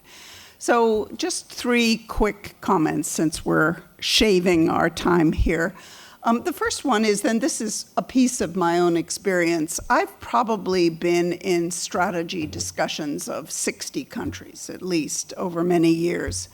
And one thing that I'm aware of, it's been primarily from an international development, to some extent humanitarian peace building, the roles of religious communities has never been mentioned in those strategic discussions. It is not a part of the agenda in this sort of standard international development world. So I think that just framing the issues and bringing them in ways that people know how to deal with them is one of our priorities. So I think that this theme of making, whether it's religious freedom or religious engagement, relevant, but with enough practical tools that people know where to start. And obviously evidence is one piece of it, thoughtful, objective evidence.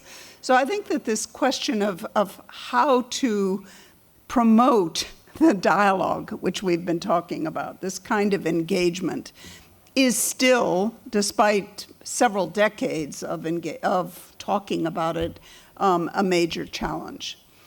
A second lesson that comes to some extent from my experience is that no politicians can win by talking only about the poor and about poverty. Yes, we need to focus on what does it mean, who is being left behind, which community, is it geographic, is it ethnic? Is it basically an inequality issue, an economic, a social divide? Is it a religious discrimination? We need to focus on that and really have a much clearer idea of why people are left behind and what needs to be done about that. But we also need approaches that really include the whole of society, including the middle classes.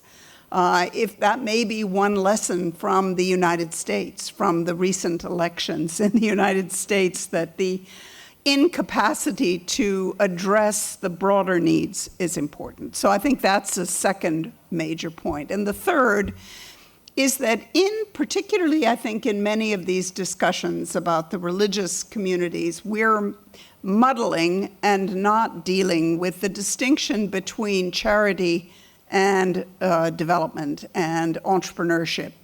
Working in South Africa now, what you hear is what's needed is jobs. What's needed is education and health. And you do have a huge grants program. You do have charity. And we're now hearing questioning of even the concepts of empathy and compassion, which are critical elements of the human element. We cannot lose charity, but we need to find ways to balance the urge for charity and caring for the most vulnerable with programs that really give them an opportunity and the dignity of work and capabilities and education and health. Thank you so much, Catherine. That was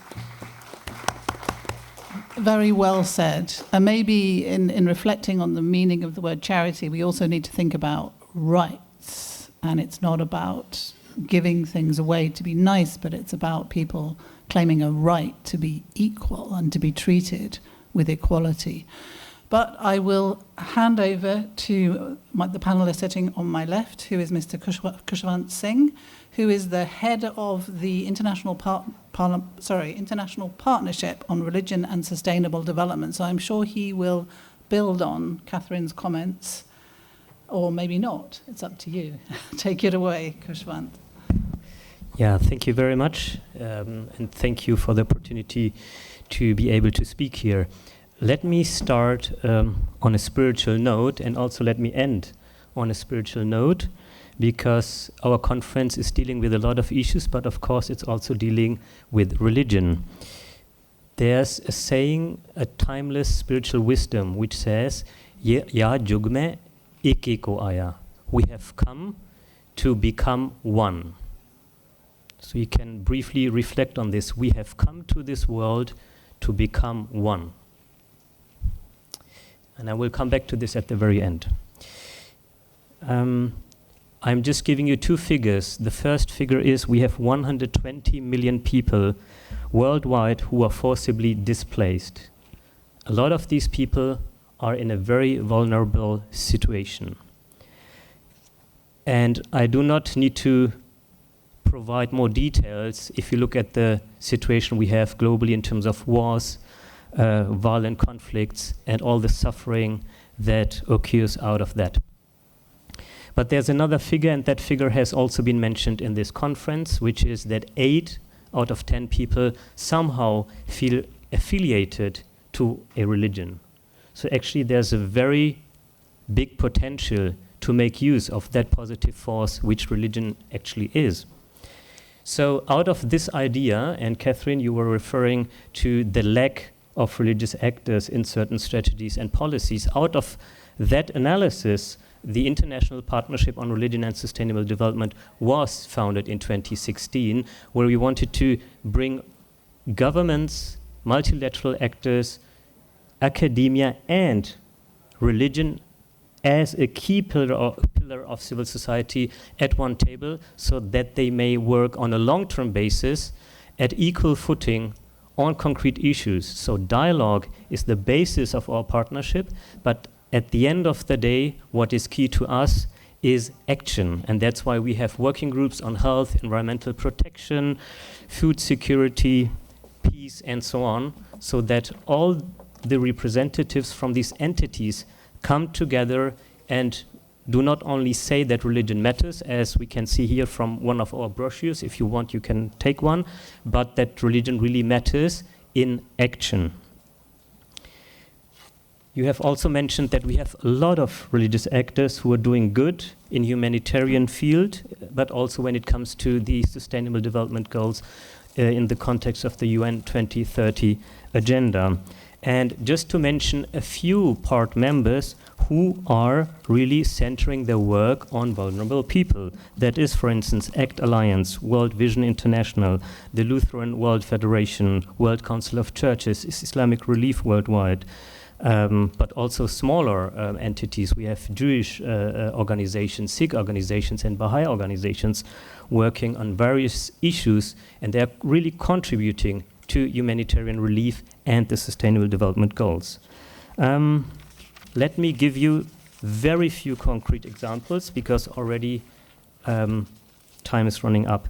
One example is from HIAS, which is a Jewish organization from Europe, and they are strengthening interfaith collaboration between migrants and Jewish communities in various European cities, including Paris, Munich, and Rome. The Malteser International, they co-signed a global call to include migrants in international health systems and WHO priorities. COVID-19, in that crisis, religious actors led vaccination campaigns, countered fake news and misinformation, and they delivered aid across religious lines, and they also, of course, provided spiritual care. We developed, with over 120 stakeholders, and governments were included, an actionable guideline on integrating spiritual care into psychosocial support for displaced children who are very vulnerable. I could mention a lot of other examples, but I just want to make sure that we do not stop where we just speak about the importance of religion, but where we really look at what religious actors are already doing on the ground. Let me finish with a spiritual note again at the very end. I have said that we have come to this world to become one. Ya jugme ikiko aya.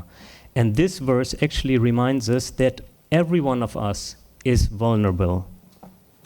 And I think if we really dwell upon this, that I'm vulnerable, compassion is raised. And I can understand everyone is vulnerable, and that means that we are all sitting in the same boat. And I think if that were to be one of our key ethical principles in politics, in business, but also in academia and in the world of religion, the world could look differently. Thank you very much.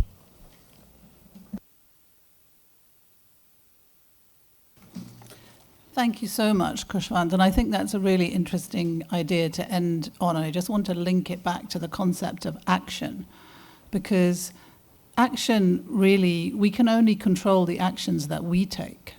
We can try to influence other people, but ultimately action starts with us deciding to do something differently. And that involves us being self-reflective. So all the parliamentarians at this meeting should think about applying what they've heard in this conference to their own situation. And whilst we can all talk about what needs to be done globally, probably there are actions that can be taken at home which are more achievable for those parliamentarians.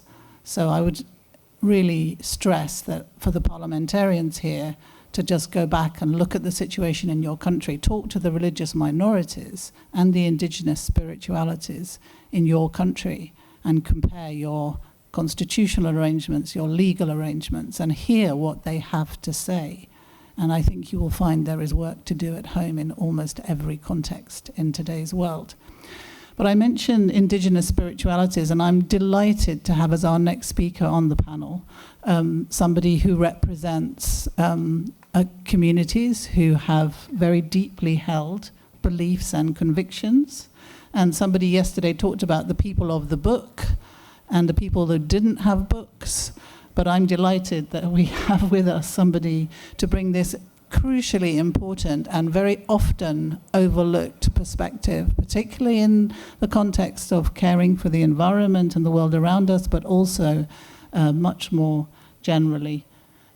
So I'm going to introduce to you Priestess Beatrice Schulthess, and she is the president of the Indigenous Peoples and Ancestral Spiritual Council, and that is in Costa Rica.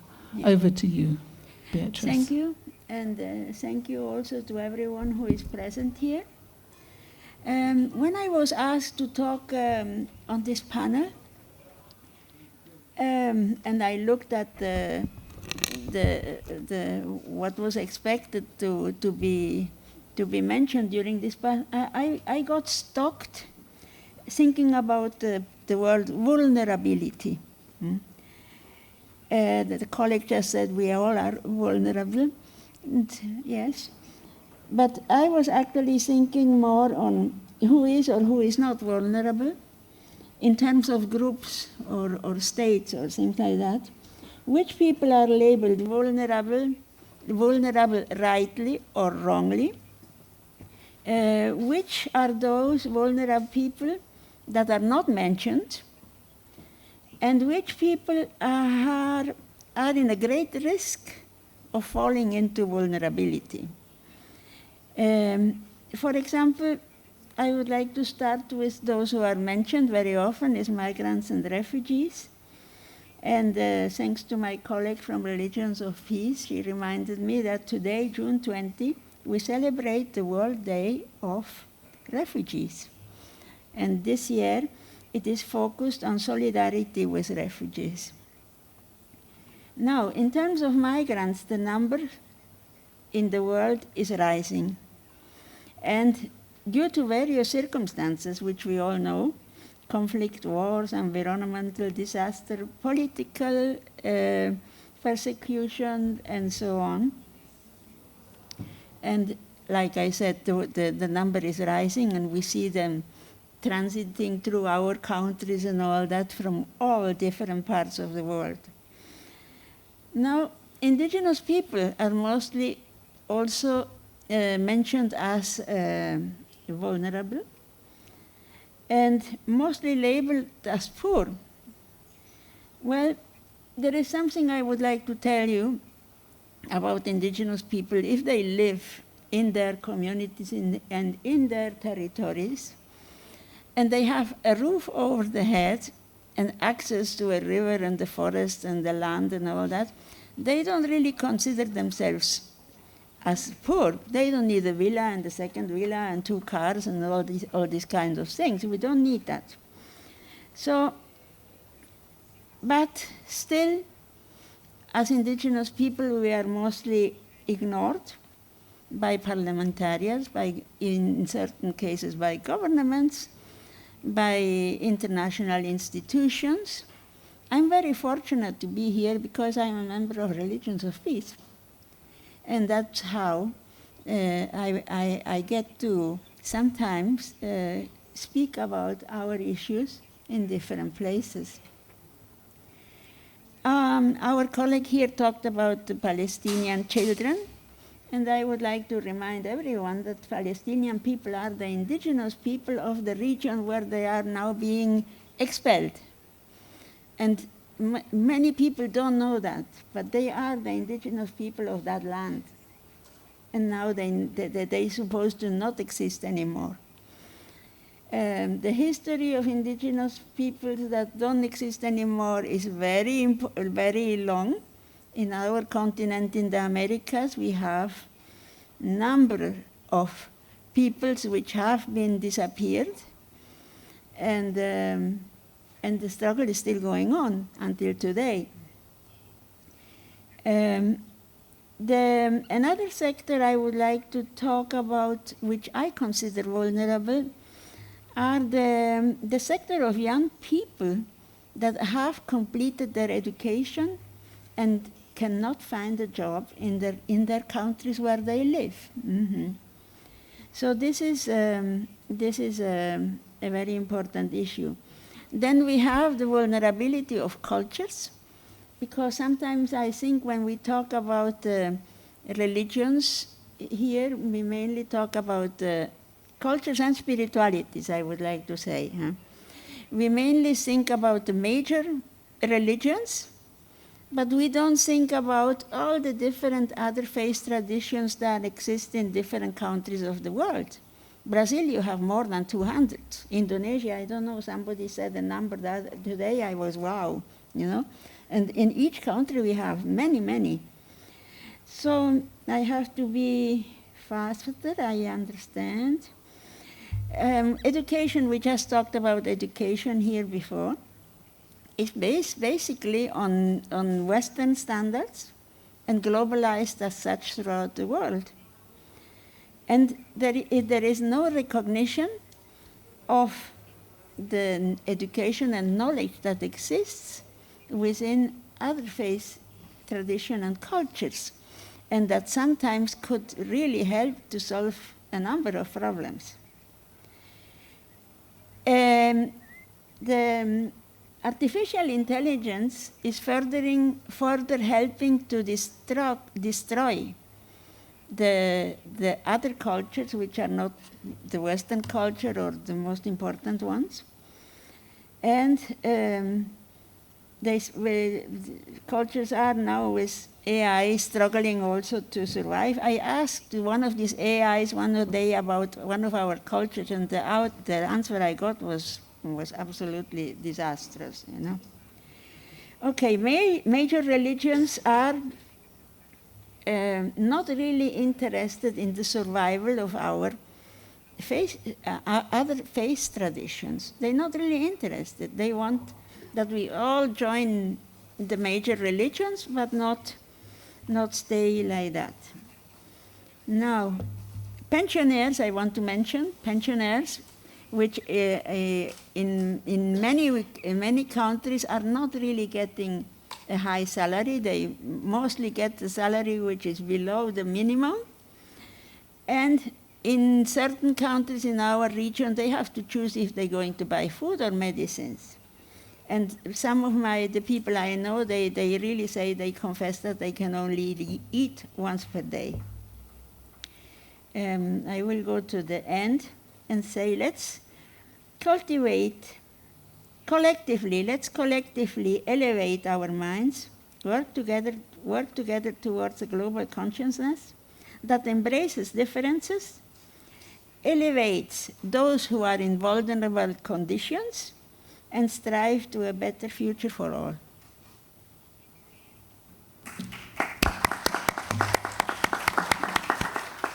Thank you so much, Beatrice. And it's a very, very valid reminder that certain religions have certain things in common, but I think the indigenous worldviews can really bring amazing diversity and knowledge and solutions that are so needed in today's world. So I really, really salute you for your efforts. I'm going to turn straight away to our last speaker from the podium, who is Ms. Michelle Bowe, who is head of the Representative Office of the Sovereign Order of Malta to the State of Palestine. Michelle, you have 4 minutes. Thank you, and good afternoon. I'm going to speak about faith in action from the Order of Malta in Palestine. Holy Family Hospital in Palestine staff mirrors the patients. The all-Palestinian ecumenical staff is 71% women and 21% refugees, working together to care for the mothers and babies of Bethlehem. As a work of the Sovereign Order of Malta, we reaffirm our 900-year-old tradition of commitment to the sick and the poor without distinction of religion, national origin, or age, serving in over 120 countries. The order is neutral, apolitical, and sovereign. Our work is based on solidarity. 30 years ago, we had the request of John Paul II to repurpose Holy Family Hospital as a dedicated maternity hospital in Bethlehem. Since then, we've delivered over 100,000 babies and touched over 1 million lives in the region. The initial work was difficult as dedicated maternities did not exist. The order started from scratch, hiring local doctors and nurses. There was no midwifery training program, and we had to train them in Europe, which was very difficult because it's not culturally appropriate for young women to go live in Europe. We responded by opening a school of midwifery at a local university to be able to train them there close to home. Today, we have over 55 midwives and 60 nurses, all trained locally, and some of them now born at Holy Family Hospital. We offer scholarships to 19 students studying midwifery, medicine, and nursing to remove barriers to care or barriers to employment for young people entering the workforce. We also remove barriers to care with the 85% subsidies, serving a refugee-based patients of 50% with our staff of 21% refugees. We provide hope not only through health care and new life, but through training and meaningful employment with advancement opportunities. We train over 220 nurses and midwives at our hospital, in addition to 13 residents. Holy Family Hospital is a community touchstone. 70% of the babies are born at our hospital from the region. In response to the changing needs, we've opened a mobile clinic to serve the Bedouin and isolated communities with OBGYN and pediatric care. We opened a menopause clinic, the only dedicated menopause clinic to bring dignity to older women. We also opened a gestational diabetes clinic to improve pregnancies and infant mortality for the children. We work collaboratively and ecumenically, and it unites us. Our differences enrich us and improve us. We improve care through our ecumenical work. Working closely moves us beyond coexistence to deeply intertwined relationship, not merely coexisting, but growing in harmony for the benefit of the most vulnerable. Providing life-saving care for babies as small as 1 pound, delivered perhaps at 24 weeks, necessitates trust and teamwork, creating community and magnifying hope for generations. We've moved beyond dialogue in Bethlehem. We've moved to the concretization of interreligious cooperation to create grassroots opportunities for 1 million people in the south of Palestine in the spirit of ecumenical solidarity. Thank you.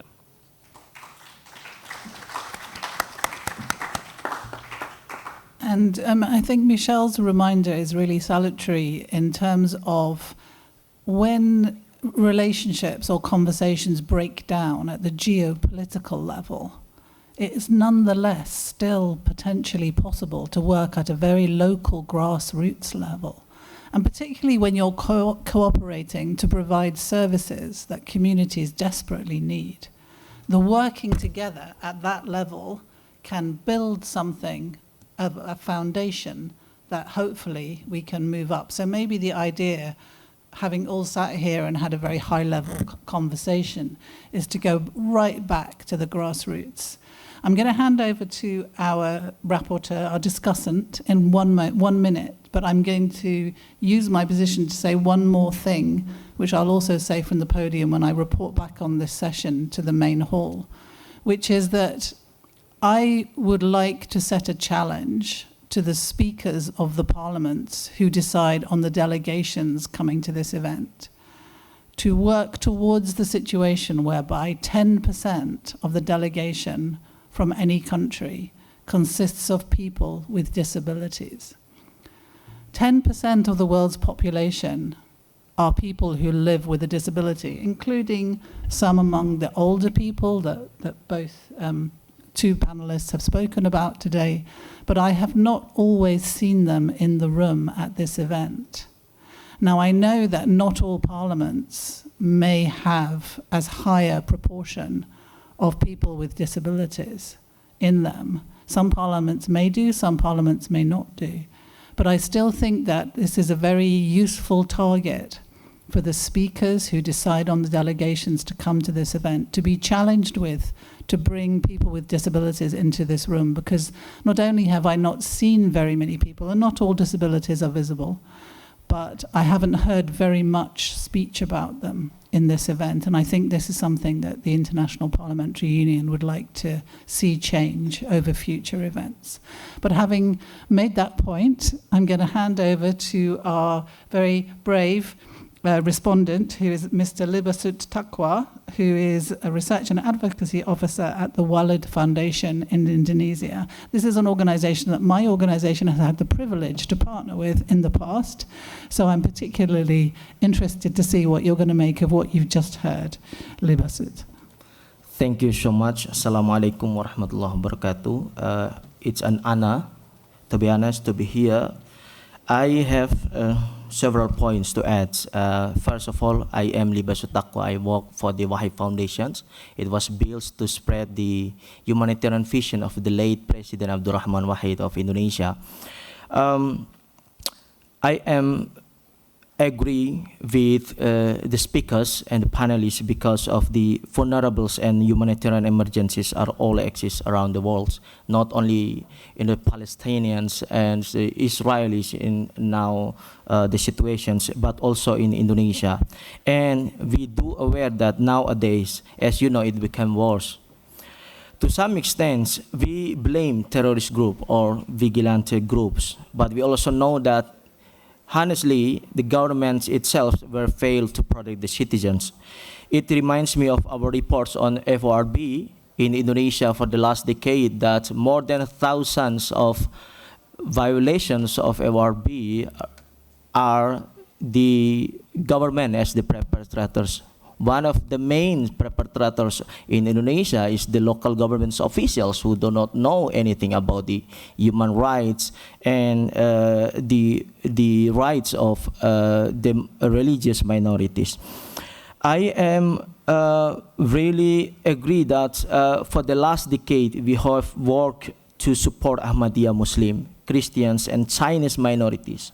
Also the Bimanese, vulnerable minority tribes in eastern parts of Indonesia to access their right to FoRB.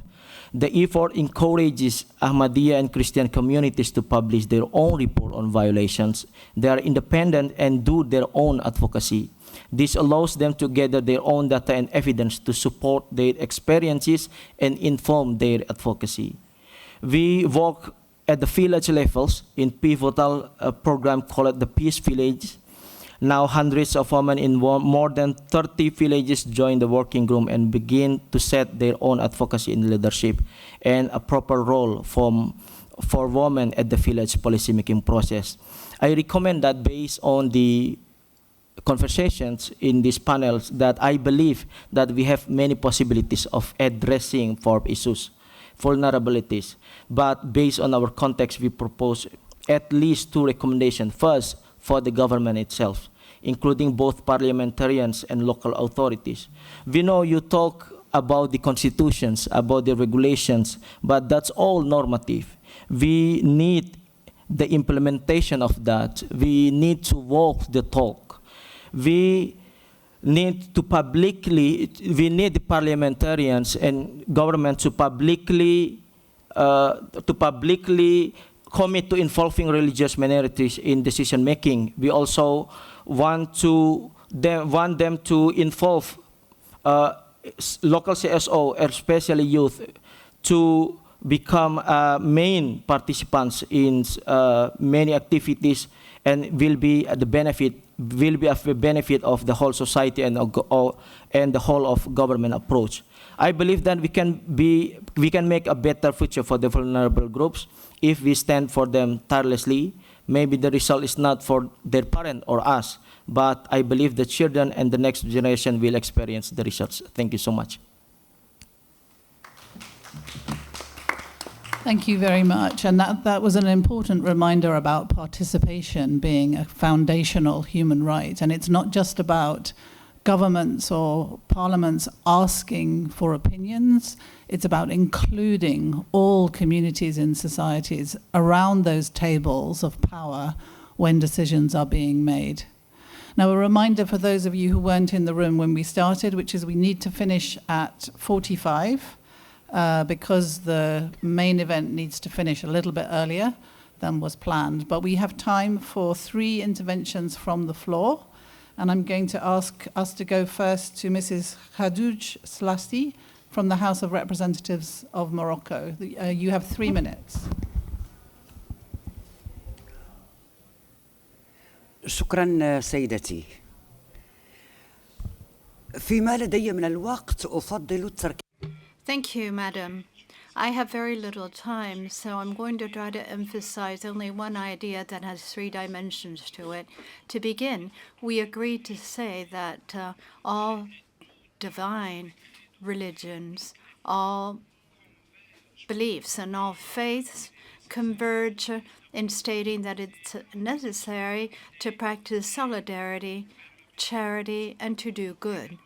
Equally, we agreed in saying that human society or societies have evolved greatly And this leads us to say that all forms of solidarity and charity towards the weak and the disenfranchised ought to have an institutional aspect and should maybe leave the space of charity alone. That's where our role comes in as members of parliament.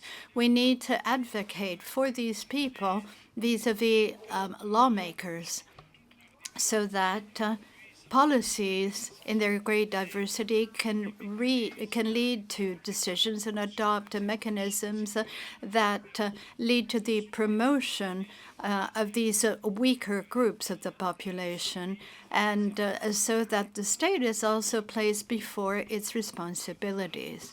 In this regard, Morocco has recently launched a social welfare state, if you like, which is based on three main pillars. First is health for all citizens, and then jobs and the right to education for everyone, including the poor and those who work in the rural areas. Morocco has also laid the foundations for infrastructure that can host immigrants coming from other countries and that come to Morocco. And sometimes, instead of pursuing their journey to other parts of the world, they stay in Morocco because they find an enabling environment. That's why we speak of love and charity. Why don't we discuss the social aspects? I think it's because hatred sometimes obfuscates everything else.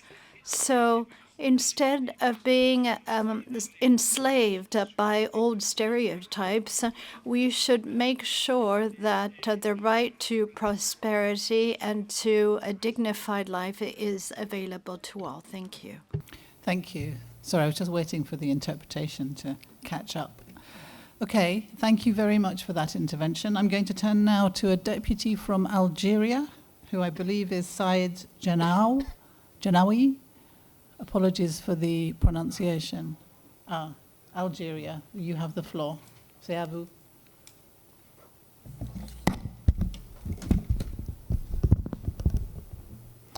بسم الله الرحمن الرحيم والصلاة والسلام على أشرف المرسلين أصحاب المعالي. Thank you, Madam Chair. Excellencies, ladies and gentlemen, we are grateful to the Italian Parliament for having brought together this August assembly of colleagues. I'd like to say that freedom of religion is deeply anchored in our country, Algeria. Algeria has embraced all of religions that have come from all over the world, beginning with the Church of St. Augustine, which may be found in the town of Hannaba to the east of the country. And then, of course, Christianity and Judaism have flourished. The history of Algeria is made of pages showing the coexistence between different cultures and religions. Ladies and gentlemen, the principles of Islam is one that promotes a peaceful coexistence between humankind. According to the Quran, all creatures have been created equal, men, women, tribes, and all. But the important thing is to get to know each other and to understand each other. So what is the usefulness of religions when we see that minorities live in the throes of hatred?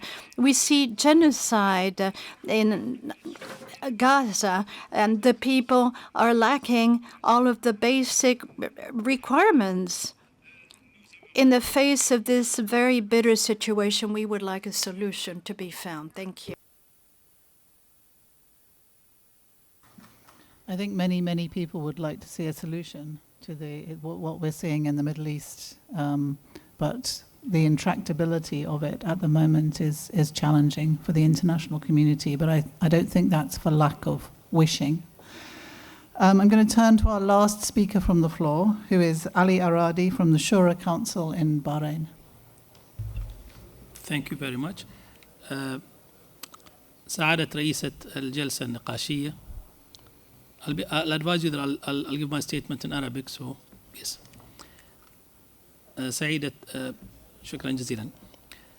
سعادة رئيسة الجلسة النقاشية، أصحاب السعادة المتحدثين الرئيسيين، أصحاب السعادة والحضور الكرام، السلام عليكم ورحمة الله وبركاته. أعتقد في البداية يجب علينا أن نتفق بأننا نعيش اليوم في عالم يشهد اضطرابات متزايدة وصراعات ممتدة وأزمات سياسية واجتماعية متراكمة، وتغلو الحاجة أكثر إلحاحا لتفعيل منظومة التضامن الإنساني، لا باعتبارها خيار أخلاقي فقط بل كواجب. I'm sorry to interrupt you, but some of us are not hearing interpretation. Is everyone affected? Yeah. Can the organizers, interpreters, do we have? Can you hear me, Madam Chair? Can you hear the interpretation? I don't know what happened. Do you mind starting again? Yes, I'll start from the beginning, but if you. you can also reset the time. Thank you. I will reset the time. Shukran. Thank you very much. سعادة رئيسة الحلقة النقاشية. Madam Chair, Excellencies, dear colleagues, panelists, greetings. Let me begin by saying that today we need to agree on the fact that we're living in a world that is ravaged by socio-political crises that are growing. Hence the need to reactivate human solidarity, not because it's a moral choice, but because this is a duty, as both from the point of view of lawmakers and decision makers, especially when we're faced with so many displaced people and minorities and people who suffer from discrimination and minority, even internally displaced. I think that the global crisis following the many conflicts that have erupted have shown us that the most vulnerable are simply not able to have access to basic rights like health and fundamental rights like education. And so we need to do something in order for them to benefit from such rights. I believe that it's not an intellectual luxury, nor is this an objective dialogue that we should establish, but it's an engagement that we must take on board, i.e. to engage on solidarity and make that a platform. And based on that, we have to continuously strive to allow all groups of the population to be involved in the decisions that are made. And this ought to be a goal pursued by all, especially since we are all called to face these challenges by shouldering our responsibilities vis-à-vis the weak and the disenfranchised. We must find solutions to our differences instead of making them deeper. And this is something that we have to do through mutual dialogue. We shouldn't just be inward-looking, but instead we should look to the possibility of establishing partnerships economically, socially, and so on and so forth. And of course, we cannot speak of solidarity with the marginalized without taking into account the humanitarian tragedies affecting the Palestinians in Gaza. This has led to a collective exodus, and it has led to an increase in the rate of poverty and the total absence of social care. In my view, they are a living example of those who are most battered by problems. So once again, I renew the appeal of the Kingdom of Bahrain to institute a ceasefire to facilitate humanitarian aid. I don't want to go over time, so let me conclude by saying that the duty of human solidarity is such that we need to hear or to make heard the voice of those who suffer, especially children, women, and the elderly, and this vis-a-vis international institutions. It is our duty to also advocate for the rights of these people in the different fora in order to establish an institutional partnership so that institutions who will help these weaker individuals will be able to meet their needs and find lasting solutions. If you allow me, Madam, I'd like to conclude by saying that Bahrain has an experience with this, having placed human dignity at the heart of our legislation and the policies that we've adopted through the principle of equal citizenship. This is a principle that reinforces social equality and social work, starting with the implementation of human rights. Maybe our kingdom can be a model for others to follow when it comes to social and economic integration. And as regards regional and international efforts, I'd like to stress that among the initiatives taken by our institutions under the patronage of His Majesty is the duty always felt by Bahrain to express solidarity. So let me launch an appeal here to an economic and social assistance to all. This requires of us to adopt a new mechanism at the international level in the Inter-Parliamentary Union to tap into successful experiences. Thank you. Thank you very much for that intervention. Now I'm going to come back to the panel because those were the speakers that had asked to make interventions. And we'll follow the same order, and the panel will have strictly 1 minute. Strictly 1 minute. If you can do it in less, you'll get a handshake from me. The most important, to my mind, contribution that religious leaders make to the global policy is care for the people who are left behind. It is part of the deep traditions. It is shared across traditions. It's exemplified in teachings, but also in action. And yet we are at a moment where there's a lot of confusion and tension around what that means. And we need to have much more thoughtful dialogue and exchange on how we can achieve that important goal. Thank you so much, Catherine. Commendably brief. Beatrice, would you like to share a minute's worth of reflections from what you've heard on the floor or from the other panel members? Well, first of all, I would like to add one group which I didn't mention as vulnerable throughout the world is the homeless people. But what the gentleman said about participation, I can only agree. And for us as spiritual guides of the indigenous peoples, hopefully we can participate further in such discussions. That's all. Yeah. Thank you very much. Harada. No, Harada is not this kind of step. Pushwant.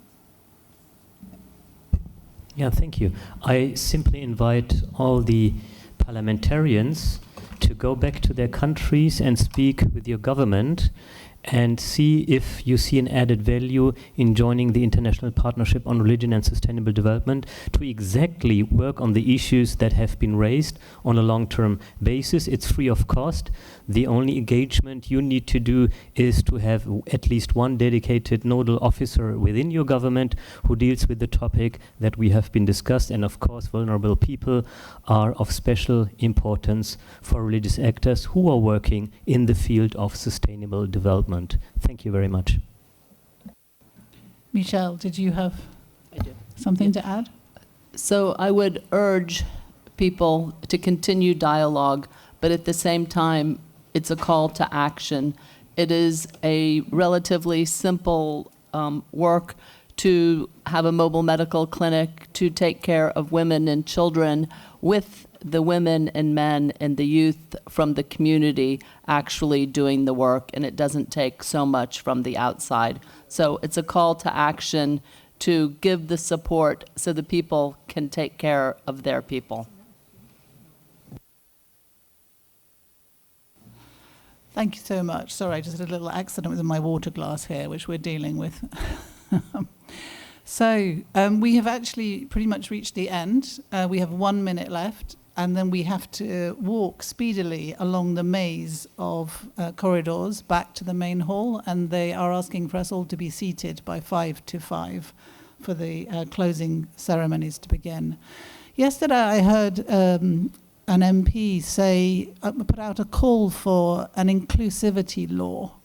And I think picking up on what our Bahraini participant was saying about having equality provisions in the Constitution, what we need, and this does exist, it's not called an inclusivity law, it's called a comprehensive anti-discrimination law. And for any country, any parliamentarian from a country that doesn't already have one of these, this can be your key tool. It addresses many different kinds of vulnerability all at once. It addresses health, education, participation, all sorts of facets of life all at once. And it provides a mechanism for accountability and for holding to account. And it's a parliamentary mechanism, it's legislation that you can pass. So the Office of the High Commissioner, of whom we have a representative in the room, have done a lot of work on model comprehensive anti-discrimination laws, so you do not need to start from scratch. If you contact Michael at the end of this event, he will link you up with someone who can help you if that is something that's not already in your arsenal, and it's something which could strengthen your efforts. But thank you very much, everyone. It's very important that the intersectionalities, the extreme marginalizations are not omitted, and we do reach those who are furthest behind. And thanking all of our excellent panelists for their contributions and for the participation from the floor. And I look forward to seeing you in the main event in a very short time. Thank you, everybody.